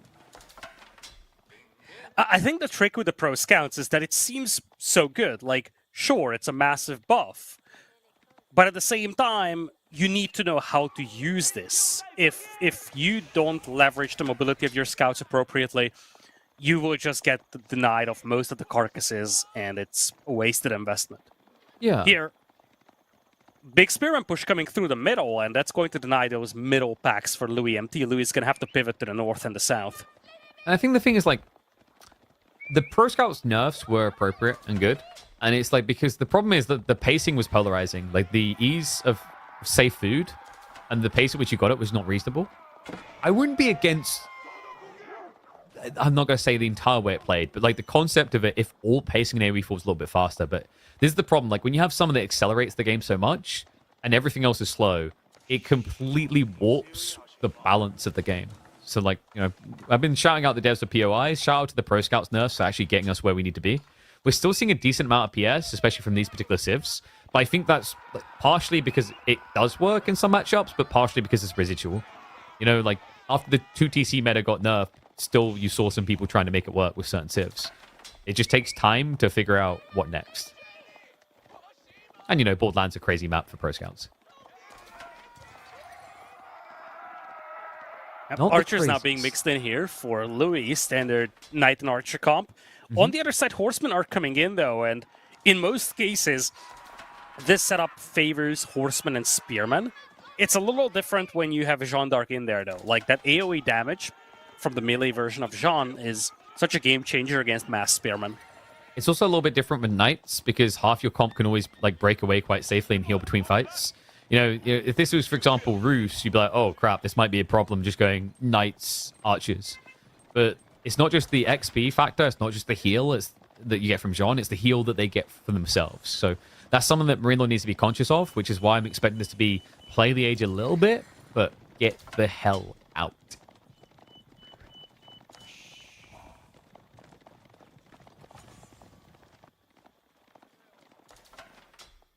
In fact, I think that get the hell out point might be coming in very soon. Yep. He's flowing resources. He's actually just looking for a reason to justify it. So, you know, if he doesn't see Louis all in him, he'll greed. Yeah, right now, Louis is raiding. And it looks like Marine Lord is like, okay, if you're raiding at the back of my base, it's likely not going to be a direct push from the front. I can try to age, and that is exactly what he's thinking about. He's also looking to intercept a couple of scouts here. Finds one in the stealth forest. Yeah. So these carcasses will be delayed as well. This is really smart, actually. Like, the thought process there from Marine Lord, you kind of hit it on the head, but it's the follow-up detail is even more important. He sees the knights at the back, which means it's raiding, but it also means he knows the enemy archers have pulled back. You wouldn't leave archers on the other side of the base unguarded against horsemen. So he gets all this space. He'll either fish and find those archers hiding somewhere, or he finds these scouts. Either way, it's a win. And this is an even bigger one. Mount Lu Academy, I think, is so important. We saw Louis MT's teammate do Shaolin Monastery in this matchup. Very difficult to do against knight spam. With the Mount Lu Academy, what it allows you to do is spam even more knights. And then once you have map control, you go normal monks and hoover them up. Yeah, and now you're looking at Louis MT. That's the problem that you face when you go heavy into knights, even with the consecration. It's very taxing on both your food and gold income. So it's difficult to now justify clicking up the cost ledge without stopping knight production. Now, the reason why Cal is hovering on the regional inspection is it gives an insane bloat point to this civ. It allows you to produce knights every something like 8 seconds. It's crazy how good that tech is. It's very, very expensive though. So sim players rush it. It's only good if you're looking for an initial surge timing. But Marine Lord is cooking different, man. This is not Lancer spam at all. He won't indulge that silliness. No, he's going for the biggest, fattest blob he can get the quickest. Horseman Spear. Yeah, and that's a really nice blob to work with. When you have an age advantage, these archers will take some time to kill these spears, and the spears will just swarm the knights. If you do not let them do it, then you're just going to have to constantly pull your knights and archers back, and that buys a lot of time for Marine Lord to do whatever he wants. Yeah, and you know, you'd think with the gold, like, you'd want to go into the Lancers, but we mentioned for Marine Lord spawn, he has taxation gold, but reaching real gold is difficult because he didn't get that backwards one. So I think that's part of the plan as well as to why we've got additional horsemen. He's going to add in a few Lancers now, but considering you've got the veterancy for ponies, I imagine there is some idea of commitment here. Meanwhile, for Louis, still stuck in the age, he goes Steeled Arrow, so he's investing further into this. What on earth is the... How? I guess for him, he's just like, okay, it's a lot of spears. I'm definitely have to answer archers. Doesn't feel the best to do. Knights, however, if you have to build more of them, you're fine with that. But push is coming in, John. On level 2. A lot of XP to be grabbed here. Marine Lord maybe overextending. He's going to back up until reinforcements arrive. It's just not many cav. I think the archers is high enough that Marine Lord's just going to reset and wait.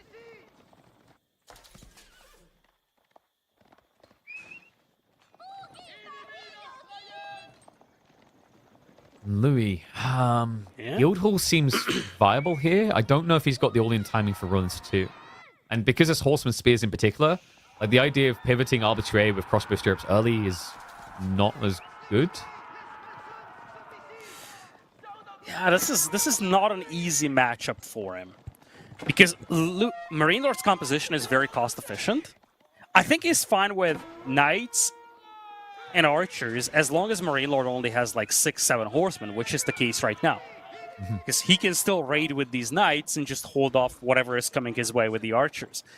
Things will get dicier once Marine Lord starts to ramp up production. I guess you could try playing just Arbaletria. It's a really good and cost-efficient front or backline unit, I guess. It sucks against this comp though, which is why I think Royal Institute's weird, right? Like Guildhall probably makes more sense, and I think John likes that timing as well around Guildhall. Just gives that scale point, and then eventually Arbitrary Mass with like level 4 John.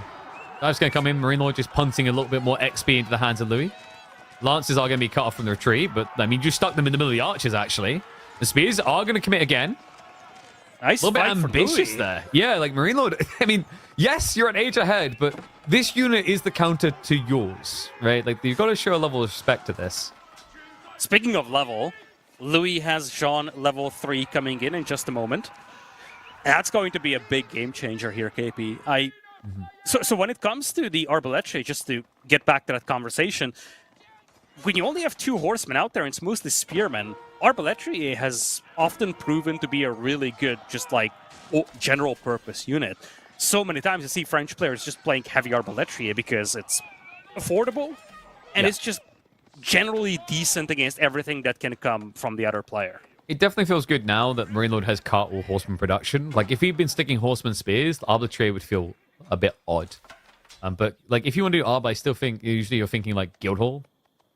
Yeah, okay, so there you go. He's got 18 knights already. You think, well, that's great for Royal Bloodlines, but I think for Louis, he's respecting the uncomfortable nature of grabbing additional gold as this game goes on. Same with food, right? It's like the deer's been split. It's not like it was just you going for them. So you're going to run out of food eventually. Instead, he wants that safety wagon to be able to play to the 4th age. This map drags into Imperial a lot more than people would anticipate. It's a wide open map. You would think that this is an aggro, quick, fast-paced map, but in so many cases, this map does drag into Imperial. And once you get to the mid-late Imperial stage, Royal Institute has limited use, whereas, as you said, Guildhall, it's going to be a lifeline under certain circumstances where you get cut off from the gold or the wood.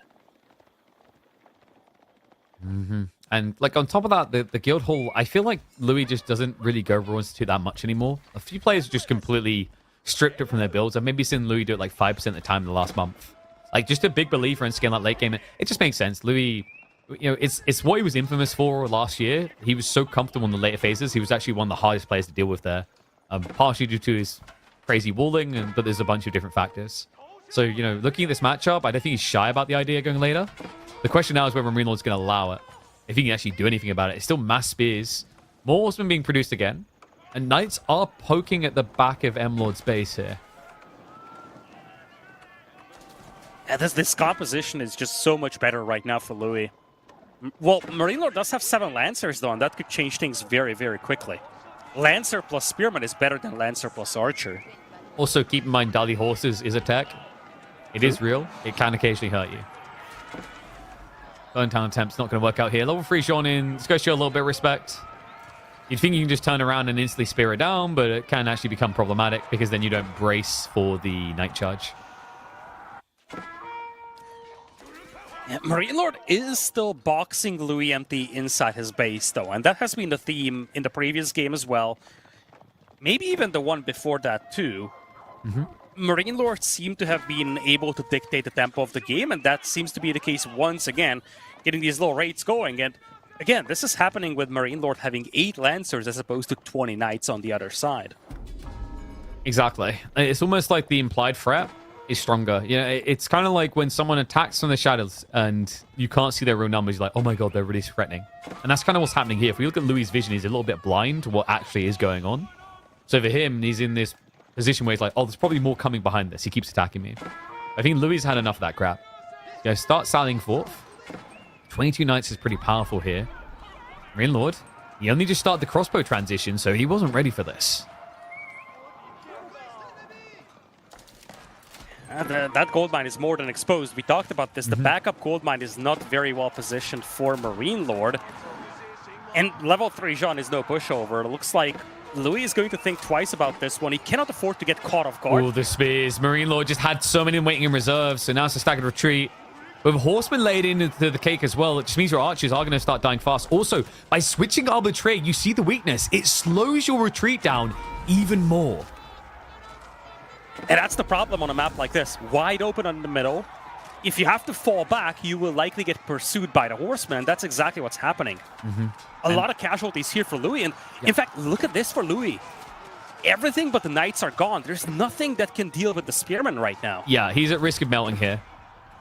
Marine Lord gets good momentum here. Behind this, remember, he's rushing all the relics. So this is looking like an easy 5-relic game at this pacing. Knights will find a hit on the flank, though. Exactly what Louis needed in that moment. So Marine Lord, big idle time. And some losses to boot. And more to still come. Louis started to do a great job of playing this flank, which is what we hyped up the start of the series. Where he thrives is when he's playing almost like a Lucifron style of approach. Yeah, he's done a really good job just hitting Marine Lord's economy. Marine Lord slowly leading villagers all across the board, really. At the same time, it doesn't matter if Louis' base just gets pushed by a bunch of spears and crossbows, something that he does not have an answer to. But look what's happening, Marine Lord. Like, when he was approaching that base, why didn't he keep going? Because he's getting distracted. This is the thing. He gets distracted, and what Louis does very well is it doesn't just end up being one raid and then dead.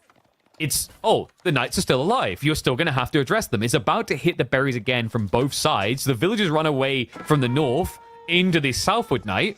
And once again, instead of pushing, look at what Marine Lord does on the minimap. He comes home.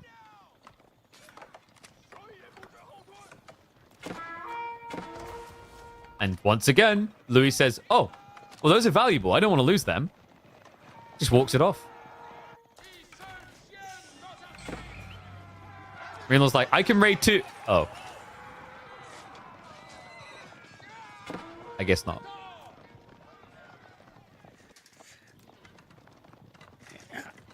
Marine Lord having to drop a bunch of towers. Remember, he doesn't have a lot of passive stone income. In fact, I don't think he has any passive stone income. And that's a big game changer right now. You're talking about that in the context of that meditation garden placement. Getting any emplacements on these towers is a challenge for him. Now, if you're Louis, you have to be careful. You cannot afford to dive and lose all these knights. But as you said, he's doing a really nice job taking over the person who dictates tempo of the game. Now he's the one setting the tempo, and he's kind of forcing Marine Lord to respond to all these raids. And think about what these raids are doing. What they're forcing Marine Lord to build. Crossbows, spears. Okay, Louis says, let's build more arbitrary. The true answer, because of Pavis, Gambesons, you can deal with all those things. Castle drop now coming in. This is, of course, Jean, not French, so it's just here to secure the gold, not to discount things. But the discounts are already adding up because of the Jean factor, right? She's able to discount those buildings anyway. And yeah, it is pivoting into arbitrary. So double arch range, double stables, all with discounts from the consecration. And he's still poking those flanks. Knights will easily beat these horsemen. And Marine Lord realizes it, so has to just pull away. Just never getting raids, man. Like, Louis, just big props to him. This is really where I think he thrives. You said about Marine Lord stopping him and pinning him in the base, and you see what happens when you don't. It's a nightmare. Literally, it's a nightmare. It's been really nice for the last few minutes for Louis. And that is why he loves French so much. With Chivalry, he's getting all the HP back. He dives in, picks off a couple of villagers, and then he disengages, he's gone. Now, still, you are about to have 4 relics for Marine Lord, and it's only a 7 villager differential. So that needs to be understood. But Marine Lord needs to find a way to respond to these raids, because without a proper response, he's not going to be able to move out of his base. Once again, another one goes down.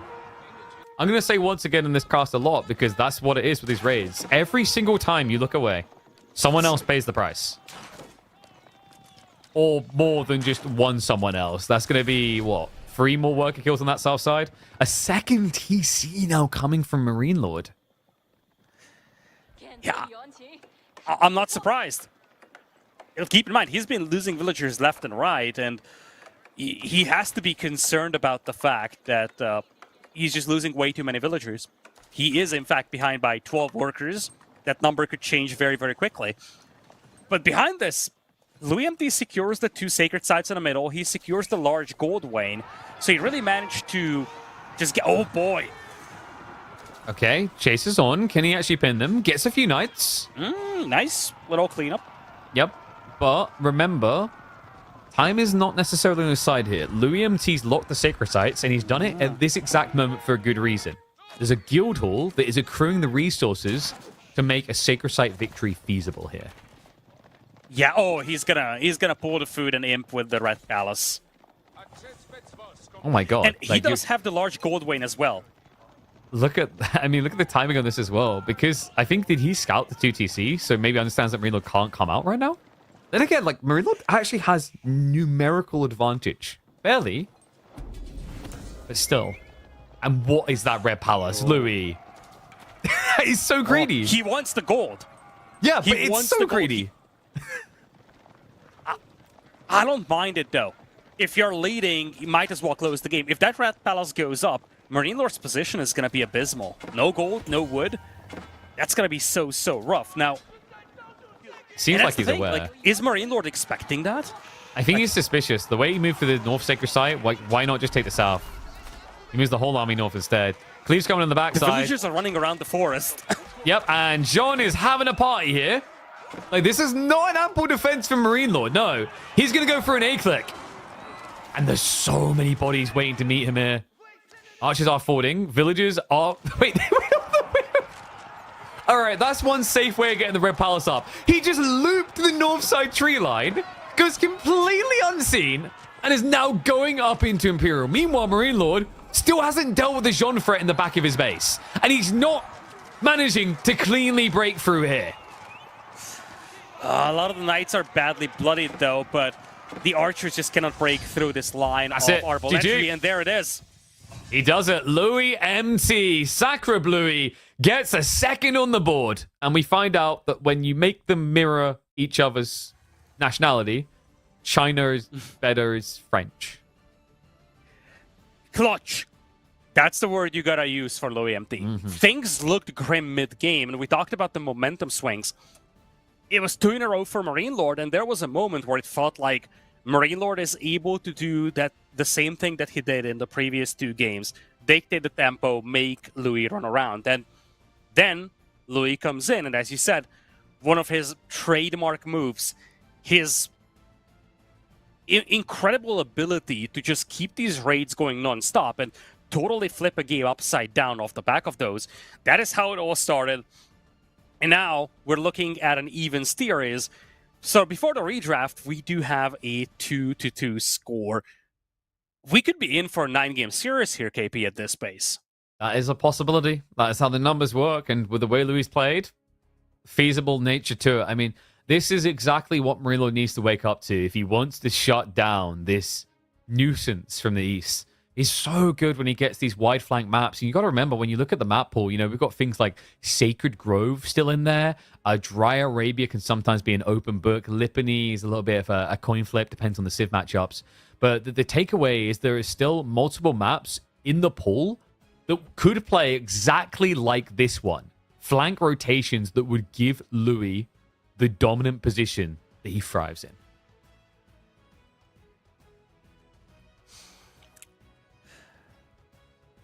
So now, KP, it's time for a redraft.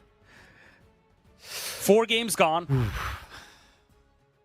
I think And the next map coming up is going to be Relic River. so. Mongol and Japanese, So right? very much an off-meta map to go for. Yeah, I think Japan's probably going to get banned out here, similar to how it did last time. Maybe it gets through just because Enlightened Horizon isn't there anymore. Mongols is a highly coveted Civ pick here. House of Lancaster can make sense in the redraft. I also rate Knights Templar quite highly. But we'll have to see what they get through the draft. But, you know, I'm expecting French and Jean to probably be split between the two of them.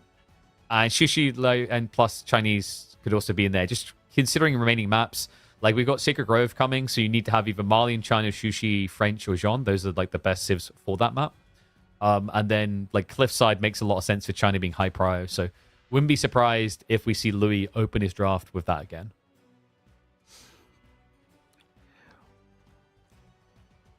So Relic River, this is very much an off-meta map. If Louis wants to steal one from Marine Lord, this is definitely one of the places that he can do that. But here's a caveat. So in the original draft, you had Louis with French as well. He would have very much loved to use French here, I believe. Well, on any map. But now that we have the redraft, Marine Lord will have the ability to potentially steal a couple of the Knight Civs for himself. I wonder how this draft is going to look like with that in mind. Yeah, I think we can shift across that in a second. The interesting thing, though, is like when you consider Louis' desire to raid and how good he is at it, like the French civs are the most obvious prior bans away. But I think like Marine will understand that can be a little bit of a bait because as we've seen, when you give him someone like Chinese, he's just as much of a nuisance. And looks like we do have confirmation in. So I believe Marine Lord was on the the right side of the draft, so that's gonna be Japanese for him, up against Mongols. Mongols. Okay, other way around. So it's going to be Mongols for Marine Lord, Japanese for Louis. This matchup's a little bit funky. You'd think that actually, like, Mongols just dominate because of the Dark Age Rax integrations. But what is interesting is that Japan just gets a lot of value out of Rax for a deer shove. The negative on this map that's made Mongols usually feel like easily A tier, close to S tier, is the fishing on the south side. It's just something that you can grab because, like, you've seen it on other maps. Whenever there's a shared water like Himayama, if you see a Mongol pick, you're not going to dock drop. So because you don't dock drop, I get to, right? Like you have to assume I'm going to open racks. And that's the trick. I can now get my greed because you think I'm not going to be greedy. You think I'm going to be aggressive. Well, let's look at the other civilizations here. We have Chinese once again being the #1 pick for Louis. Makes sense. He did that for the opening draft. Obviously, HRE Ruse being banned, it's been a commonplace across the tournament. But Louis MT said Chinese worked really well in game number 1. I'll try this again, and that's exactly what he did. Japanese number 2 pick is the one utilized for Relic River. Jean, a civilization that he won with, also again available. The back side of his draft is a little concerning to me. Abbasids, Ayubids, they've not been performing well in this tournament.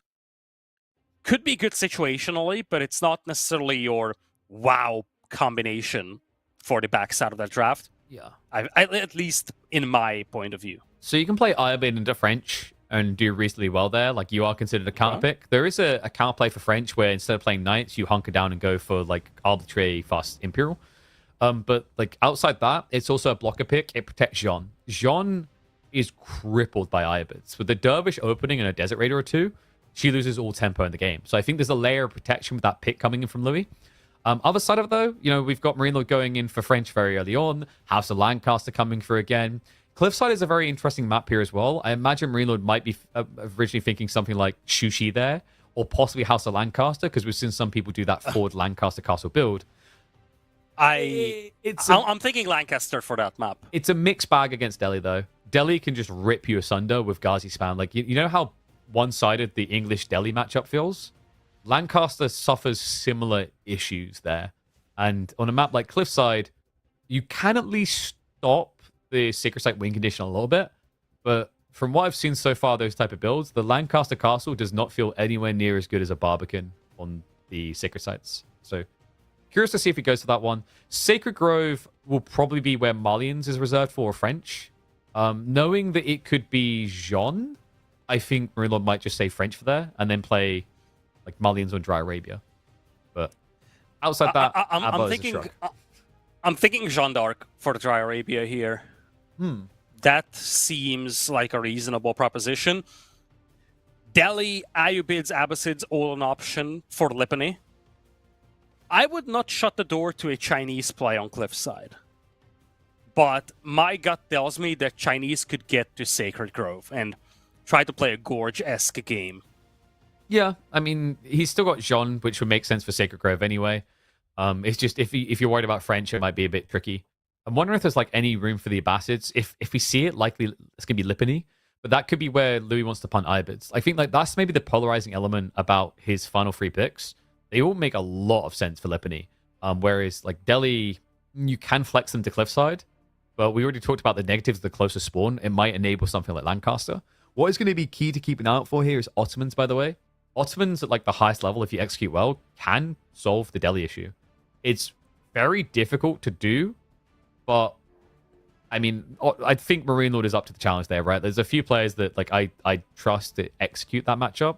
The reason is that Ghazi can easily get beaten by like Sipahi with the Imam, the meta, etc. But yeah, some interesting potential matchups, like a lot of Fury crafting going on. I think the thing is when you've got Dry Arabia, Lipany, Cliffside, there's a lot of versatility on those maps with these type of drafts, so it's hard to full pinpoint them. Like Relic River is the obvious one here because I think like looking at the other picks for Louis. Well, I mean, you know the picks for Relic River, so it's obvious now. Yeah, but I'm saying if we didn't see it, like the only other pick that maybe would have made sense is like maybe Ayubids here, and then on Marine Lord's side, I've seen a few people play House of Lancaster or Malians, but like House of Lancaster, I think there's just better maps to be honest with you, and Malians. Once again, like there's better maps. It's better to have a Civ that can leverage the fishing here. And that's why like these two get picked so much on Relic River. Well, we just have 1 minute left to go, KP. Last time that these two have played was the group stage. In that series, Louis MT defeated Marine Lord 3-2. And, you know, we talked about this coming into this series. Was some of that score line influenced by strategy saving? Was everybody playing 100%? What was saved for the playoffs? Yeah. Then, yesterday, Marine Lord 4-0's Beastie. Louis MT defeats CSO 4-2. So you have to ask the question, what is the predicted scoreline for this series? Is, you know, Marine Lord going to be able to dominate like he did yesterday? Or maybe are we going to see Louis MT being a kryptonite to Marine Lord like you would think based on the group stage results? I can only see Louis getting 1, if not 2 more games with his draft. if not going all the way, right? Like China seems pretty strong here overall. And then I think the Delhi, a little bit more volatile, but if you pull it out at the right timing, great. Like this game, for momentum's sake, and also flexible in draft, is going to be critical. So let's see who's going to break the tie. Redraft complete. We head into game number 5 of the Elite Classic 3 finals. And it is going to be Marine Lord in the pink with the Mongols going up against Louis MT's Japanese in the blue. And I mean, this is another Civ that Louis has over time proven himself quite the crafty bugger with.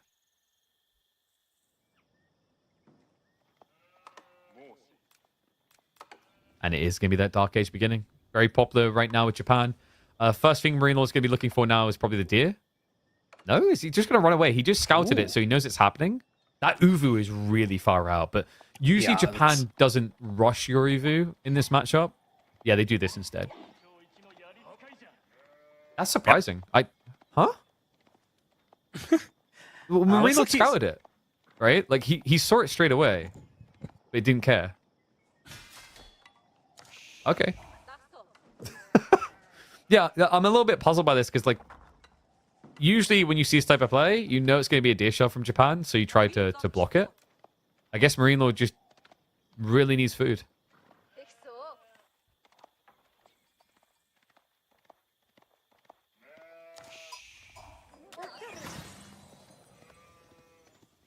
And where are all the sheep, actually? Because he didn't get... I'm scratching my head on this. He didn't get a lot. Louis might have a lot. Well, Louis' scout started shoving deer straight away, so, like, neither of them should really have many.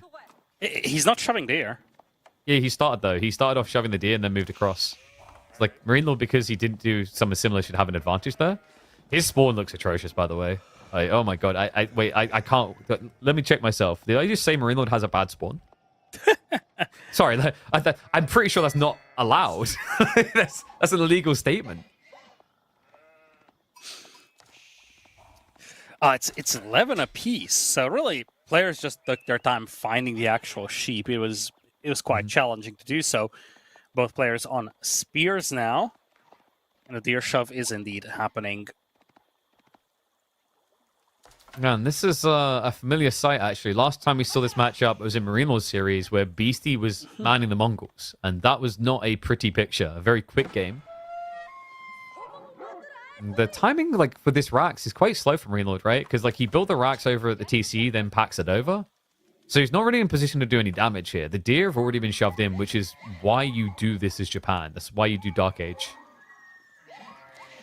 Yeah, I'm looking at the historical stats between these two, by the way. In the group stage, Rolek River was game number 2 of the series, and Louis won that with Mongols against Marine Lord's Delhi. So Mongols won, but it wasn't against the Japanese in that case. Yeah, I think I remember that game. It was a little bit funky. Some people trust in the Delhi because of the fishing play, basically. Because you can fishing drop, and then you have a scholar right next to a sticker site, and then you have fishing boats that can protect the dock as well. So, like, it's not a bad idea. I just think, like, there's probably better maps out there for a Delhi pick, and this one just makes a lot of sense for these particular two civs. I'm curious what Marine Lord's idea is here. Did he think it was going to be fishing? I mean, he's marching over the gold, so in theory he could block that out. Perhaps? Send play available, but we haven't got a villager pool, right? So, no outpost rush? Nope, I don't think so. I wouldn't hate an outpost rush, by the way. I mean, I think you kind of have to make it worthwhile, no? Because he's adding even more... Okay, this is crazy. He's adding more spears. And now you almost have to. And if you hit this gold that's line, interesting. a tower here would potentially harass the wood line as well. Like, there's a lot of value in this position that you could exploit to the tower. Yeah, it's pretty smart. Look at the TC location. It's way too far away. So Marine Lord saw this and was like, okay, that's a harassable. So he's going to burn down the forge. And also that just guarantees that Louis can't skip on the age into castle.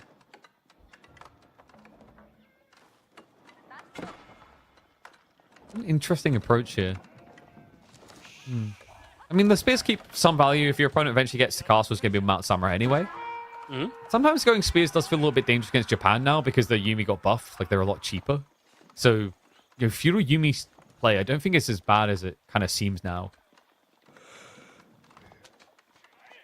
That's going to be a very wood-heavy Kura storehouse at the beginning. Yeah, he's got like a house, lumber camp blocking a few, and I think it's got enough room between the TC and the Kura, right? It's just, you'd have to change the angle. Yeah, I think because so. the camera is like weird with perspective. Because remember, TCs on this map start on high ground. Yeah, but like between the TC and the Kura, I think he has enough room as well. Yeah, he should have it. like go back to the original angle and just like yeah, you're like, huh? What a noob! He's placed it too close, man. Ooh, it's a range opening directly.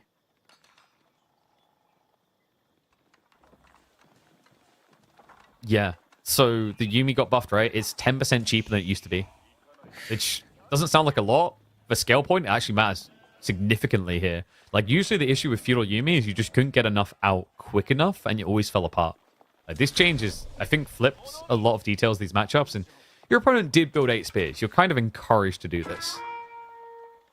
Fair enough. I agree with you. This is a 1DC game on fragile economies. The problem with the Yuumi is that they're individually super, super weak. You almost need to flood them. And if nothing else, having a couple of Yuumi will help you deal with these spearmen, which are out here to harass you. He's scouting the other side, so just trying to make sure he knows what Marine Lord is going to be doing. You know, there's a possibility you see something like Magadai here. He just wants to guarantee that like there's honesty in the age, and it's just going to be like a standard linear push of infantry, which we can see coming. And Marine Lord has some edges here over Yuumi. So most notably is going to be the Khan Hunter for extra range. But then the other thing is, if you ever sneak an outpost or just bring the Deer Stone up, you can kite Yuumi indefinitely. I would still love a tower on this wood line. Right now, Louis is taking a small wood line behind his base. That's going to get depleted soon. Now, at this point, you won't be able to challenge this gold mine with towers, with 2 towers coming in from Louis MT. But you could play for the denial of this wood line, which might be pretty valuable. This is the only good wood line that Louis has accessible.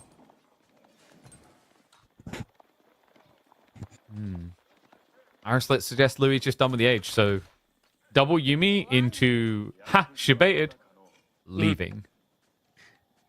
Yep, it's gonna be fast castle from Louis MT coming in. On the other side, Siege Engineering for Marine Lord, though, he wants to pounce on this. And here's the thing: if you rush castle, you need to be careful not to lose the gold income as you age. If you do, you will reach Castle Age and you won't have gold to make any of the premium units you want.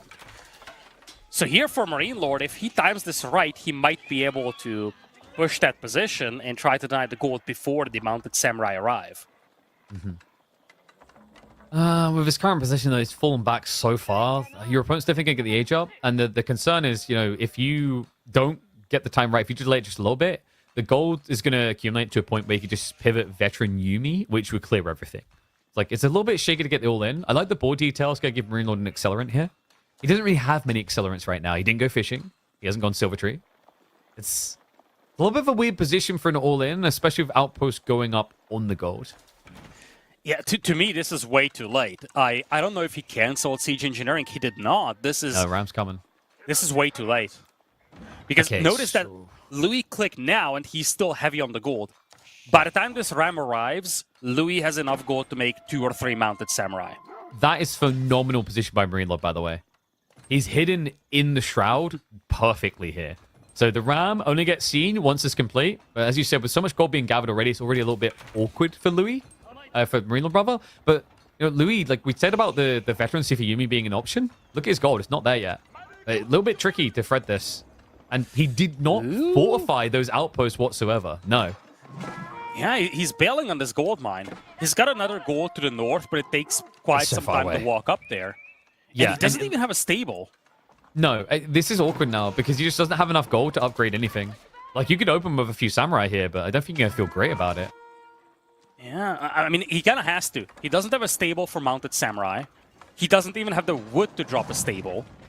He's got 4 Yuumi. Even if you upgrade them to veterans, 12 archers are enough to deal with that, and Marine Lord knows it. He's going he has for no racks. answer to this. Yeah, like, he's going to lose the racks, and look, this is difficult now. That Yorishiro drop on the archer range, you're committed. And the problem is your opponent has 12 archers. It's like, I'm a little bit surprised Marine Lord isn't switching, because I think actually, like, you get rid of this archer range, it just feels GG, right? Like, Louis has no options at that point. Instead, he's going to buy through to a veterancy for the Yumi is on the way. It's going to take so much time, and once the racks are gone, you cannot even get Samurai out. Marine Lord is catching up for Castle Age. He's getting ready to click up. He's also swinging north to hit the Lumberjacks. In fact, he might just concede this ramp to hit the Lumberjacks. Thinks twice about it. I'm surprised he didn't just camp on the archer range here. I mean, there's a repair crew nearby, but with archers, you can just keep trickling damage in there. Instead, he wants the easier worker kills, so he's going to rotate. Villagers are going to get caught running back. It's only Tawara, so no extra movement speed.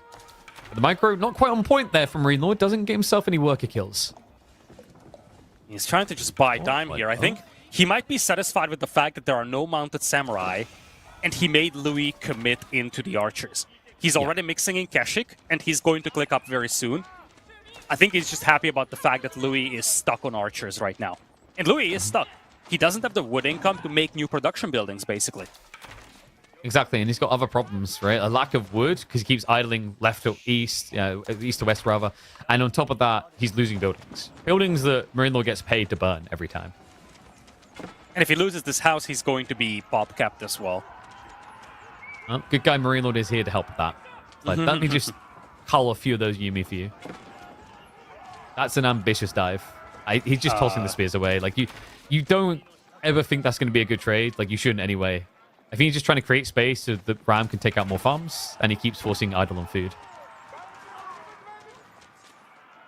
Yeah, Marine Lord is doubling down on this. He queued up 5 Kashyyyks. He's not yet clicking up 2 Castle Age. I think he realized that there is just, in general, blood in the water. The Yumi numbers aren't there. This is interesting, by the way. Louis, like, I've been wondering where he's getting the gold from, and I didn't see a marketplace. He went cross-map. Check the northern corner. Yeah, he snuck out. That's the only reason he's alive right now, because I'm like looking, I'm like, where's he getting the gold for Undermesh? So he creeped it all the way north when Marine Lord wasn't looking. Marine Lord doesn't even know if that part of the map exists. For all he knows, this is a flat Earth, and it ends in a... What shape would I call that? Like, I don't know, a phallic fin shape. So yeah, it's a bit of a weird one now. He has got relics at least coming home, but Kashyyyks are intercepting that. And Louis doesn't have the wood to make more Yumi. Look at this. He's got 6 Yumi. He's being harassed on the wood line. Now the Kashyyyk are arriving. It doesn't matter that Louis has the gold because he cannot make gold units, basically. The first mounted samurai are just now coming out, now that he's finally able to afford that stable. Yeah, but the Yumi count is kind of underwhelming this stage. The Kashyyyks going to be able to chow down on them, and the tech up not far behind from Marine Lord. Check the eco. He's almost there. And you know, this is the jackpot. This is why Kura Storehouse was considered to be the ultimate bad idea against Mongols. It's like, you know, it's the equivalent of feeding down mid in a MOBA.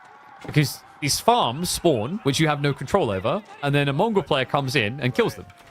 And then you're like, okay, well, shouldn't have placed the farms there, Lidicor, but at least they're gone now, right? Like, he can't get any more money out of me, right? Well, they'll respawn. Exactly. And it just turns into an infinite money glitch for Mongols, it feels like. Yeah, Marine Lord still hasn't clicked, though. And now, Louis MT is no longer being harassed. Uma Bannerman is out. You've got some mounted samurai on the way as well. I think this is the moment where Louis is going to start stabilizing. Marine Lord can inject a lot of push, though. If he goes step readout, which has been the new meta, like we've seen a shift back towards step readout after a long time of Kurotai. Yeah, and just makes sense. When you go Deerstone, you just need some sort of eco-inflation. This is why Mongols used to do this back in the day, but really powerful timing now to just spawn Kashyyyks. And if you can outnumber the samurai, it's trivial, right? Because you can just keep healing through the fights. And that's the concern here for Louis is that he's outnumbered real bad. 15 Kashyyyk, and remember, Kashyyyk scale exponentially because of their healing ability. Yeah, it's just a snowball effect, right? If you start losing fights a little bit, with good micro, it just turns into an overwhelming lead. It speaks for itself that Marine Lord is fighting into this with feudal troops. This is not a Castle army. Marine Lord was willing to fight this with feudal age Kashyyyk. It's a little bit ballsy, though. Because the Yumi are doing decent damage. Yeah, that's the thing that's missing, though. Range damage 2 is on the way for Louis. Be quite some way out, though. Remember, veterancy for Kashyyyks does not take long.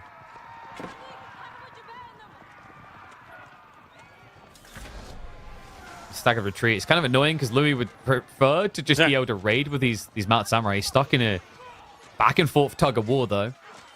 Nice micro does get the injured away. Yeah, beautiful micro there. At the same time, it's 11 Kashik, 8 Mounted Samurai, though.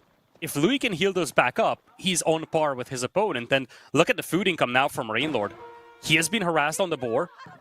He's 180 food per minute, has to shift to the berries. He's finally up to Castle Age. But you feel like Louis MT stabilized to a level where he can start taking over the tempo setting role. And that's exactly where things started going bad in the previous game for Marine Lord. If Louis can once again start raiding with these Mounted Samurai, things could get dicey here for our Mongol player. I do find it's a lot easier to kind of accelerate from here as Japan if you have relics garrisoned. And so far, that hasn't been happening. I think he's about to change that, though. We did get a new Shinto finally spawning. And the relics have gradually been making their way back towards his base. Now, what is interesting is this Onus Musha switch up from Louis. Makes a lot of sense, counts Keshiks really well.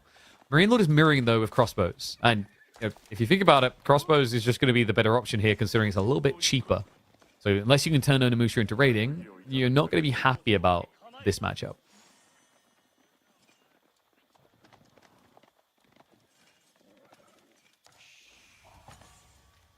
I wonder if there's a world in which Louis could just go Horseman. I guess with this food income it's a little bit difficult, but like Horseman Onimusha is surprisingly effective against what Marine Lord is building. Perhaps. I just feel like it plays against what he would want to do under these circumstances. I think, based on the success in the previous game, he might be a believer that just going heavy cav and then raiding left and right is the way to go. It worked in the previous game, might as well try it now. I mean, yeah, like the thing is the Horsemen kind of give you a similar hit, especially with Uma Bannerman. It's just all about numbers, right? The idea is then you can dictate how you take the fights, which is really important when you play Onimusha. You need to make sure you have enough frontline to protect them. Otherwise, they just tend to fail you more than they succeed. We have still got a camp on the relic. Remember, Marine Lord is now going for that with the Shaman. Already has one home, second one on the way. So he's winning the relic war. He is, and this is not a position where you want to fight if you're Louis MT. It's a massive army. He needs to pull back. He might lose the Monk. Really, if you're a Marine Lord, the jackpot would be finding that gold mine to the north. That is such a big piece of the puzzle missing. Yeah, and luckily for Louis, Marine Lord was a bit greedy there. Went for the attack speed arrow, hoping that Louis wasn't looking instead of the maneuver speed, which would have given him time to get the archers crossbows on top of the Yumi. So actually worked out quite well for him. That could easily been like, 6, 7 extra kills otherwise. We do have a second TC now from Louis. He has smuggled it into the corner unnoticed. But remember, Marine Lord, for the time being now, guaranteed because of that detail, has the accelerated advantage. He's 1 TC, he's step readout, he's winning the relics. So there is a worrisome time here where Louis is going to have to hold strong in his base against the big push. I was going to say that. I think that's concerning for Louis MT. He is playing on 2 TCs. He is falling behind on relics, so Marine Lord is getting an immediate eco buff with the relic advantage. And I think what the biggest thing is that eventually Marine Lord finds that gold mine to the north. And when that happens, Louis is going to lose a couple of villagers. He's going to lose temporary access to some of his gold income. If you combine all of those together, that could be devastating. Now, keep in mind, like, Louis has just basically put an extra burden on his food economy where he doesn't have great food access. So that's definitely something he has to be conscious of here. Like, gold, sure, he's stuck to the north side. That's going to be great for ages. An 8k after all. Like, food is the big conundrum now, and Mount Samurai, Horseman, the Onimusha, these are all super food heavy. So I think for Marine Lord, like, that transition is maybe going to feel a little bit more comfortable. Obviously due to pasture spam. Marine Lord is looking for the gold miners, and I'm sure he's confused. No, look at this, Marine Lord. He's going to find the second TC, and that's a lot of villages. Boy, nice reaction. Wow, hesitation there, Marine Lord. He understood if he goes in, he's not coming out. So, backs away. Marine Lord is looking for the gold miners, but he couldn't find them so far, and I'm sure he's like very confused. Where are they? At the same time, Louis needs to be careful not to drag these troops all the way to the north where the gold miners are at. I mean, if he chases him, it's like you kind of have to chase him, right? Like you haven't got anything else you're doing right now. And if he does rush up towards that gold, you'll at least be close by with the Mountain Samurai. So it's not the worst of ideas per se. But you know what's never the worst of ideas, Political? Imperial Age. Yep. when you play Mongols, I mean, it just feels like the best idea you can make, you know? It's almost like when you go for a good old Mackey's and you're like, oh yeah, I'm going to get like the meal. And then like, do you want to upgrade to like the extra large shake? Of course you do. It's the best choice to make. I mean, you know, the diabetes ain't going to help you 20 years from now, but in the moment it feels great. And that's the perfect way to describe every single Mongol player going Imperial ever.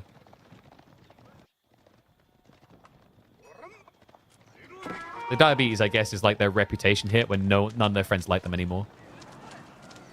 17 mounted samurai, 13 on a Musha as well. The composition is a lot better here right now for Louis MT. He's got a much more powerful army on the field.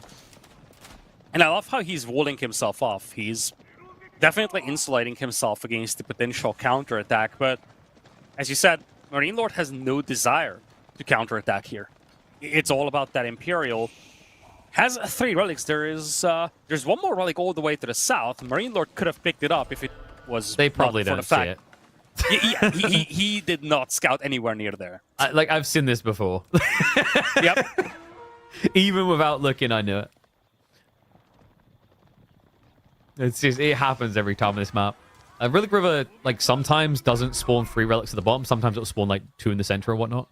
So it's a little bit problematic, but there it is. It's that extra large milkshake upgrade. You just got to get a huge upgrade to your eco, really, as you're basically generating something like 600 resources a minute with Military Academy on this thing. Actually, I think it's 700, which is just crazy on the return. It's not just that it generates that much in the economy, it's that you're getting the unit straight away. And let's not forget, there is more to this. When you look at the gold income from Marine Lord, he's got... Oh. Louis MT...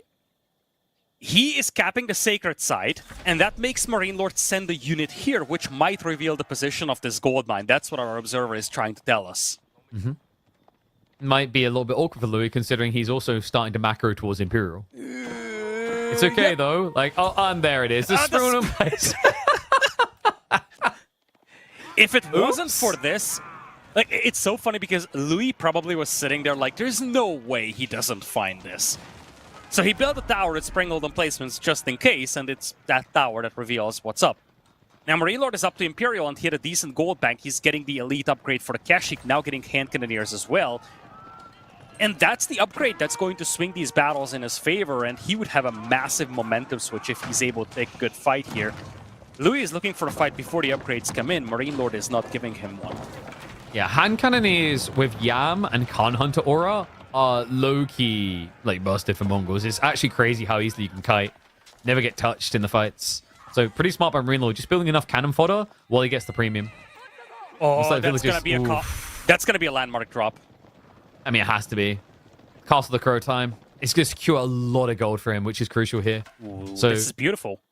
Look at the walls. He would actually as well. have all the large gold veins under his control. Yep, look at the walls from Louis. Like, he's okay, this is moving north, and I'm going to force it there. He's walled the south side. He's also gold harvesting on the furthest south gold vein. He's everywhere.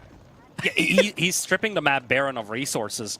The whole idea is that by the time Marine Lord gets to those large gold veins, most of them will be gone. And all the small golds are situated to the north. So having strong presence up there is huge. And again, Marine Lord hasn't even scouted this area. So Louis is going to be more... Again, the sacred site is going to reveal the full story.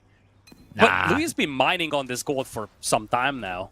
There's no outpost upgrades. He's fine. Now, why would you do this, Louis?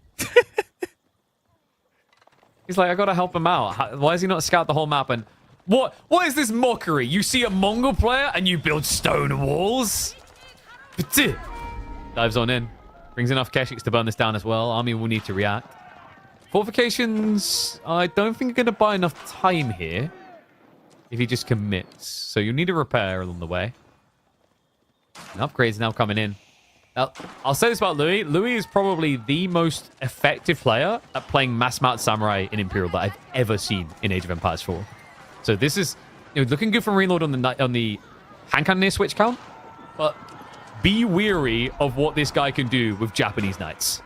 He doesn't get the outpost kill. Wonder how upgrades come in. Army is outnumbered, so I think Louis is just going to forfeit the area. Yeah, he will. He will concede this position. He's waiting for the elite upgrade on the Onamusha as well. And one thing I want to say is, Marine Lord cannot build walls. And everything that Louis has moves super quick. The Horseman, the Mounted Samurai, the Onimusha, even the Yumi. So Louis can just run circles around Marine Lord. I expect him to do that soon. Whereas when you look at the south, he's walled off. In the middle, there's the Castle of the Crow. So Marine Lord kind of needs to funnel towards this position. Whereas if you're Louis, he has all the mobility to try and stretch out the defenses of Marine Lord.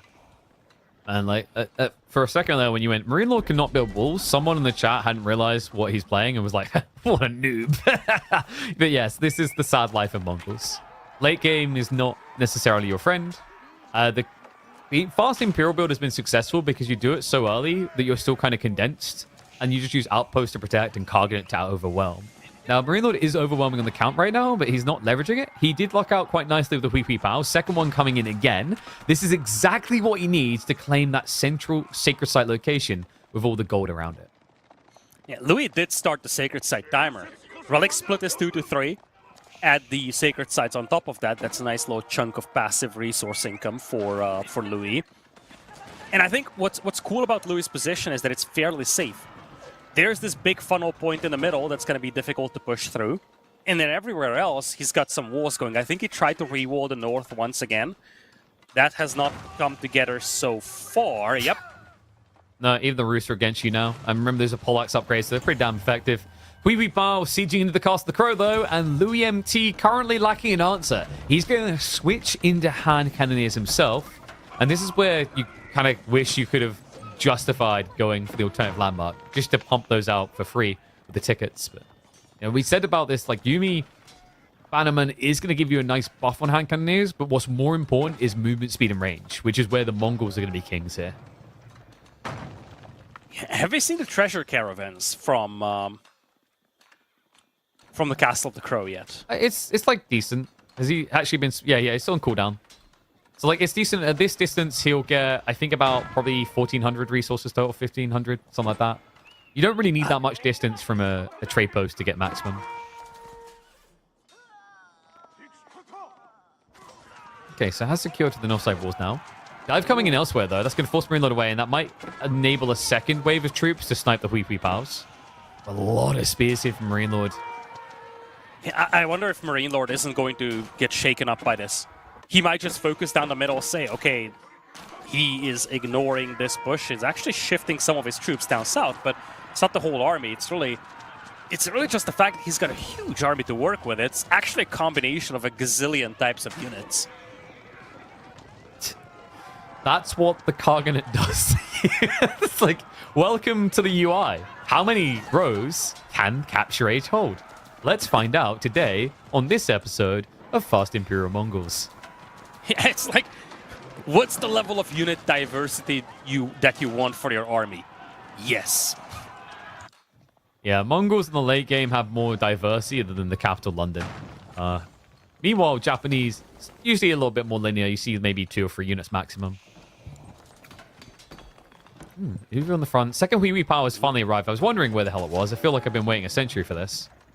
This should be enough to start breaking through. Yeah, it's being repaired still. And there's another element to this for Louis. He's taking this gold mine while the castle is still standing. So it's not just whether he can hold this position. If he really cannot preserve this position, how much gold is left for Marine Lord afterwards?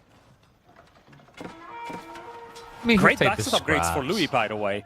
He's got every single blacksmith upgrade. Look at Marine Lord on the other side.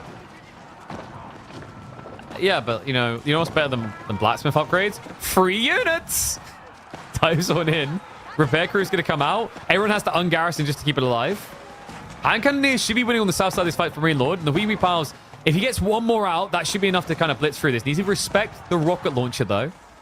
It's going to be enough to scare him away. And it looks like because the army commits here, there's now going to be a dive attempt into the back of Marine Lord's base. Yeah, Louis had to do that.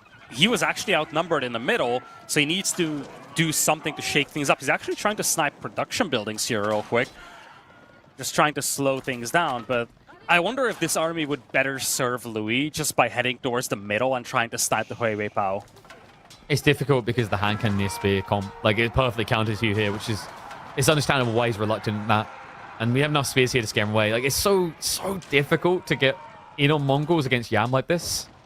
Now, the double PvP power was not enough. But you know what I say in life, Lidicor? Build more. Every single problem. like if you can't win, more. You know?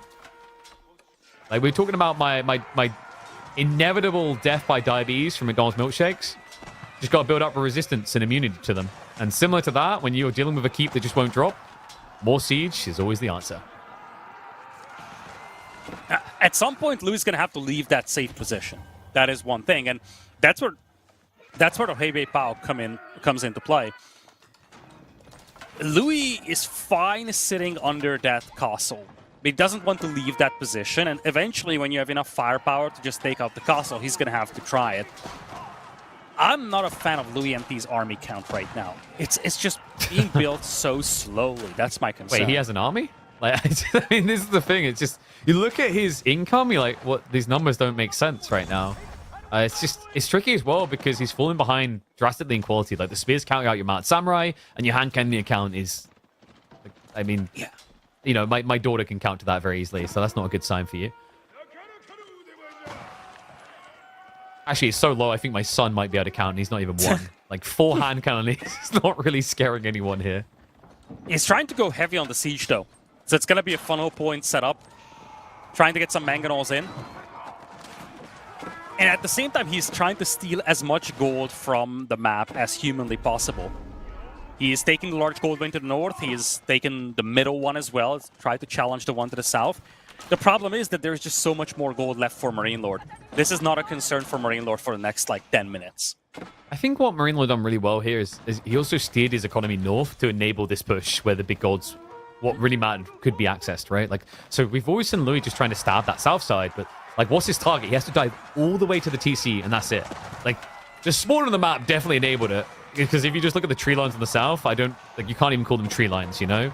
That's, like, full balding on the top, and you've just got the fried tuck look, and you're like, wow, I've got luscious locks. Like, bruh, there's barely any hair left.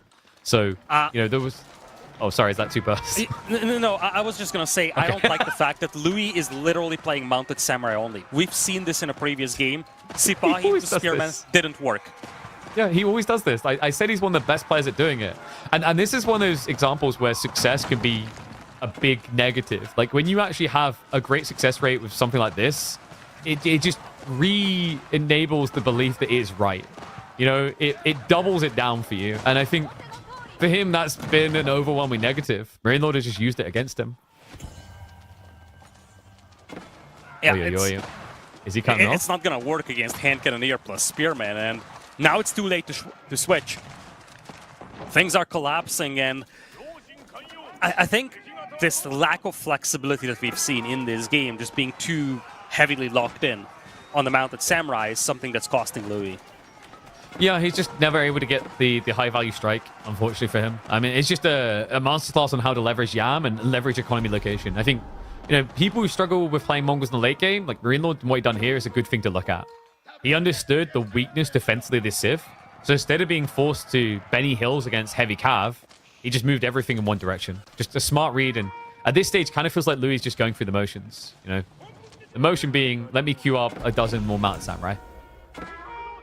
Because once again, if it doesn't work, build more. Yeah, now it's 200 population against 160, and really, despite the fact that the Beastie's base, or Beasties I should say, Marine Lord's base is wide open. Whoa. Despite the fact that Marine Lord's base is wide open, Louis was never really given an opportunity to raid with these cav, and even if he does, it's not like Marine Lord's power comes from a massive economy. He's got 96 villagers. It's the Kaganet Palace that's really inflating this thing for him, and that's much, much more difficult for Louis to raid. I mean, this is the worst feeling. Defending with your heavy cav. And, well, he's got a lot of mangonels, though. But these mangonels have to come in clutch. It's 3 mangoes and no adjustable crossbars, if I'm not mistaken. That damage didn't look anywhere near high enough. And, yeah, this is going the way of the gunpowder, it feels like. The Mountain Samurai are trying to break through. There's going to be some step retreat from Marine Lord. So maybe a little bit ambitious standing his ground that long. It's going to be the same as the Sipahi game. Maybe. Even if Louis holds this off, there's going to be a second wave to this. The cost efficiency or lack thereof for Louis MT is going to haunt him. Okay, so this one's not going the way of the Battle of Nagashino. It turns out the Samurai actually can beat the Gunners. Minlord, I don't know. It feels like he was just a bit distracted. That raid coming on the backside looks like he looked away from the fight, because if he starts back a bit there, I expect barely any of the range to go down. Instead, it's a full retreat. 10 more hand cannons do get queued up. Now, Louis has done a great job to buffer him away that fight, but the gold is still going to be a big question mark now. Like, he's looked good for so long because of the control he's had. Oh, hello. This is what you want. Yeah, like, because Mongol economy is predictable. Like, they're always going to be in one location in the late game with food. Well, he's got multiple cannon towers in there to protect it, but last few minutes have been rather promising here for Louis MT, and now he's trying to reclaim this position, get the Castle of the Crow back online. Another thing that Louis does really well, better than I feel like most players when they play Mount Samurai at the stage, he highly values Domaru armor. That's the tech that gives you extra movement speed when deflective is active. Now, the reason that's important is for raiding.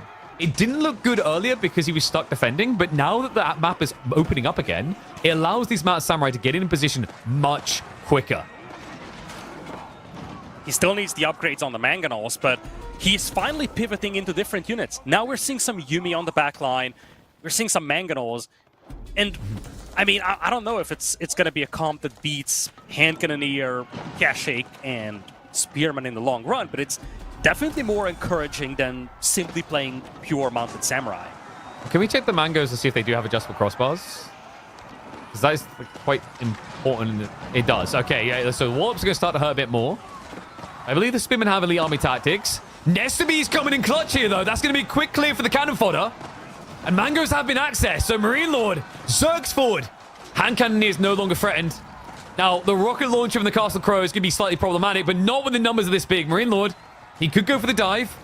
Instead, it is going to be a reset. But the Wee Pow's getting sniped out a while ago now means he has the problem he solved before to solve once again. Louis is stalling this one out, and he kind of needs to. And look at this. Now Marine Lord is heading to the north. Marine Lord is done with all the small gold mines on his side, and this is the window that Louis was looking for. Every large gold vein is under Louis' control, except for the one to the north. He needs to challenge that position and start starving Marine Lord out of gold. Yeah, and Louis still has, I think, quite a lot left on the southern gold, if I'm not mistaken. He's now, like, full on blitzing. Earlier on, it was just a tap away. Another thing he done really well, he actually went for the tier 3 mining. Something that a lot of players actually don't do. In fact, Marine Lord is guilty of not doing that at all. The reason that's important is, remember, they changed it a while back so that you get extra resources, a little bit like the tech the Abbasids have, the improved processing. So that 8k gold, it's not quite step readout levels, but it lasts a lot longer for Japan here.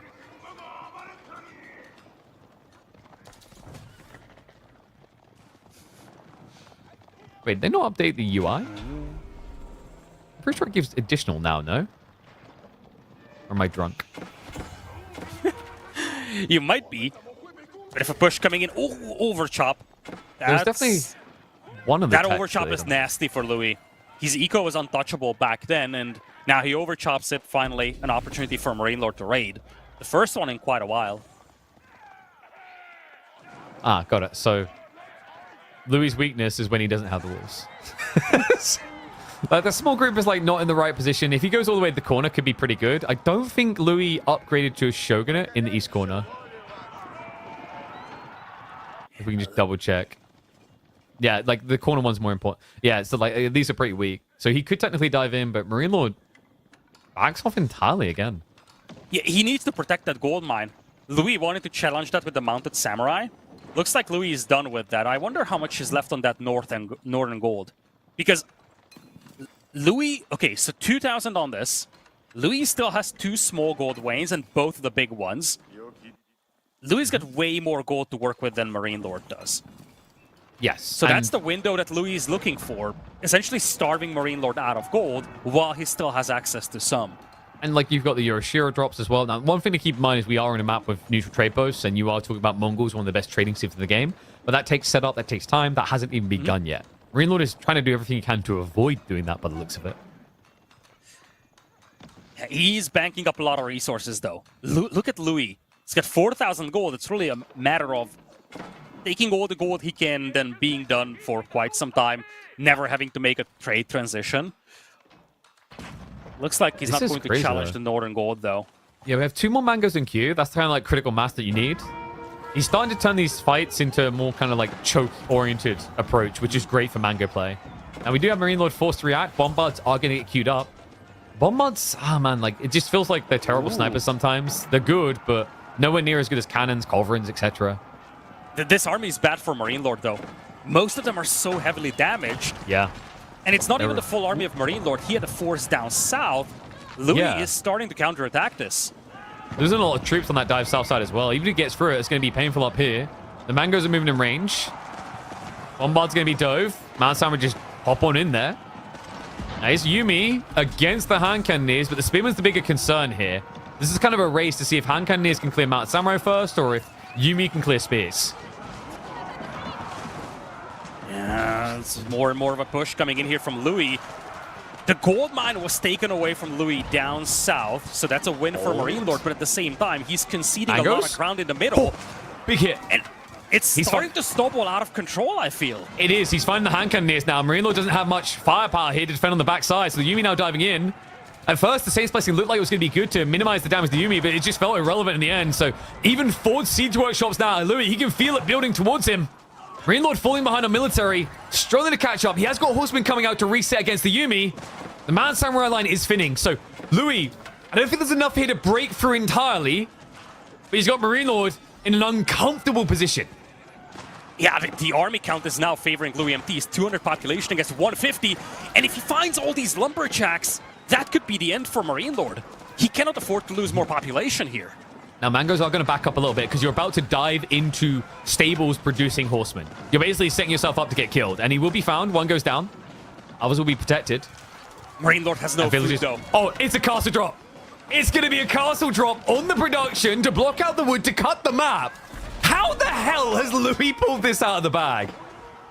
Marine Lord is so low on food, and he's making horsemen. And look at this. The Shinto priests are out there healing the middle. It is just unreal. Anything and everything to get that dub. Rams to follow up to clear all production here. Marine Lord, he's only going to have food, wood, barely any gold. I mean, that step readout has been working overtime on the north side, but doesn't have much left up there. And Louis has just set himself up a perfect cut point to make sure those poor villagers never come back home. Yeah, if he swings a couple of units to the north, he can hit the gold mine. Bunch of villagers trapped on the wood line as well. So much more population could be lost by Marine Lord, and he doesn't have the resources to replenish them. The villagers have to make a run for it. Yeah, and a run to what? I mean, there's still some wood in the corner, I think. Yeah, like they've left this tree line. So, but the problem is, the tree line you're now leaning on, relying on, is about to be breached as well. The outposts are failing him. Most of them do not have cannon placements, any layer of protection that makes sense. Because the other thing is when you choose to go Cargonet, you're sacrificing the stone infinite gen that would get you infinite cannon outposts. And it was a beautiful move from Louis to snipe that Huawei Power a moment ago. This castle is in such a good position. Marine Lord needs siege engines, and Marine Lord does not have any. No. And you just have a soft reset point. It's Louis. If you try to chase him under it, rocket launchers can almost one-hit anything that you can build at this stage. Cannon's going to be coming out now, but it comes out to a non-existent army. Look at the melt point. Marine Lord, he flops down dead. Louis now taking the lead in game number 5. Wow. Legacy game for Louis, I feel. I mean, it's going to be memorable one. This did not look good for a long time for him. In fact, once the Castle of the Crow fell, we were talking about Louis MT having to defend and fight for his life inside his base with Mounted Samurai. That pivot into Yumi and Manganos kind of turned things around, and at the end of the day, you gotta give credit for Louis for leveraging static fortifications so well. The keep down south, the Castle of the Crow in the middle, and then once he gained momentum, dropping a keep on Marine Lord's side of the river as well, he's always been able to kind of funnel the enemy towards a fortified position and leverage that to his advantage. Part of the reasons why he was able to win this game, I feel. Yeah, I think like the key moment was that Mango fight where we had a raid going on at the same time. So we talked about Marine Lords like not really microing the units away, getting hit by these Mangos very blindly. So you already had step one of like adjustable crossbars reveal because it was there in that fight, and then step two is the fact you're not even looking. It's doubly bad. It's kind of like when you charge into a fight with French Knights with Royal Bloodlines and don't realize it, and then you look away at something else. So just a great moment in the game, and I think that was the turning point for Louis. Up to that point, it just felt like Marine Lord was doing a great job of denying all raid attempts and gradually pushing his force down the center of the map. But man, this is a crazy one. I mean, this is going to be like a highlight game for Louis' career so far. This is already, I think, by far his best result against Marine Lord. Like, we had the 3-2 in the group stage, but in terms of like, you know, later on in semis, grand finals, etc., like this is the standout point for him. Leading now in a best of 9, 3-2. Remember, first to 5 here. So it's almost like you can taste the victory. And, you know, we talked about this game being important because from a drafting perspective, it felt like this one had to go Louis' way. Otherwise, some of the picks looked a little bit shaky or questionable compared to Marine Lord's more kind of stable meta picks in some cases. And when you look at grand finals like this, when you have to decide who's going to be the champion between two elite players, these are the games which decide such things. You have a closely contested game. Things went well at certain parts of the game for either of these players, but Louis was the one who manages to finish this, and at the end of the day, Marine Lord comes out of this game empty-handed. Now it's Louis up 3-2, but we have the Abbasids out there for Louis MT against the Chu Shi. So Abbasids, not commonly utilized across this tournament for a variety of reasons. Obviously, you love the berries on Lipany. Abbasids on Lipany is as old as the game itself. On the other side, though, you do have Jushi in the hands of Marine Lord. I think we're ready for game number 5, or I should say game number 6 here. Time flies quickly, KP. Yeah. Louis now up 1 game against Marine Lord. I think that game number 5 is the one that's going to live in people's memories. The one that honestly is going to seem probably maybe like the standout game of this grand finals at this pacing, because you said it could be the Amendment swing and just so many details. Like we highlight them even early, like the gold vein situation, the pivot into Yumi to bait and switch his opponent to play a longer feudal. Like this is a wake up call one if any of these were for Marine Lord. Like Louis is playing the best Age of Empires 4 he has ever played. So Marine Lord's going to need to level up. And you know, after all the swings and roundabouts of Japan on that map, I think legitimately you're now looking at this Abbasid pick on Lipany, and your first thought is, what is he thinking? You know, what, like he had Ibids, he had Delhi here. Why this? What is the idea? Is it a throwaway pick? Is he thinking trade wing? You know, because we have seen some people experiment with that on Lipany. It's a bit funky. The biggest concern for me is Marine Lord's scouting needs to be on point. Because after what I saw in that last game, if you let Louis sneak anything, it's going to unravel. That's a great point you bring up, actually, as we head to game number 6 here. Previous game, Louis MT was able to leverage the ability to sneak out across the map and remain unseen for quite some time. That cannot be the case for this game here, KP. It's a 3-2 lead here in this best of 9 grand finals in the favor of Marine, or in the favor of Louis, I should say. Louis with the color blue as the Abbasids, and Marine Lord with the pink Jushi. And right off the get-go, KP, this is definitely one of the more compact and very, I guess, tight Lipany generations. It seems so easy to section off this map. It's definitely one of the more defendable generations. Yeah, I mean, the Abbasids, I imagine we've got some creative new build that he's been cooking up here. Wing beginning is kind of interesting. It's decent if you want to deny pro scouts. This is going to be the real stress test, isn't it? Like, you know, probably we're looking at 2TC, 3TC. Can that beat pro scouts that you're almost just assuming Sushi have to do here? I was just checking stats behind the scenes, by the way, and like the interesting thing is this is actually Louis' best result against Marine Lord historically. This is his best. You know, because like we already had in the group stage him beating him 3-2. We're doing it again. Before that, the best he could muster was 2 games. You know, there was the Energy Slapfest where he lost 3-2. Then you've got loads of 4-0s. There was like one time in Elite Classic 2 where he got a 2-1. But in terms of like wins in longer series, this is him already setting a new personal best. And he's not done. No, he's by no means done. And in fact, we talked about this, KP, with the Abbasids. It's not one of the civilizations that did well across the tournament. Then again, it's probably a more map-dependent civilization than many of the other civs are. You brought up the idea that perhaps this is, to a certain extent, a throwaway civ, and he just wants to reserve the juggernauts for the remaining maps. If that is the case, and Louis is able to win here, that's a very bad sign for Marine Lord. A win puts Louis onto match point here. It would be a terrible proposition for Marine Lord to end up losing to the Abbasids and also have his opponent on match point.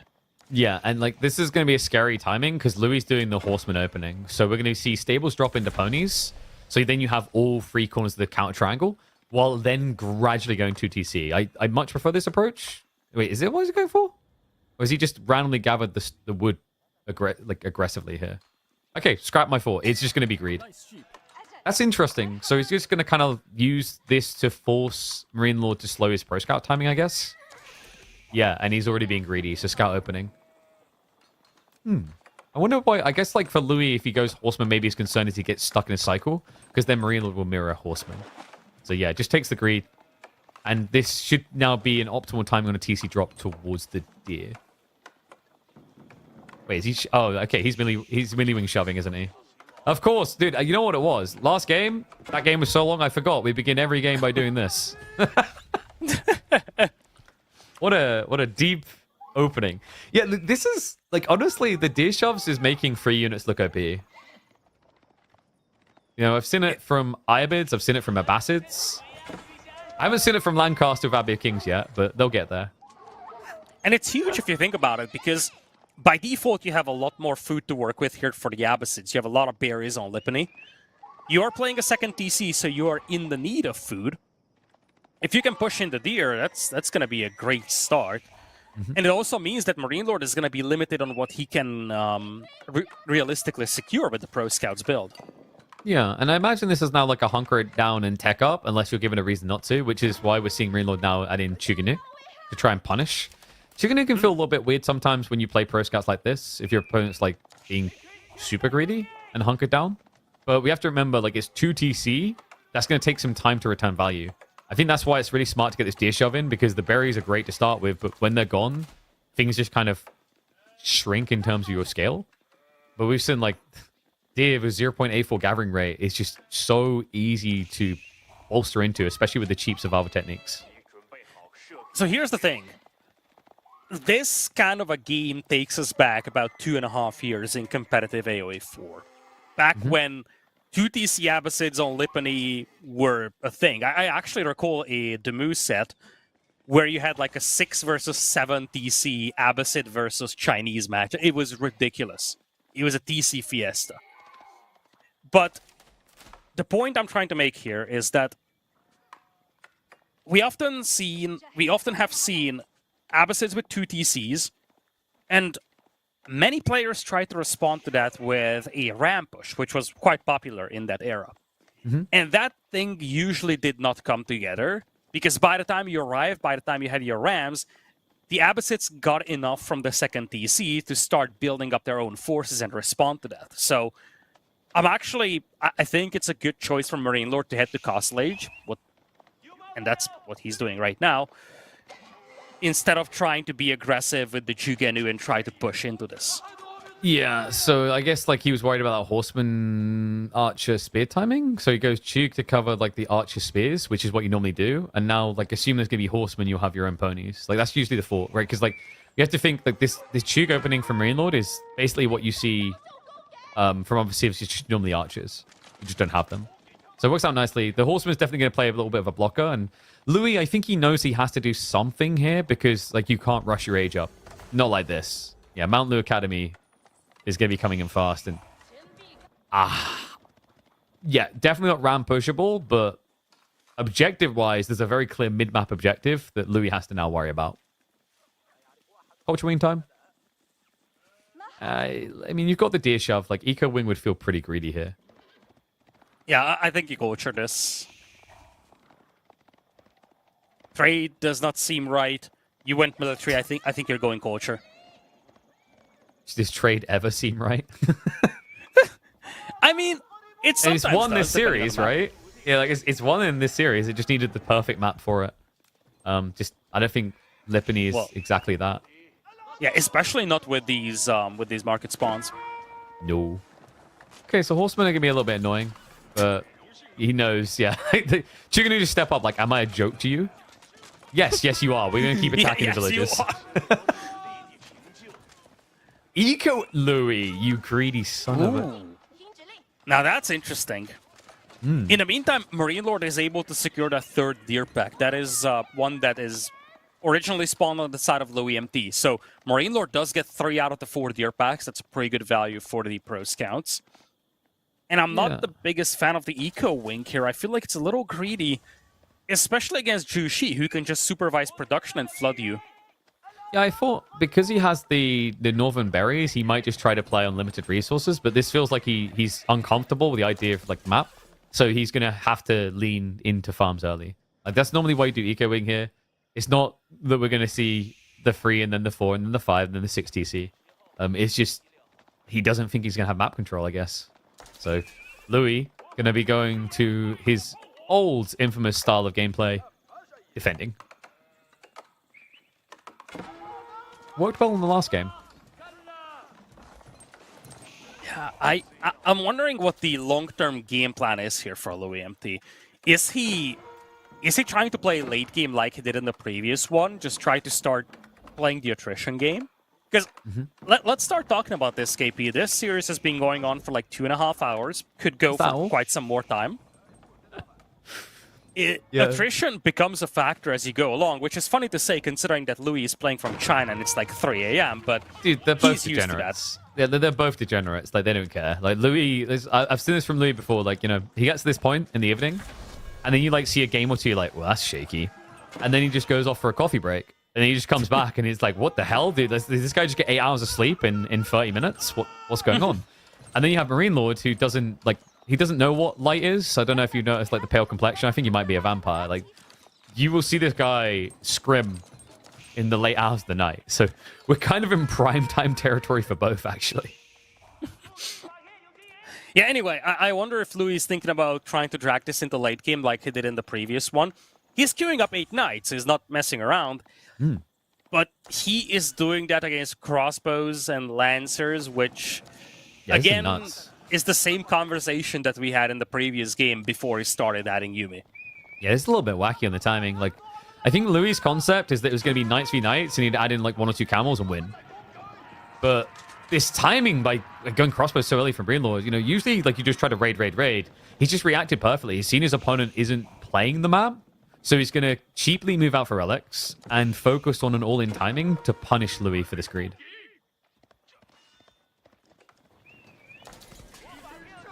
He's trying to wrap that back. I mean, the gold berry's up here. It's the perfect location to camp if you can. It's a bit dangerous, because obviously if you go in, reinforcements can't get through. Also, you might want to scout, because it's against Louis, so there's like a 50-50 chance he's already walled the northern corner. Nice little raid here. Villagers will flee. Villagers. Quick response. Do you think he needs gold? I think that tells a lot to Marine Lord. It means that his opponent is going to be super Lancer heavy. When you have 20 or so villagers on gold at the 12-minute mark, that means that you will be spending a lot of gold on stuff like knights. But now the question is, does Marine Lord remember he's not playing Mongols this game? Because like when you see that many knights, there's two ways you play this, right? You either wall yourself to protect, or your goal is to be so in his face he can't raid you. Right now it seems to be option number 2. But this is going to be one of the problems for Louis, in contrast to the previous map. Raiding is difficult on this generation. It's so sectioned off. It's not easy to run circles around your opponent with Lancers only. He's getting crossbows now. And if you can get to boot camp and you get similar count, it's an advantage, but there's a big gap between you both right now. Those are some big ifs. He can sneak out the base to the east side to gather gold, but that might now be predictable to Marine Lord. Let's see the wall. I mean, that wall's a little bit of a bait. Like, there are some villages up there, right? But, like, there's only berries in this corner. All right, boys, we had a good run. Time to run again. Oh, he's trying to swing around from the north. He's anticipating Marine Lord to chase the villagers that left. And yeah, he's running around. so that he can meet these knights head on. Yeah, but do you want to? Like, the army count is Do you not have a on your choice? side. Yes, the choice is ignore these villagers' screams. You're an ambassador player. You're used to that noise by now. Yeah, fair. Might as well do that. Now, Marine Lord's army is... Did it again. Marine Lord's army is somewhat slow-moving. The crossbows slow down the whole thing, and some of the reinforcements could be intercepted. I wonder if Louis is considering a dive here. Look at what Louis is doing. He's doing it again with the gold. Just like in game number 5, the villagers have snuck out onto the western flank to gather gold. The ones that were meant for berries have gone where the Marine Lord presumably is never going to look. Well, at least he scouted it this time around, but I think he's more busy about these knights coming around, and this is exactly what Louis might want to do here. He cannot take a fight into 21 crossbows, but he can just run circles around the enemy. He's looking for targets, has not found any so far. Remember what we said. Yeah, I just want to say, do keep in mind, while this is happening, Louis is building a villager lead on the 2 DCs. He's up by 22, yes. But most of that is currently being offset by the 4 relics for Marine Lord. Yeah, but look at the problem here, what's happening again. Louis MT thrives when you react to his plays. He thrives when he gets the raid and you have to react. Right now, Marine Lord is looking back at his base. I think he just realized that this is a bait. Yeah. Like, I've been here before. He's done this to me before. He's won games against me because of this. I need to stop overreacting and find a way to flip the script. Make it about me, and what I'm doing to him. Yeah, it was the Baldland game where this was so prominent. Where Louis was able to stretch out the field and Marine Lord was just boxed into his own base. And now he's thinking, wait a minute, I can just push. And realistically speaking, Marine Lord has 18 Lancers. If he wants to chase those Lancers raiding his base, he has the tools to do that. Looks like he's trying to swing south, though. Yeah, you could just instead keep your crossbows at home and raid with your knights, right? And then you just have a small group of, like, new knights helping defend the choke points. So, like, that's also a viable option for Marine Lord. Ooh, this could be ugly. He's sneaking in. Louis, I think he got the early warning about it, but obviously, like, practically his whole army is not here. This is bad right now. Yeah, and his lancers are nowhere near getting home. So villagers have to make, like, it's the last seconds of their life, because it might be. It will be. No room to go. He cuts away, he runs back into them. It's opposite villagers, though, so you have to be mindful of the fact that losing a gazillion knights in exchange for those is not a good trade. Let me put it another needs way. to preserve this army. There are passive villagers. So what that really means is there's plenty more to kill. Let's go. Pushes in. It's an overwhelming force here. The crossbow count barely exists for Louis. Handful left. And they're about to be killed as well. And the crossbow count for Reload is just out of control. Nice lead the way into the tree line. Louis is running across the map in a panic here. He might get it, but there might not be left much to call home. Yeah, Louis is busy typing GG at this point. He's gotta be. There's nowhere to run with those villagers. And by the time the Lancers arrive, it's gonna be too late. All the villager lead has disappeared, and now the Lancers will also take massive casualties. Look at this. He has enough left to body block most of the damage. Kind of stands them in the middle of it, actually. So maybe the Lancers eventually clear this up. Louis MT is not ready to call it GG just yet. He thinks he can get the cleanup, but he's not going to be left with much after the fact. And, well, folks, this is only wave number 1. Marine Lord has the second group of crossbows marching into the south side of the base in a matter of moments. Yeah, this is only wave number 1, and there's just nothing behind this for Louis. And this is the kind of answer you wanted if you're Marine Lord. Previous game, you felt like you had it, and then it fell apart. If you lose this game, Louis moves on to match point. So what do you do if you're Marine Lord? Play probably the cleanest game of the series so far, and get yourself in a position to even the series out. Well, he has seen the new group.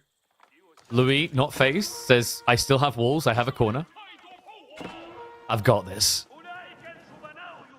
The gold is still being gathered. That's the other thing, Louis. We saw that Japanese game. I don't know if I said it would look this dire at this point in the game. It did look rough.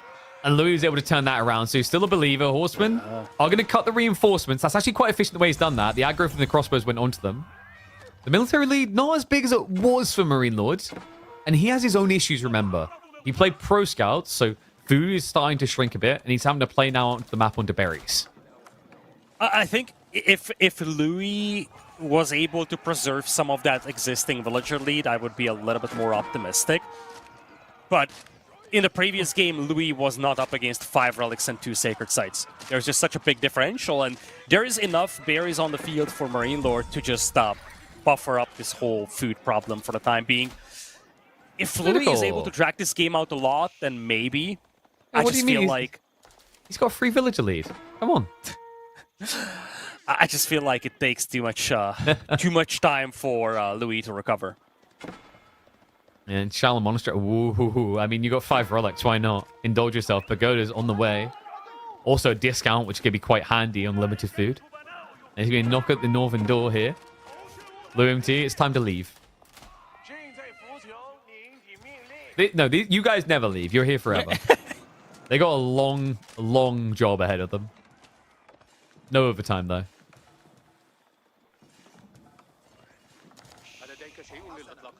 So Louis, I don't know, man. Like, Marine Lord's military count is not that threatening. I mean, his economy, I agree, is great, but that eco lead, yes, it doesn't exist for Louis, but militarily for Marine Lord is kind of shriveled up. And because the farm's already being set up, this horseman spam is sustainable. Yeah, that's what I'm thinking as well, that in the short term, Louis might have an opportunity to equalize things. He needs to do a lot. But he still has the 2 TCs, so he's slowly building up a villager lead again. Do keep in mind, as you said, he has the farming eco set up, which gives him a lot of sustainability. And realistically, all he needs is like one good raid where he wipes 10-15 villagers, and most of the relic differential is gone. Now, if you go into very late game, those relics will still be a major players. But I think the sweet spot for Louis is that late castle, early imp timing, where he could still have a chance to turn this around. Yeah, and Abbas have their own eco perks to kind of mitigate some of the power of Shushi with this type of build, right? Like, you've got the agriculture tech, which is going to be coming in clutch here. It's why the farms are doing so well. I think you might already actually have it. And then you got improved processing later as well, plus the Golden Age. Yeah, there you go. That's why these farms are doing so well. Like, it's kind of crazy looking at the numbers. I've been able to get this many horsemen with so few farms. Now, needs to be careful not to run across the map. That's what actually cost him the lead last time. Marine Lord is getting ready for a dive in. And well, Louis, where's the ponies? I think he's getting ready to backstab him. So maybe kind of a baited moment here. Let him dive in. Yeah, I think he's trying to isolate the crossbows. He's got 21 horsemen. If he can jump the crossbows, that's the kind of wipe that he's looking for. Yeah, because like the villagers are now playing the berry patches in the mid-map like this. Ooh. So there's risks. And Louis knows this. In Marine Lord's position, it does not make sense to farm transition. It makes sense to go out on the map, take the food, and push it. And Louis is hunting for these villagers out here. He's pushing my patience with that lack of mill. There's a lot of workers doing overtime on leg day, is all I'm going to say. Speaking of these workers, they're going to not put in so many hours on the Fitbit. Yeah, look at him go. Oh, look at this efficient. Tell me he's supervising the mill, though. Like, at least tell me. The base of Louis, though. Louis. Oh, please. Oh, come on. It's not even being supervised. There's no one home. Yeah, so this is the thing. Congrats, you've dove, but where are the workers? Yeah, it's getting a little alarming here from Marine Lord. Do you know where the workers are, Lidicore? They're in the middle of the map. He's somehow snuck past this. They're gathering berries. And I can tell you for a fact they're doing it better than Marine Lord's Western workers. What Louis needs is still a good raid. He found 3 villagers on the berries, not enough. He's going center now. If he finds the ones in the middle, it's a different story. Ah, but Spinman there. And speaking of spears, Louis MT got caught with his hand in the transition jar. He's barely got any spears. He didn't even get the veterancy. He's now switching into camel archers, which is... I mean, it's a peculiar one here, actually. Slow to scale, and you're staring at 31 horsemen. I guess the debuff is what he wants. He's losing a lot of production buildings, and that's getting alarming. Like, he cannot really spare the resources to rebuild 20 buildings. And at the same time, still trying to poke, but the biggest problem is that his horsemen aren't finding value. No. Like, these trades are just not acceptable at this point. He needs more than that. He needs to start wiping villagers, and that has not happened yet. Ninlo being very patient about this. And Now going 2TC, has to worry about that farm transition as well. At some point, he's going to realize my food income's not quite good, what's going wrong.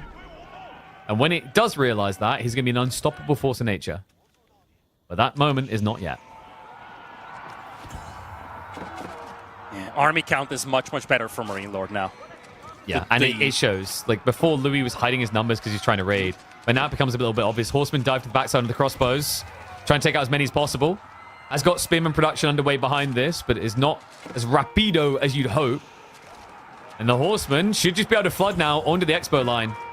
At which point, Louis has no answer. GG gets called. Marine Lord swiftly answers back. That's a punch in the gut if you're Louis. You had a great game in game number 5, game number 6. It wasn't even that you did anything wrong. It was just the fact that Marine Lord played this perfectly. As you mentioned, back when Castle Age started, Marine Lord went immediately into crossbows. So by the time Louis started pumping Lancers, Marine Lord already had the Howard counter, and from there on out, Marine Lord was always dictating the tempo of the game, and he just never let Louis leave his base. Mm-hmm. I wonder, I don't want to say throwaway pick to an extreme, but I feel like Louis maybe was expecting a stronger pick to come out. And like removing Shushi is a big edge. Like to just bluntly call it what it is. Like Abbasid is on border of being seen a throwaway civ. I think like what Louis just shows is like quite often at the moment, Abbasid feels like unless it's got something quirky about the map, you almost need your opponent to allow your greed, if that makes sense. Right? Like 2TC into Eco Wing farms. It makes sense from Louis' POV. If he's able to get online, he's unstoppable. But Rainlord's read on the timing was just succinct as always. Despite Louis' valiant attempts to sneak gold like he did in the previous game, it just didn't really have the same impact here. You could see it as he trended more and more towards units that didn't even need gold. Yeah, I agree with you about Abbasids, though. Because do keep in mind, what he is left with for the remainder here is Chinese. This was his #1 civilization pick. He is coming out against the House of Lancaster for Sacred Grove. I actually was thinking about Chinese for this map. It's very similar in approach to Gorge. And Gorge worked really well for Louis with the Chinese. And he still has Jeanne d'Arc, a civ that he won a previous game with. There is Delhi, which could be an appealing civilization for Cliffside. In fact, my guess is that we're going to see Delhi on Cliffside and then Jeanne d'Arc for the Dry Arabia. Yeah. But this is a must-win now, I feel. Well, this is interesting because, like, I think Marine Lord tricked Louis. This could have easily been a rematch of game #1, Chinese versus Malians. That makes sense. Sacred Grove is great for Malians. It's also great for French. And I think, you know, China, they used to struggle in the French-Chinese matchup because you play a long feudal, and Chuganu just lost to Mass Knights over time. Like, as long as you equal the micro, better. But more recently, China just fast castles beyond, and you kind of struggle in the pacing a little. It's a much more 50-50 matchup. So this pick by Marine Lord in the House of Lancaster is like interesting to me. Because like now, what's the goal? Are we here to deny Pro Scouts? Are we allowing Pro Scouts? Do we think that manas are better than Pro Scouts? My feeling is it's going to be mana spam, because I don't see a world in which like an Abbey of King's timing makes sense. But we might see him just kind of rush out spears to play grief to Louis MT's scouts. Yeah, it's an interesting point you bring up, and I kind of have to agree with that. First off, Malians was the last pick for Marine Lord. But that does not necessarily mean anything. I think what is more relevant here is, as you said, it's possible that he wanted to avoid the Malian versus Chinese matchup that they played on Gorge. And in that context, I love Lancaster. Lancaster gives you the same fundamental logic. Condensed economy that relies very heavily on passive resource income. Mm-hmm. But you do so in a totally different manner. You do have your Lancaster Castle to start with, which makes early aggression against you a lot more difficult. And at the same time, you change things up and you don't play the exact same matchup that you've done in game #1. Leaves you with Malians as well for a map like Cliffside. Perhaps Dry Arabia try to counterpick the Jeanne d'Arc with Malians. That would be intriguing. And like what's even more intriguing is like if Louis wins this game, I think it puts his draft in a very scary position for Marine Lord. Delhi, really good against Malians, right? Like, especially with Pro Scots being left a bit, you got to, like, maybe say Delhi can do a bit better in that matchup again. And then French Delhi, like, that was a classic one where Marine was able to beat Puppy Paw with that on LAN. So, like, that leaves Ottomans. And I kind of want to see that, man. Like, because the Delhi Ottoman matchup, I think, is probably one of the technically highest execution matchups the Ottomans have in existence. But we'll have to see if he can force it. We head in to game number 7 to once again break the tie in this best of 9 to see who will be on the verge of winning the Elite Classic 3. We're going to kick it off with Marine Lord as House of Lancaster on Sacred Grove, and Louis MT will take to the Chinese, and Marine Lord is going to be going for that Dark Age Spear action. All right, Sacred Grove. Now, there are some similarities between this map and Gorge, where Louis went for Chinese. And I think one of the key things is that there is a very clear and obvious path between the two players that's very much open field. If you get caught off guard in that area with infantry, you usually do get cleaned up. I think it's even more so the case here because you are surrounded by 2 forests in the middle. So there is really nowhere to run from that middle area if you get caught off guard. Yeah, I mean, the center ramp is the highest value, and I think like the goal here is Marine Lord just lame the deer on your opponent's side and then shove in your own. It's smart, right? Because like your opponent's going to try to scout to shove in by the looks of it, and you just essentially get an opportunity to screw with him. And well, this is interesting. Louis, okay, so he's just going to snipe his own deer. Does he really think that Marine Lord's just going to push them all the way across the map? I guess so. Wait, why did he just... All right, whatever. It's giving me harassment onto the gold. So a little bit annoying for Louis, but not something he can't deal with. Remember, with China, you just need 235 gold, and then you don't care about your vein. I love the harassment, though. I feel like Marine Lord played a very clean game in the previous one. If you can throw Louis off in early game, that could be an avenue for Marine Lord to play. At the end of the day, we often forget the fact that Marine Lord for a long time was known as an amazing early game player, someone that relies very heavily on great micro and great execution. Whereas if you look at Louis, so far most of his game plan relied on mid-late game, stretching out the opponent's defenses, and playing more of a macro style rather than a micro style. So these little early game skirmishes actually help a lot for Marine Lord to throw off that game plan from Louis' side. Yeah, and like we said, the deer shoves afterwards is just an organic element to screw your opponent a little. Like, honestly, for Louis, it makes a lot of sense just to lame all the deer to stop that, because you know you want to go pro scouts. It's going to be annoying on timing, as you mentioned, because of the harassment here. And, like, with 3 spears, this aggressive, what he's really trying to do is force Marine Lord to add an archery range. Oh, sorry, Louis to add an archery range, which is quite annoying. Like, it's not really the thing you want to be going into. Normally, you just want to straight up stables if you can, especially when you know your opponent's about to be a greedy mother ducker. Yeah, Lancaster Castle on the stone mine here. Now, the gold is kind of tucked away behind this, but I think we're seeing a clear intent here from Marine Lord. He's going to protect that stone so he can get the stone he needs for the manors, and then he's probably going to shift the manors to the south to protect the gold mine with them. So, knowing your opponent is doing the Lancaster Castle build, the question now is whether China has an all-in timing. Like, could he just now ignore pro scouts and say blob archers? Because China's very good at that type of build. Like, they generate so much resource off the back of taxation, and they also benefit from the fact that they get their blacksmiths aggressively quick. Like, I still find it baffling that this Civ in Age 2 researches a blacksmith's upgrade and then gets 33% of it back via taxation. I think the challenge here for Louis is that Marine Lord might just skip Castle Age altogether. He's done that once before. He won with Lancaster using that approach.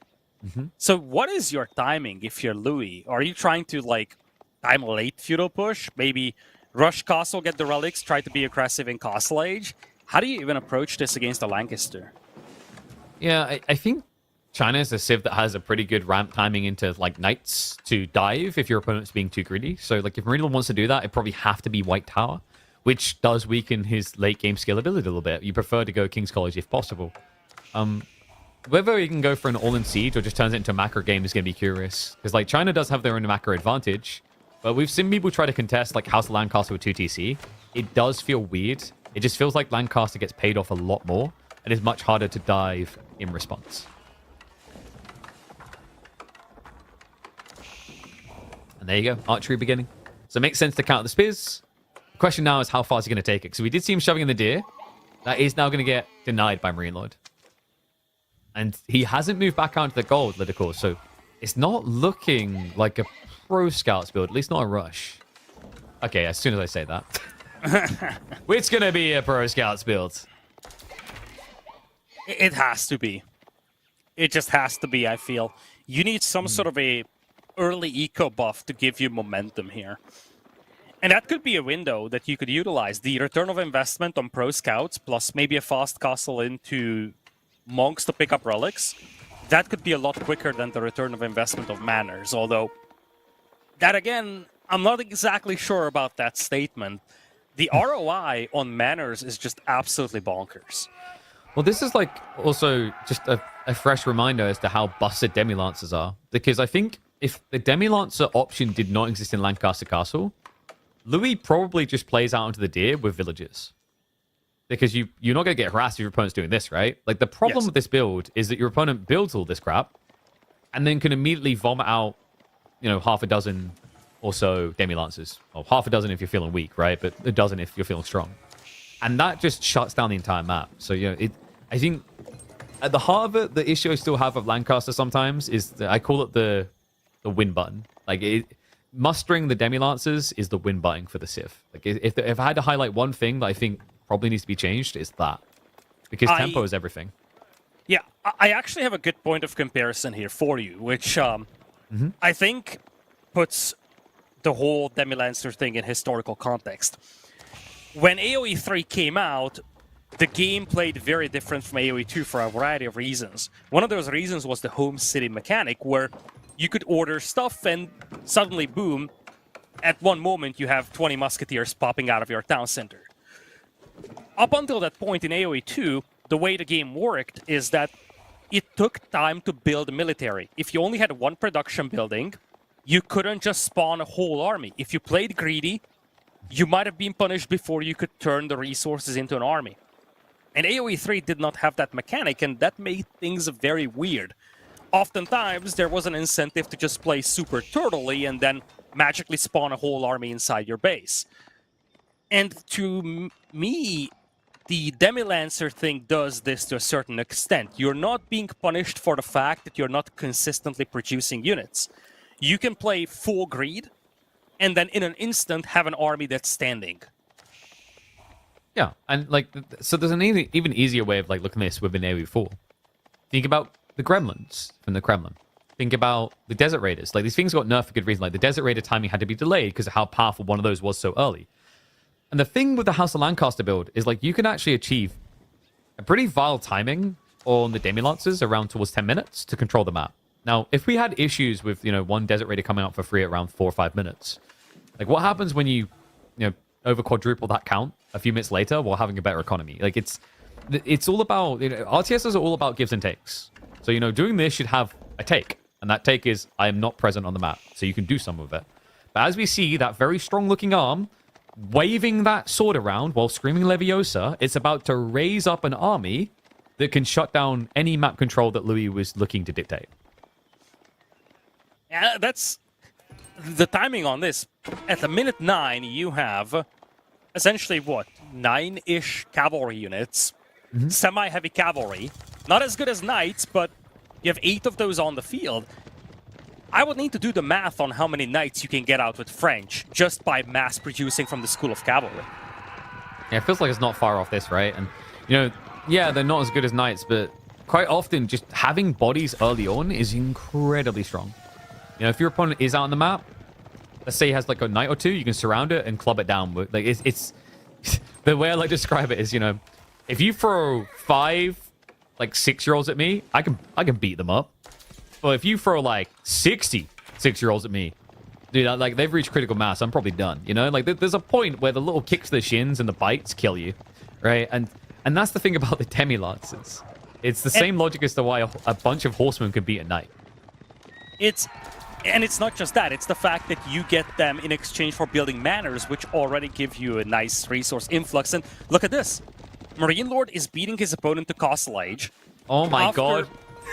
After dropping a bunch of eco buildings and leveraging that to get a bunch of Themi Lancers out. Again, putting this in the context of the French, which just mass-produce knights, they would be nowhere near being able to click up to Castle Age, even if they made just like 6 or so knights. Yeah, but like Louis does at least mirror the Demi-Lance account somewhat, right? And he can now rush towards relics. Like this is a key objective for him. With supervision, you can get them real fast. But the Demi-Lancers are playing blocker. Like that's the thing. Like these units shouldn't exist at this pacing. So for any other Civ trying to do knights here, you're kind of coin flipping on whether you catch the relic grabbers. But here, you could have basically split the Demi-Lancers up and find them. Now, I'm very much worried for Louis MT here. Because you know what I said about like all those little like 6-year-old toddlers biting you and like punching you and whatever and kicking the shin? Well, if you have a look, Marine Lord has a tech coming in that might as well be called Switchblade for kids. Those toddlers are about to get knives. Plus 6 damage is almost 100% DPS increase for Demi-Lancers. And they also shadow teched into veterancy. So the moment Marine Lord is up to Castle, it's got the upgrades. 6 Lancers, and Marine Lord immediately has 5 Knights of his own in queue.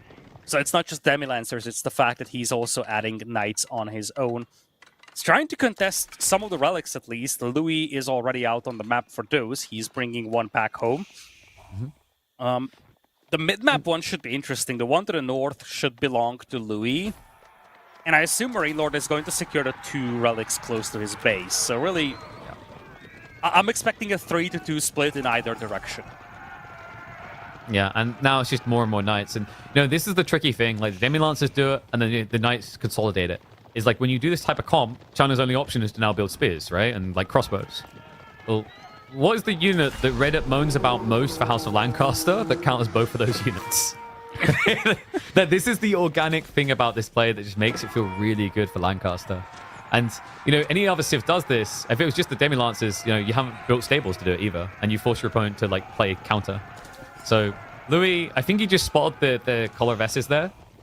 And this should be in maybe, like, slowing knight production, possibly switching spears. Yeah, he is going for crossbows, which I think is... For this game, it's fine right now. The problem is that it's not going to scale well against the Yeoman. What are you even going to do against this composition, I wonder? I think you hunker down. You play for like a late phase. Archer's getting vetted is intriguing here. So maybe he's expecting Spearman from his... I don't know, man. Like, Louis knows this build because Louis actually done this Collar Vestas build as well. He's done it in some crazy formats. So he should be aware that it's heavy maces on horseback. So, like, Archers is... of 0 value here, and oh my god, it's gonna be hill training. All right, this is the unit that if you choose the wrong landmark, it is worthless. But if you choose this one, Lidicor, these boys are ballers. Hobblars, able to hit for something like 40 damage onto a ranged unit with their charge attack. I love that Marine Lord is going heavy on the cavalry side of things initially. This map is fairly open at the beginning. He's trying to section it off on the left side, kind of will eventually make a pivot into slower moving troops. For now, he's making a switch into Hobblars because he needs something against those few crossbows. Louis is looking for a fight here because he doesn't have an option. Do keep in mind, he's playing on pro scouts. He doesn't have a farm transition, whereas Marine Lord is sitting on 6 manors. And in fact, not even Song Dynasty. So the economy for Louis is fairly fragile. He needs to make something happen soon. His current economy is not good to scale into late game. No. Barbican's going to give him a little bit of insulation on economy, but it just feels so late with your opponent already having 6 manas out. And relic distribution barely favored you, right? It's going to be a 3-2 split in the end. Knight's now diving into the back of the base is another problem to have answered. And it's so difficult to wall in this map. Like, it's designed that way intentionally. You know, the early game safe, late game safe, but the mid game is an open book that even a toddler can read. Preferably one without a switchblade.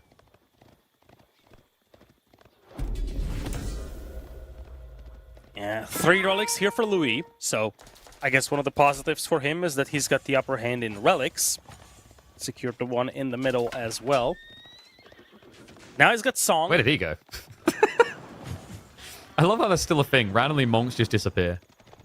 This could be huge, though. A lot of villagers down south, and I don't see Marine Lord's army. He's just now swinging south, so should arrive in time. But there's a gold mine down here, and there is a boar down here, so prime target for Louis. Oh, and this is interesting. He's switching spears, and Marine Lord hasn't gone into yeoman. He's going into crossbows. So there's a decent timing here for Louis, because he did go clock tower as well, right? So, like, if the fight slows down because of the crossbows, Nesta Beast can be leveraged. But you have to be so careful. You know, clock tower gives you more health, but like I mentioned, these hobblers, I mean, they've basically got the divine power of One Punch Man in their first hit. It's surprisingly scary. They hit harder than a Knightwood, rather, into range units in Siege. Nice raid here by Marine Lord. Gets a couple of kills.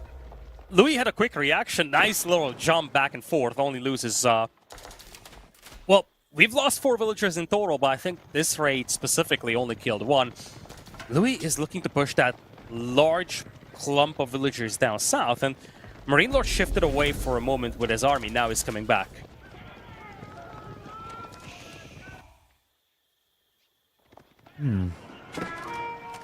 Wall's definitely a nuisance. Louis like, wait, you build these too?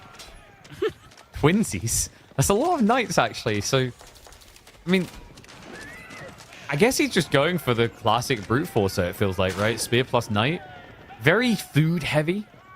Of course, you know, he did have the pro scouts to enable that to a certain degree, but that does have its limitations, while Marine Lord's food income is forever. Yeah, that's the concern. Now, 3 more manners available for Marine Lord. That is where this whole build starts to escalate even more. I like what Louis is doing, trying to poke and prod, see if he can find a weakness, wipe 20 villagers. I think Marine Lord is trying to bait him in, though. Trying to get him to get closer and then jump him. Let's go and push him off the ball. Crossbows. A little bit of a slow reaction there, Louis. A little bit hesitant to turn off the engage for good reason. The hobbies of the knight start munching into that backline. MT does retreat through to the choke point. The hobblers are kind of getting in the way of the knights, actually. Counter shrinking fast, and MT on point with the micro, getting rid of the heavy cav units. But it's still going to be an overwhelming loss. He has to walk away. Numbers in Marine Lord's favor. Louis has got reinforcements rallying, but this is where it gets tricky. The retreat is going to get ugly due to the slowness of the crossbows. Spearmen are arriving to slow things down. Might give him a little bit of a reset, but you can't help but feel momentum swinging in favor of Marine Lord here. The push continues. This might be it. We talked about this in the context of the map layout. It's very similar to Gorge in a sense that if you get caught off guard, there are no choke points, no little spots to just hide your troops at, nothing. And that's exactly what happened to Louis. Marine Lord baited him into that opening and then jumped him. I honestly did not see whether Louis' crossbows were focusing hobblers for some time or whether it was just sheer power from Marine Lord. Whichever way, yeah. Louis was overwhelmed, and there is basically nothing that manages to get back home from his original army. Yeah, I mean, this is the ego trial of like building knights into House of Lancaster Knights. It's deceptive, but they are one of the best civs. Like the way you have to think about House of Lancaster Knights with Colorvesses is the same way you have to think about building men-at-arms against HRE that can build better men-at-arms, right? It's like it was taboo to think that you'd ever do that, and this civ is very much like that, just on horseback. So yeah, scary position now that Louis is in. He's starting to stockpile resources. I don't think the idea is attack here. There isn't like a logical play. I mean, you could Great Wall Gatehouse to protect your base, I guess, and then maybe try to farm transition behind it, but you'd basically be forfeiting entire map control. So it looks like Louis, maybe that is the idea. He's going to start walling the east side. I just feel like we're looking at a setup where the villager count is neck and neck, relic count evenly split, but you do have all these manors untouched. Well, at least for Louis, he's got supervision and he's got tax income, so it evens-ish out. But we're getting to the stage where all the deer carcasses are gone, and yeah, Louis now has to move on to berries. First off, it's raidable by Marine Lord. He narrowly misses these villagers. But more importantly, Louis will need to make a farm transition, whereas Marine Lord already has a nice passive source of food, so it's not as pressing for him as it is for Louis. Ooh, Sing Shot on the way. Marine Lord thinks it's time. to murder more villagers, but more importantly, to go for the Yeoman switch. And remember that Yeoman switch comes in really fast because of the muster ability. He gets an extra, what, 17 from that? So you just start blobbing them now, go up to 15, and all of a sudden you're looking at 30 plus Yeoman.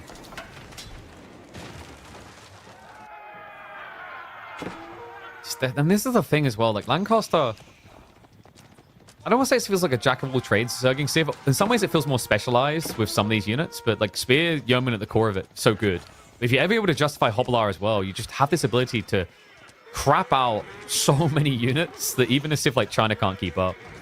And he does discover it's 2 TC behind. He's like, is there no limits to Marine Lord's greed? I mean, he can afford to be greedy because what is Louis going to do about it? He lost his entire army and Marine Lord knows that. He can just go for a second DC. And I just wanted to go back to your point for a moment about the Lancaster Knights, saying it's the perfect answer to enemy Knights. And let's not forget that across the series, Louis was riding the heavy cavalry train to win him games. And in a way, you literally cannot do that against the House of Lancaster. Marine Lord won 2 games at the House of Lancaster unless some miracle happens in this one. And I'm feeling like as we're getting closer and closer to Game 8, Marine Lord is starting to find the answer to the playstyle that Louis brought into this series. Now, if he sees this, it's going to be an all-in. He sees it. Yep, he gets eyeballs on. He sees the farms. The army can just go on by. You're going to spend a little bit of time torching, but honestly, like, you just pull all troops across here. Like, the military numbers are heavily in your favor. Maybe the Nest of Ease is going to make him a little bit reluctant, but, you know, to a whole point of, like, the House of Lancaster being the perfect answer, heavy cav, and etc. In multiple forms. It's not just this Knight cav comp. You can play Spearman with Yeoman as well, because the Billman tech makes the Knights feel like they're made of paper. So that there's multiple layers here that just enables Lancaster to be super effective against cav, which historically is accurate, in fairness to them. Something Agincourt. Fair. Very, very fair. But yeah, I think Marine Lord, I had this feeling in the previous game as well, but specifically for this one, I'm starting to feel like Marine Lord is trying to, and I think he successfully felt out what Louis wants to do in every single one of these games, and Louis hasn't yet found the pivot point into something else. It's very heavily cavalry-based play that he's been successful with in some of these games. I don't think it's working anymore.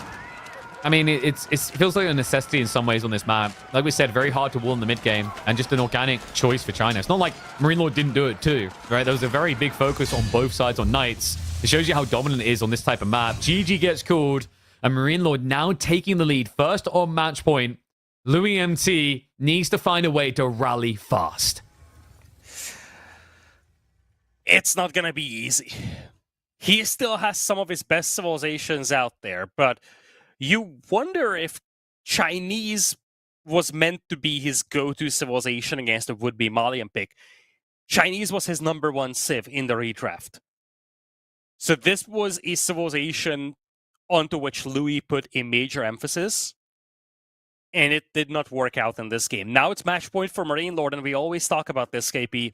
When it's match point, when you're down by 3 games, 2 games, your opponent has a lot more freedom in rolling the dice. And now, Louis MT, he must win or it's all over. Marine Lord, on the other hand, he has the potential and the opportunity, I guess, to shake things up a little. Maybe roll a dice on a matchup that he might not otherwise feel comfortable about and just say, well, let's see if this works out. Even if it doesn't, he still has game number 9 to play in. Yeah, and I think Marine Lord also is just kind of giving a masterclass preview on House of Lancaster as a Civ, right? Like, we've seen him play it twice now with 2 very differing approaches. It shows this Civ still has a lot of robustness, you know? And I think, I don't want to see the manners be taken away in their entirety. Like, it's not the most interactive element, but like, a lot of the cool strategies require economy. So like, there's a logic to it. But as we highlight, there needs to be like a balance check to that. And it's kind of crazy that China, like, I think they're one of the better civs at playing feudal all-in. Couldn't even think about feudal all-in here. I don't think it was really on the table. But yeah, just now we head into Cliffside, and we talked about this Delhi pick being a dominant one, potentially, for Louis. He is going to get it into Malians. Now, Pro Scouts meta, Malians were surprisingly effective in Delhi. I'd say they were actually, like, favored there. But now with the nerfs, there's an argument their timings are a little bit weaker, and Delhi benefit a lot from maps like Cliffside with the sacred sites and how easily they can be locked in. So quite possible we're actually going to see a deciding game 9 here off the back of Cliffside. This is a weird one. Because I've so mixed feelings about this. So many times we see Malians just being able to outmuscle many other civilizations off the back of a powerful economy. At the same time, the Malians did not work for Marine Lord in game number 1, and as aggressive as Louis was in game number 1 with his Chinese against the Malians, he can do the same thing with the Delhi here. So I feel like there is a substantial opportunity for Louis here to leverage Delhi and just try to play super aggro. And that is what Marine Lord needs to find an answer to. In the previous 2 games, we've seen that Marine Lord pretty much figured out how to play against Louis' very heavy cavalry-focused approach. But this could be fundamentally different. It could be an all-in feudal style. And I don't know if Marine Lord has an answer to that. In game number 1, it didn't work out with the Malians. It's going to be interesting to see how things changed for game number 8. And, KB, we got to say this. If we go into game number 9, it's going to be decided on Dry Arabia. Yeah. You would have Ayyubids or Jeanne d'Arc for Louis, Ottomans or French for Marine Lord.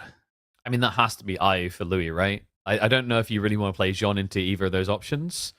Especially with Pro Scouts being nerfed a little. I think Ottoman's got a bit more breathing room there. And then French Jean is like, it can be brutal, man. If you had a map like Carmel, for example, Jean can look really good there because of the limited gold. But Dry Arabia gives you a 4k in your base, right? And like French, they have really good timings at the start of Feudal Age and the end of a long feudal. Like Jean they have this timing in between around like 13, 14 minutes, but you have to survive and in good shape until then. So, yeah, I think Louis, like if it does go all the way, we'll probably see an Ibid pick. And then Marine Lord likely just picks Ottomans because like, is there an Ottoman Jean fort here is what I'm wondering. But I feel like Otto's is just the safer option for Marine Lord. Yeah, I gotta say that. I think if you pick French into Ayyubids, you could be in deep trouble. Mm-hmm. Otto seems a little bit more reasonable for Marine Lord. Also opens opportunities for Dark Age shenanigans, which could be a big factor. We often forget that even this previous game started with the Lancaster Spearman Rush. So one of the things that Marine Lord started doing in recent games was doing some early harassment to try and throw off this heavy cavalry timing of Louis MT. But we might not see any of that in game number 8 here. Match point for Marine Lord. Cliffside coming up for what could be the final game in this series. Delhi for Louis MT facing off against the Malians from Marine Lord. One more game. That's all it would take for Marine Lord to thrust his first major trophy of 2025. Louis MT needs nothing but perfection if he wants to set an all-time high for himself. As we go into Cliffside, Marine Lord, of course, will have those Malians to wield a civ that in more recent times has actually stood a chance of shining a torch in the face of the Delhi. But we're talking about a good map for them, a new meta of discoverability. Let's see what Louis has got cooking to try and stay alive here. The positive note here for Louis MT is that he did beat Malians in game number 1. That was off the back of Chinese. And it was a full feudal game. Mm-hmm. You can do that with Delhi here as well. You can. Now, one thing negative for Louis, look at me, I'm playing like, devil's advocate the other way. Marine Lord got a Marine Lord spawn. That's double back gold, 2 small tree lines forward, 3 to the side. I mean, there's not really anything I'd say you hate about this spawn, to be honest with you. Like, even the deer is backward facing. He could shove them in unless Louis lames them right now. Louis should. Like, this would be one of those instances where you must lame that deer. Because I agree with you. If you push in those deer to your town center, back gold as well, back berries, it makes it very difficult for Louis to challenge the initial resource deposits. And when you look at game number 1, it wasn't like Louis went for an all-in aggression at the beginning. He was poking and prodding, and he was finding opportunities. In fact, he found so many opportunities that it actually justified going all-in at the end. But it wasn't an all-in opening by any means. And here, finding those opportunities which establish this tempo is going to be a little bit more difficult. Yeah, so one thing with Cliffside is you spawn much closer together, and I always talk about the central ramp control. Central ramp control is key to the flow of this game. Delhi lean into it quickly because they have a reason to, with Sacred Sites. Now, usually in a clash against Malians, you're probably looking at Ghazi Spearmen, which means you'll also get an ability to wall that Sacred Site off. So at that point, the game becomes a little bit more annoying for Marine Lord. I'm wondering if he tries to go Pro Scouts here or just takes the Deer Shell for free. It feels like you want Pro Scouts, but one of the biggest benefactors of the Pro Scout nerf was actually the Civ that pays nothing for it. I think Delhi, more than almost any Civ, benefited from this change.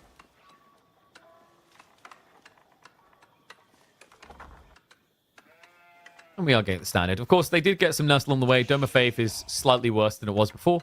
Still is the go-to choice. It just... The thing about Tower of Victory is, like, the moment your opponent sees it, they know that you have to be all in, right? It's like... Dome of Faith is very effective while remaining very safe and giving you scalability.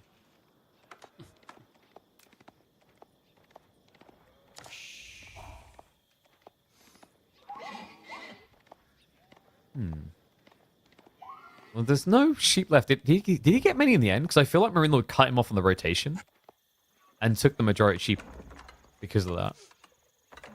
Yeah, okay, that doesn't look like a majority sheep. Delhi do not need to rely. Okay, that's nice. It's not even the fact that Louis needs those sheep necessarily. He's going to be more reliant on the berries.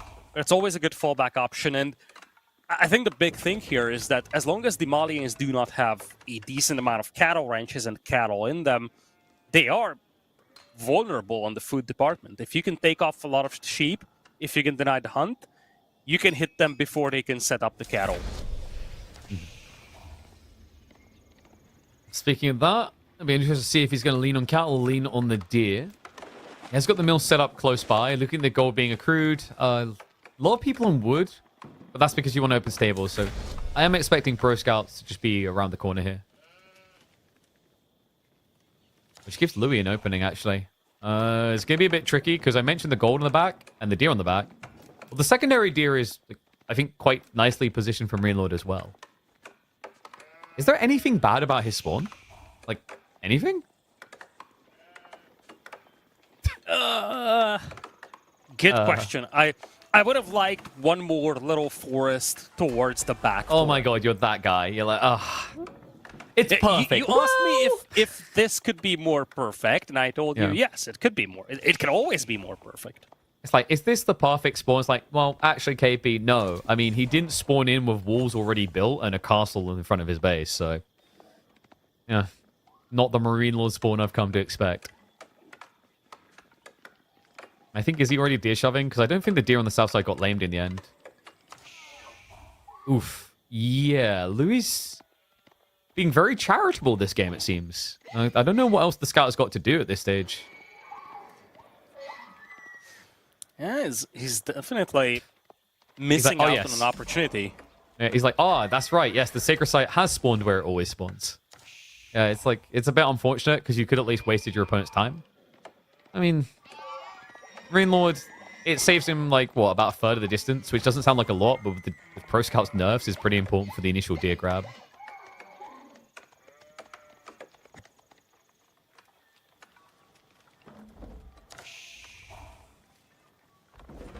Archery's going to be the follow-up. So Louis, Ghazi Archer. It's really weird against Malians. You're kind of expecting them to usually go into javelins. That's not the case here. Marine Lord knows he has to answer the Ghazi. Now, that's an interesting interaction, specifically between Malians and other civs. It's like most civs with Pro Scouts meta, you can't really go archers against them because they already have horsemen. We have to remember that this civ doesn't get bonus damage on the horsemen until Castle Age. Yeah, I don't hate the Ghazi plus Archer here. Eventually, the response from Marine Lord will be Javelin Throwers, but he probably needs a couple of Dunsos as well, and we're just going to get to the usual Dunso plus Jav Thrower that you always see.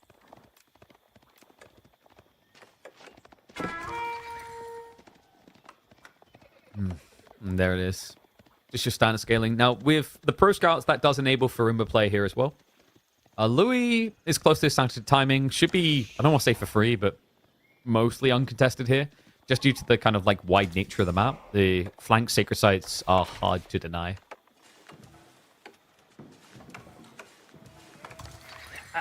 One of the things I think that is beneficial for the Delhi on this map is that it doesn't take a lot of effort to wall off the sacred sites.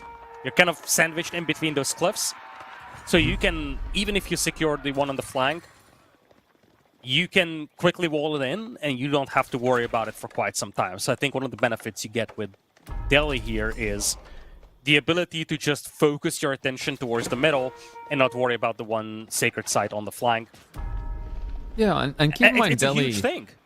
Yeah, especially considering Delhi technically got buffed in Season 9's changes when they nerfed wall building, right? Because they didn't nerf it on infantry of Delhi. They nerfed it on villages. Like, you actually erect walls reasonably quick as Delhi these days compared to, like, a year ago. And on this map, as you mentioned, it's just, like, such a small choke point, it's easy to do.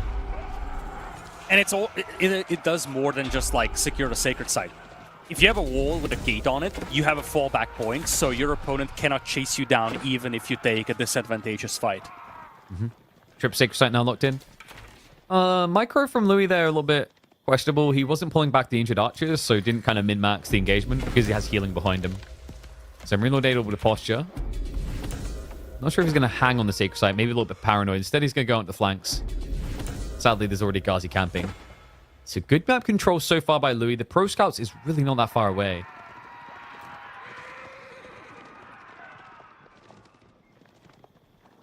Yeah, standard Donzo Javelin here for Marine Lord. Now, in game number one of the key elements of Louis' success was baiting out Marine Lord in the middle of the map and then forcing an engagement out in the open field surrounding his forces. It's a little bit more difficult to do on this map because as you can see, Marine Lord is just unwilling to leave the safety of his base. In general, the distance to cover between the two players is smaller, and you have these choke points out here, which make surrounds a lot more difficult to accomplish. So it's going to be more difficult for Louis to bait this army into a bad engagement. Yeah, you always have that trusty neutral territory. It shows natural barriers. Even trying to snipe Scholars is a bit ambitious there. 130 HP doesn't die easily. The fact that Louis has 10 Scholars is absolutely bonkers, though. To me, it screams that he wants to go in feudal. Because this is not about researching decks at this point. He's got basically everything that he needs. This feels more about combat healing. I don't think he wants to go into Castle Age with Marine Lord having cattle. And so far, Marine Lord hasn't started adding cattle, which is a key consideration here. Louis still has time to punish him. I wonder if it is ever going to be the cattle, though. Like in this matchup, we've seen quite a lot of Javelineers, and he is scaling Javelins pretty hard. And remember, like, Louis' count isn't really at a point where he can truly threaten. You know, the Scholar count is at 11, as you mentioned, which is crazy. But that's also a crazy deception when it comes to military power, because it means a third of his army isn't actually an attacker boy. Nice little swing on the woodline of Marine Lord. The Ghazi, I think Marine Lord lost track of them. Uh-oh. And this is the first good raid of the game. This is actually a really nice raid. Out of the shadows pop the Ghazi Raiders. Marine Lord able to save the majority of the villagers, though. No wheelbarrow is why he loses some troopers there. Now, the other thing that was interesting, I love that from Louis, he didn't charge A-click the closest. He charged deeper into the tree line, so he could actually try to body block the retreat. Great reaction by Marine Lord to pull south, rather, instead of seek sheltering. That would have led to additional losses. Nice denial on the berries on the side of Louis. At least trying to deny some food income. But we do have a few scouts, so Louis is going to have the Pro Scouts deer to play with at home as well.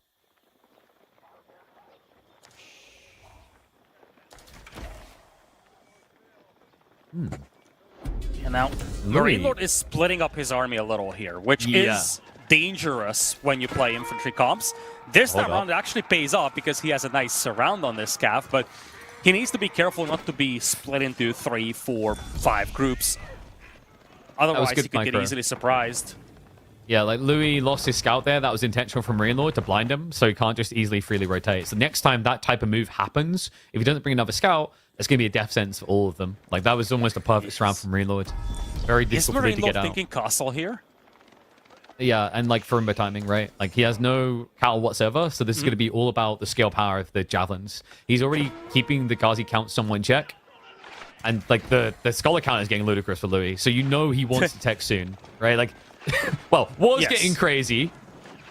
Oh, look at that. They're like breadcrumbs leading you to the Delhi base. It's very deceiving, though, KP, because when you look at the top, I guess, balance of power bars, army counts seem neck and neck. The monks count towards that. So in terms of damage-dealing units, you actually have a lot less here for Louis, and he has to fall back inside his base while Marine Lord is aging. Indeed, for Imba Garrison popping out. No point to go for the cattle path at this point, I feel. I think he can close this game with the Farimba. Farimba is so good for this high-tempo early Castle Age aggression. And tempo is the perfect word. The whole idea with Javeliniers is they're so hard to trade into. They just whittle away at you. It's not this immediate knockout punch. It's meant to be death by 1,000 cuts. And with the poison, with the kiting ability, with the better movement speed, it just makes it such a, I don't want to say easy build to pull off, but it feels like you're just getting away with murder. It's easy to preserve the army. I think that's the key consideration here. Yeah, but you have to always keep pressure up, otherwise your opponent can counterplay it. Right, so it's all about suffocating them. And because the move speed, the poison, like just the great kite ability, and it makes it good. And we'll tech out complete. There it is, Javelin gets queued up.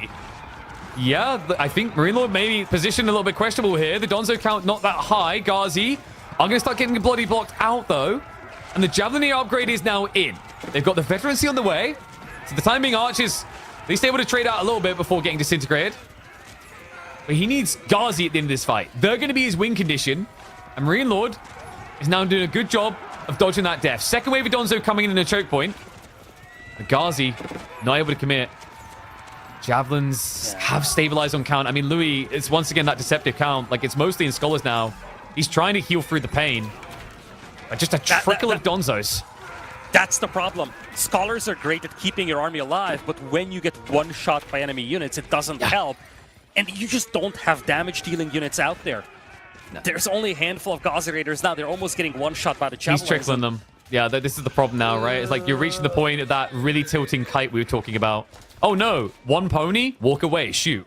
So Louis, he done a valiant effort to actually come out of that trade that well with a military lead. But there's no signs of a tech up. His food income is also exposed on the east side, and it looks like Marine Lord is rotating back that way now.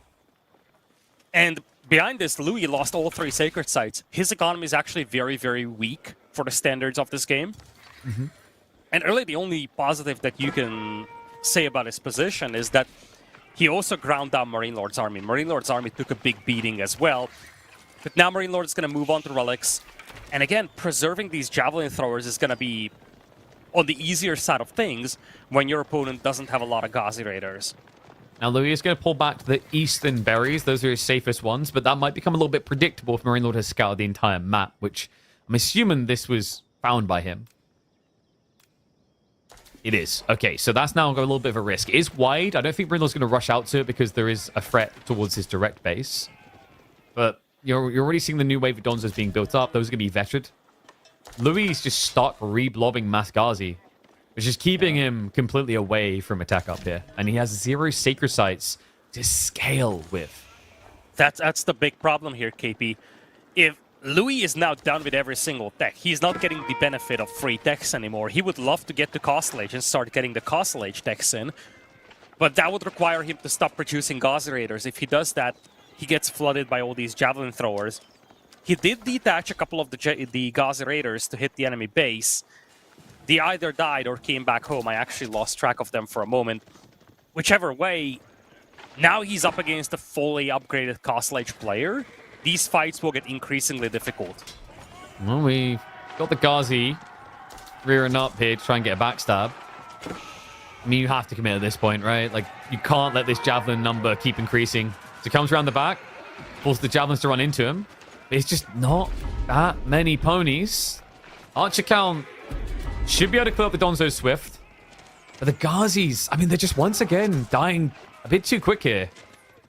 Yeah, the Donzos are beating up archers, and the Ghazi Raiders just got picked apart by the javelin throwers. And now there is just no second layer to this for Louis.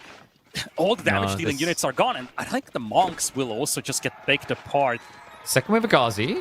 Marine Lord, like, this isn't all the javelins, right? I feel like there's a few missing here. Maybe they're reproducing elsewhere. They're coming out now.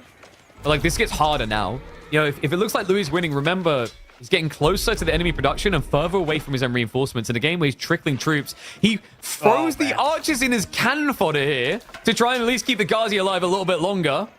You might want to do that with the Scholars instead. I feel like in game number 1, we talked about the relentlessness of Louis MT, and that time it worked against the Malians. This time it's not working anymore.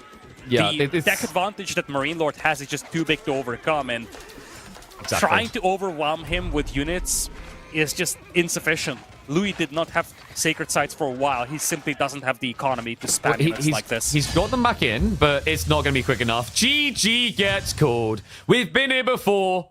We're going to be there again. Louis MT was not able to slay the biggest beast that exists in Age of Empires 4. Marine Lord will add another S-tier victory to his accolades, as he is your Elite Classic free champion. Louis MT, though, we gotta give him a shout out because this is one of his best ever performances. He came into the Grand Finals, he beat Marine Lord 3-2 in the group stage, comes into the Grand Finals and put out a very competitive show. There were moments where it felt like Louis is just going to take this and run with it, but then Marine Lord rallying, especially in the final 2 games, you definitely felt like the experience in longer series and on the biggest stage was benefiting Marine Lord greatly. In these final 2 games, he played some very, very clean Age of Empires, and that is not something that Louis had an answer to. Nevertheless, nothing to be ashamed of for Louis MT here, one of his best ever performances, and I think we can safely say that he took the next step towards becoming a real candidate for a champion in AoE 4. Yeah. He challenged Marine Lord here. He made this series very competitive. Next time around, players will have to look out for Louis MT because he is going to be going for the Grand Finals for the next event that we have. Absolutely. You know, I think that it's interesting. Like, we had people in chat at the start of the series being like, whoa, this might be the best finals we've ever had. Louis set a really good standard in the opening games, I think. And that kind of seems promising. I think these later games, it was a little bit more, I want to say almost linear. Like, there was a very clean execution, I think, in this game and last game from Marine Lord. But it shows you that Louis is on the edge, man. Like, you know, 5-3 might not look that close in score, but it really, really is. Especially when you consider how these early games went. I think maybe just the redraft is where things fell apart a little bit for Louis. And Marine Lord, we talked about that experience in these longer sets, these longer series, in these finals. Being used to that environment tends to be its own edge. But you know what? We can actually hear from the man ourselves. We've got Marine Lord on the line for a winning interview.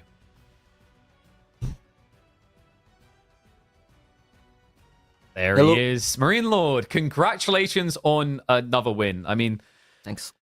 you've probably lost count at this point, right? I'm not sure actually. Yeah, maybe 7, 8, 9. I don't know. It's been quite a few. You know, like how do you just make them not feel like they're the same, right? Because like you want to be able to bathe in the victory. Is there like some way you're able to truly appreciate every one of the wins? I mean, it's more themselves? that I hate losing. So when I lose, I'm very sad and I'm very tilted. So I better win so that doesn't happen. So when I win, I'm actually not that happy, right? It's just like I did what I had to do. And if I lose, it's more that I'm very sad, right? So maybe that's the wrong way to do it, but that's how I do it. I mean, like, dude, I used to play Dota way too much. I get where you're coming from. It's almost like you boil on the hate. But I guess, like, you know, is that ever... How does that not get exhausting, I guess, is like what a lot of people are probably thinking. Like, that winner's mentality, because I think at this stage, you know, it's expected of you to come in these tournaments and win. Like, do you feel the pressure anymore? Like, you know, I remember we had Mr. when Age of Mythology released, and he said, I had to lose. Like, I just had to lose. It was getting ridiculous. Do you ever get that kind of, like, worry that there's too much on your shoulders? No, not really. I'm just, I really like the game, so I just keep playing and I keep participating, right? But obviously it's getting harder, like the competition is improving, I think. Louis is very, very good. I think I love that you Pepipo, say that. I'm not sure why, but I feel like Pepipo has been doing pretty bad the last 2 tournaments. I mean, okay, he lost to me in this one, but I feel like he would have done better in group stage if it was like practice games. But in tournament, he doesn't perform as well. VC is always dangerous, and we have CSO now that did very well. Anotori is very good too, so like we have a lot of very good players right now. And I feel like they can all... Like, I would be favored against all of them, but any of them can beat me once or twice. I think that was something interesting. Like, you know, we have to talk about the group stage where your clashes with Louis began. He was able to beat you 3-2. Did you, I remember we said at the start of the day, sometimes winning can be a big negative in the group stage because you can maybe risk revealing too much. Do you feel like something akin to that happened here? Almost like Louis revealed a weak spot to you? I mean, not really a weak spot, but I was very confident about the way we'll draft. And that's very like... When I know how my opponent is gonna draft and what kind of matchup I'm gonna get, I feel more confident and less stressed. So for example, yesterday against BST, since he didn't play the week before, since he was directly into the semi-final, I was a bit more nervous because I was really not sure what he would draft and how he would do it. But since he did pretty much the same as in group stage, it felt very good once the draft was done. And speaking of drafts, I feel like, was that the big win here in this finals? Because I feel like we had a really good start to the series, very competitive. I want to say the last two games were maybe the cleanest for you. Do you feel like you got a really big advantage going into this redraft after the opening games? No, I don't think so. I think the last two games I won because I played better, but I think on theory, they are slightly favored for him. I think Delhi should beat Mali slightly, but I got a good spawn to be fair. And I'm not sure about spawn is an count. understatement. Yeah, it was very good for Cliffside. He got 17 sheep. I think you had a little bit less, but like, Delhi, they never come home, right? House of Lancaster, I played them a lot. So when I saw he was going to scout to deny my deer pushing, I was very happy because I was like, okay, normally, if I play very well, it's gonna be close. I think going second scout is a big mistake. So I felt like in theory it would be a close game, and then House of Lancaster is obviously very stupid in late game, so I was confident I could get there. So, speaking of like very funky things to do, House Lancaster, I've got to talk about that game number 2. Did you ever feel like he was going to do something to stop you only building spears? I mean, I was just sending waves, and I was like, okay, he's still making CPI, I'm just gonna send another wave. And like, I think people might see, like, when I lost my my siege and a lot of spears, they could see it as like, oh my god, he threw. But I was on like 6 mana, a very good economy, Wingard. So I'm quite sure, like, no matter what, he's just super far behind all the time.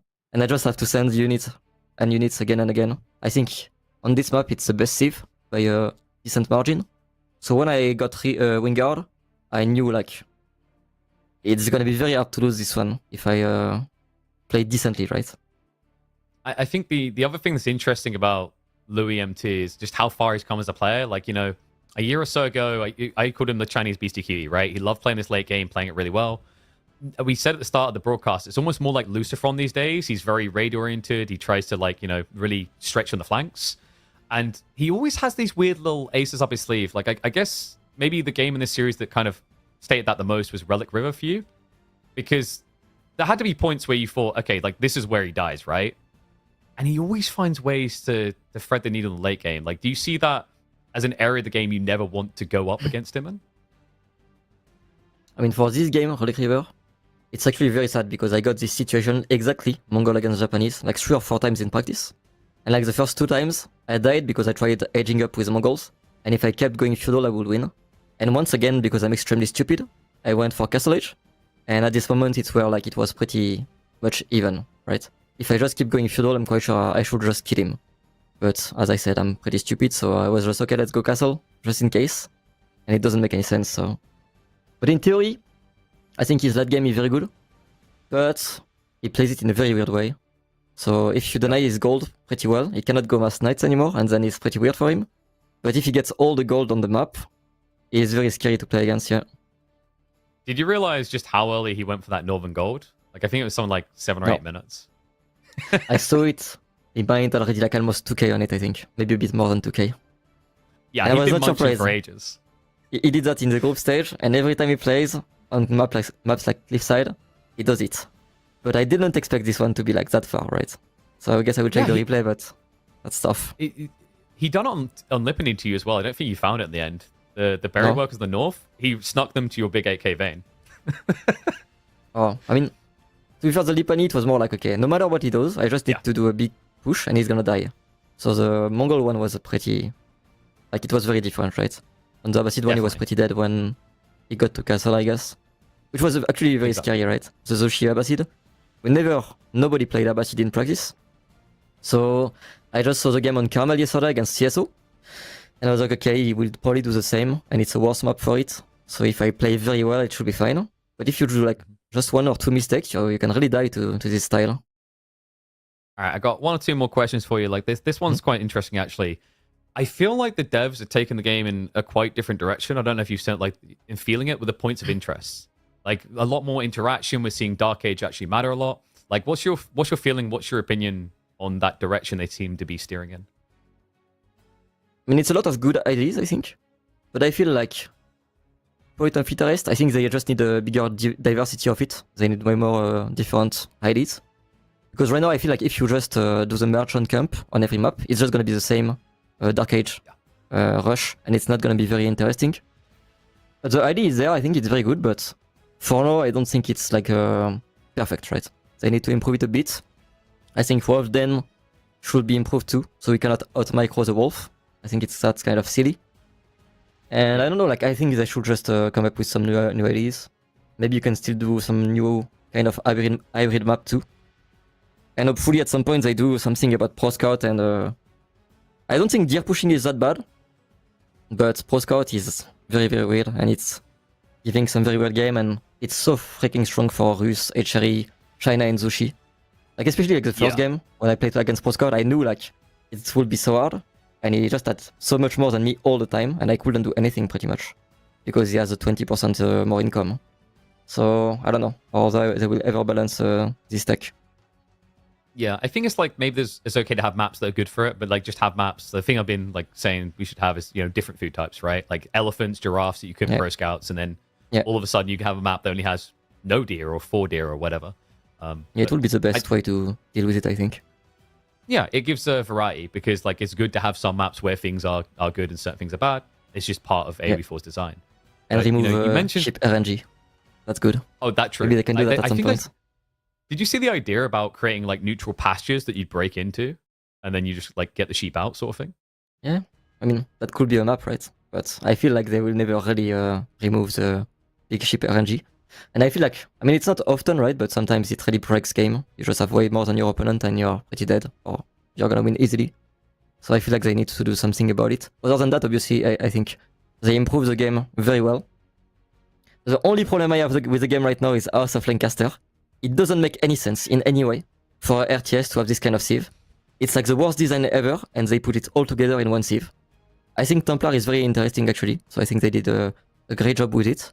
Maybe it's a bit too strong on water and on hybrid maps, but I feel like they will, at some point, reach good balance. I feel like with House of Lancaster, they need to remove... I mean, manors need to cost supply, I think. If you reach late game with manors, you're always going to win because you are just going to be so rich and you don't need to make a lot of villagers. So they need to do something about it. So what I proposed was like, they make it like a Fetoria on Age of Empire 2, where like you make a building, but it takes you supply. Oh, yeah. I feel like it would be the best way for manors, and it will not nerf them in early game pretty much. I think one thing I was saying is like, if manors at least have some sort of influence range, so you have to spread them out on the map, right? And then it's like, maybe, yeah. At least there's a risk, right? Then I can actually go and burn them down or whatnot. But yeah, like, I mean, we can dive into this like deep with the thing we were talking about in the cast was the Demi-Lancers. I think the Demi-Lancers are like nuts because you get all the greed, and then you get a jail out of free card for that greed. I agree, but I think they are not the problem. I think it's just like the late game issue with them, where you reach 200 supply and you feel like you have 250 supply.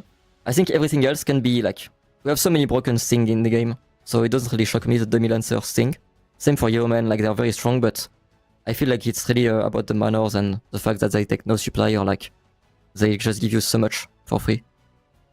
Yeah, it's like anti-interactive, right? And like RTS should let you do things. So there was something you mentioned earlier about the players. You highlighted a lot of them. The quality of players being, honestly, I agree, higher than it's ever been, and probably only like to get even higher. Maybe with more people trying to come across from different games, more people actually just coming up, like people like LouMT just crawling their way up out of no like RTS legacy. How long does Marine Lord's reign last? Like, you know, we've already seen it impeached by Beastie at the start of the year, but how are you feeling about your ability to flex the level of win rate you had in 2024? I think that's never gonna happen again. I think I was very good, but at the same time it was pretty lucky. Like, except Master of Realm, where I felt like I would win no matter what. Like, if you would play the tournament 10 times, I would feel like I would win it 10 times. Both other tournaments, I had a decent chance to lose, I think. The meta is always very wild, so hopefully, like, I can win more tournaments this year again. But I don't think I'm gonna go, like, on a perfect streak. That being said, like, I think this tournament I played pretty okay in the playoff. And I think the maps I lost today, except the first one, I feel like if I just play slightly better, I will not lose them. So I just need to improve more and make less mistakes. All right. Well, it's been a pleasure to dig deep into that brain and get all the thoughts, Marine Lord. But, mate, once again, congratulations on a phenomenal win in the Elite Classic 3. And I look forward to seeing more of you in the future. Oh, what's he got for us? Oh, the cat. The cat is... That's the real reason, isn't it? That's the only reason you won. And to be fair, actually, last time when I lost to Beastie, she didn't come the whole day. What a bitch. She's actually the curse. Oh my god, so like when you sit down and the cat's not there, you're like, okay, GG. This is it. That's gonna be harder. All right, GG's, mate. Go get some rest, and we'll see more of you soon. Bye-bye.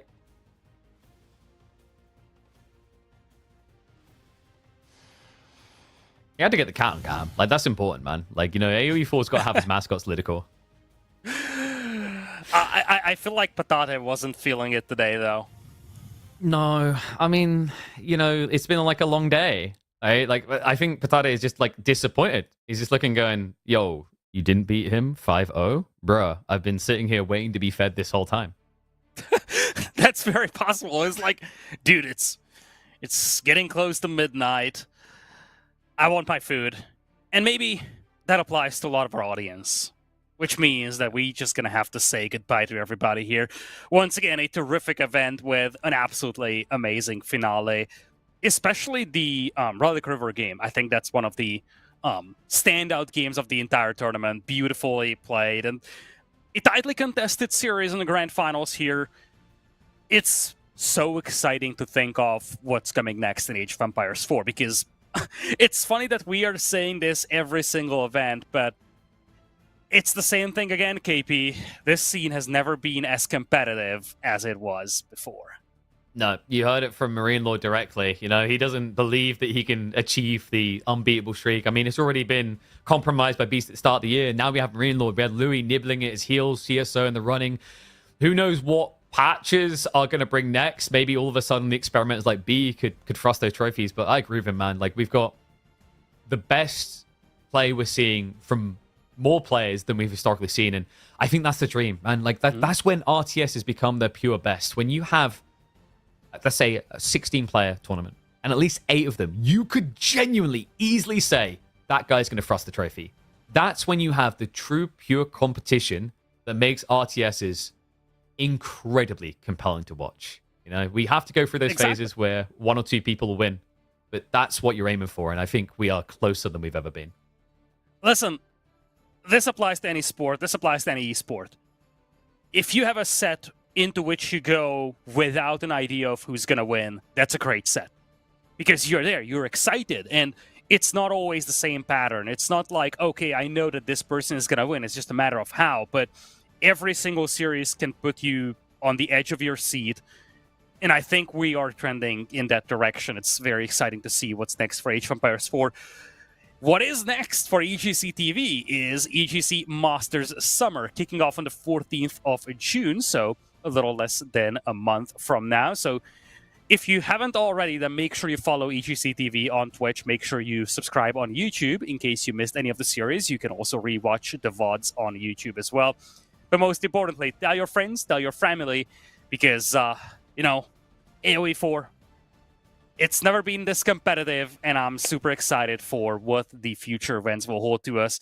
Speaking of whom, I think it's time for us to drop off this audience to another prospective tournament organizer. Oh, yes. The action will continue. Go have some fun across on, I believe we're going across the Age of RTS. So have some fun with them, and make sure you sign into the EGC side of things when Master Summers returns in, just like you said, a month's time. But guys, thank you very much. An incredible grand finals. Marine Lord will be your champion for now. The question mark is, How long can he hold on to that title? We'll find out soon.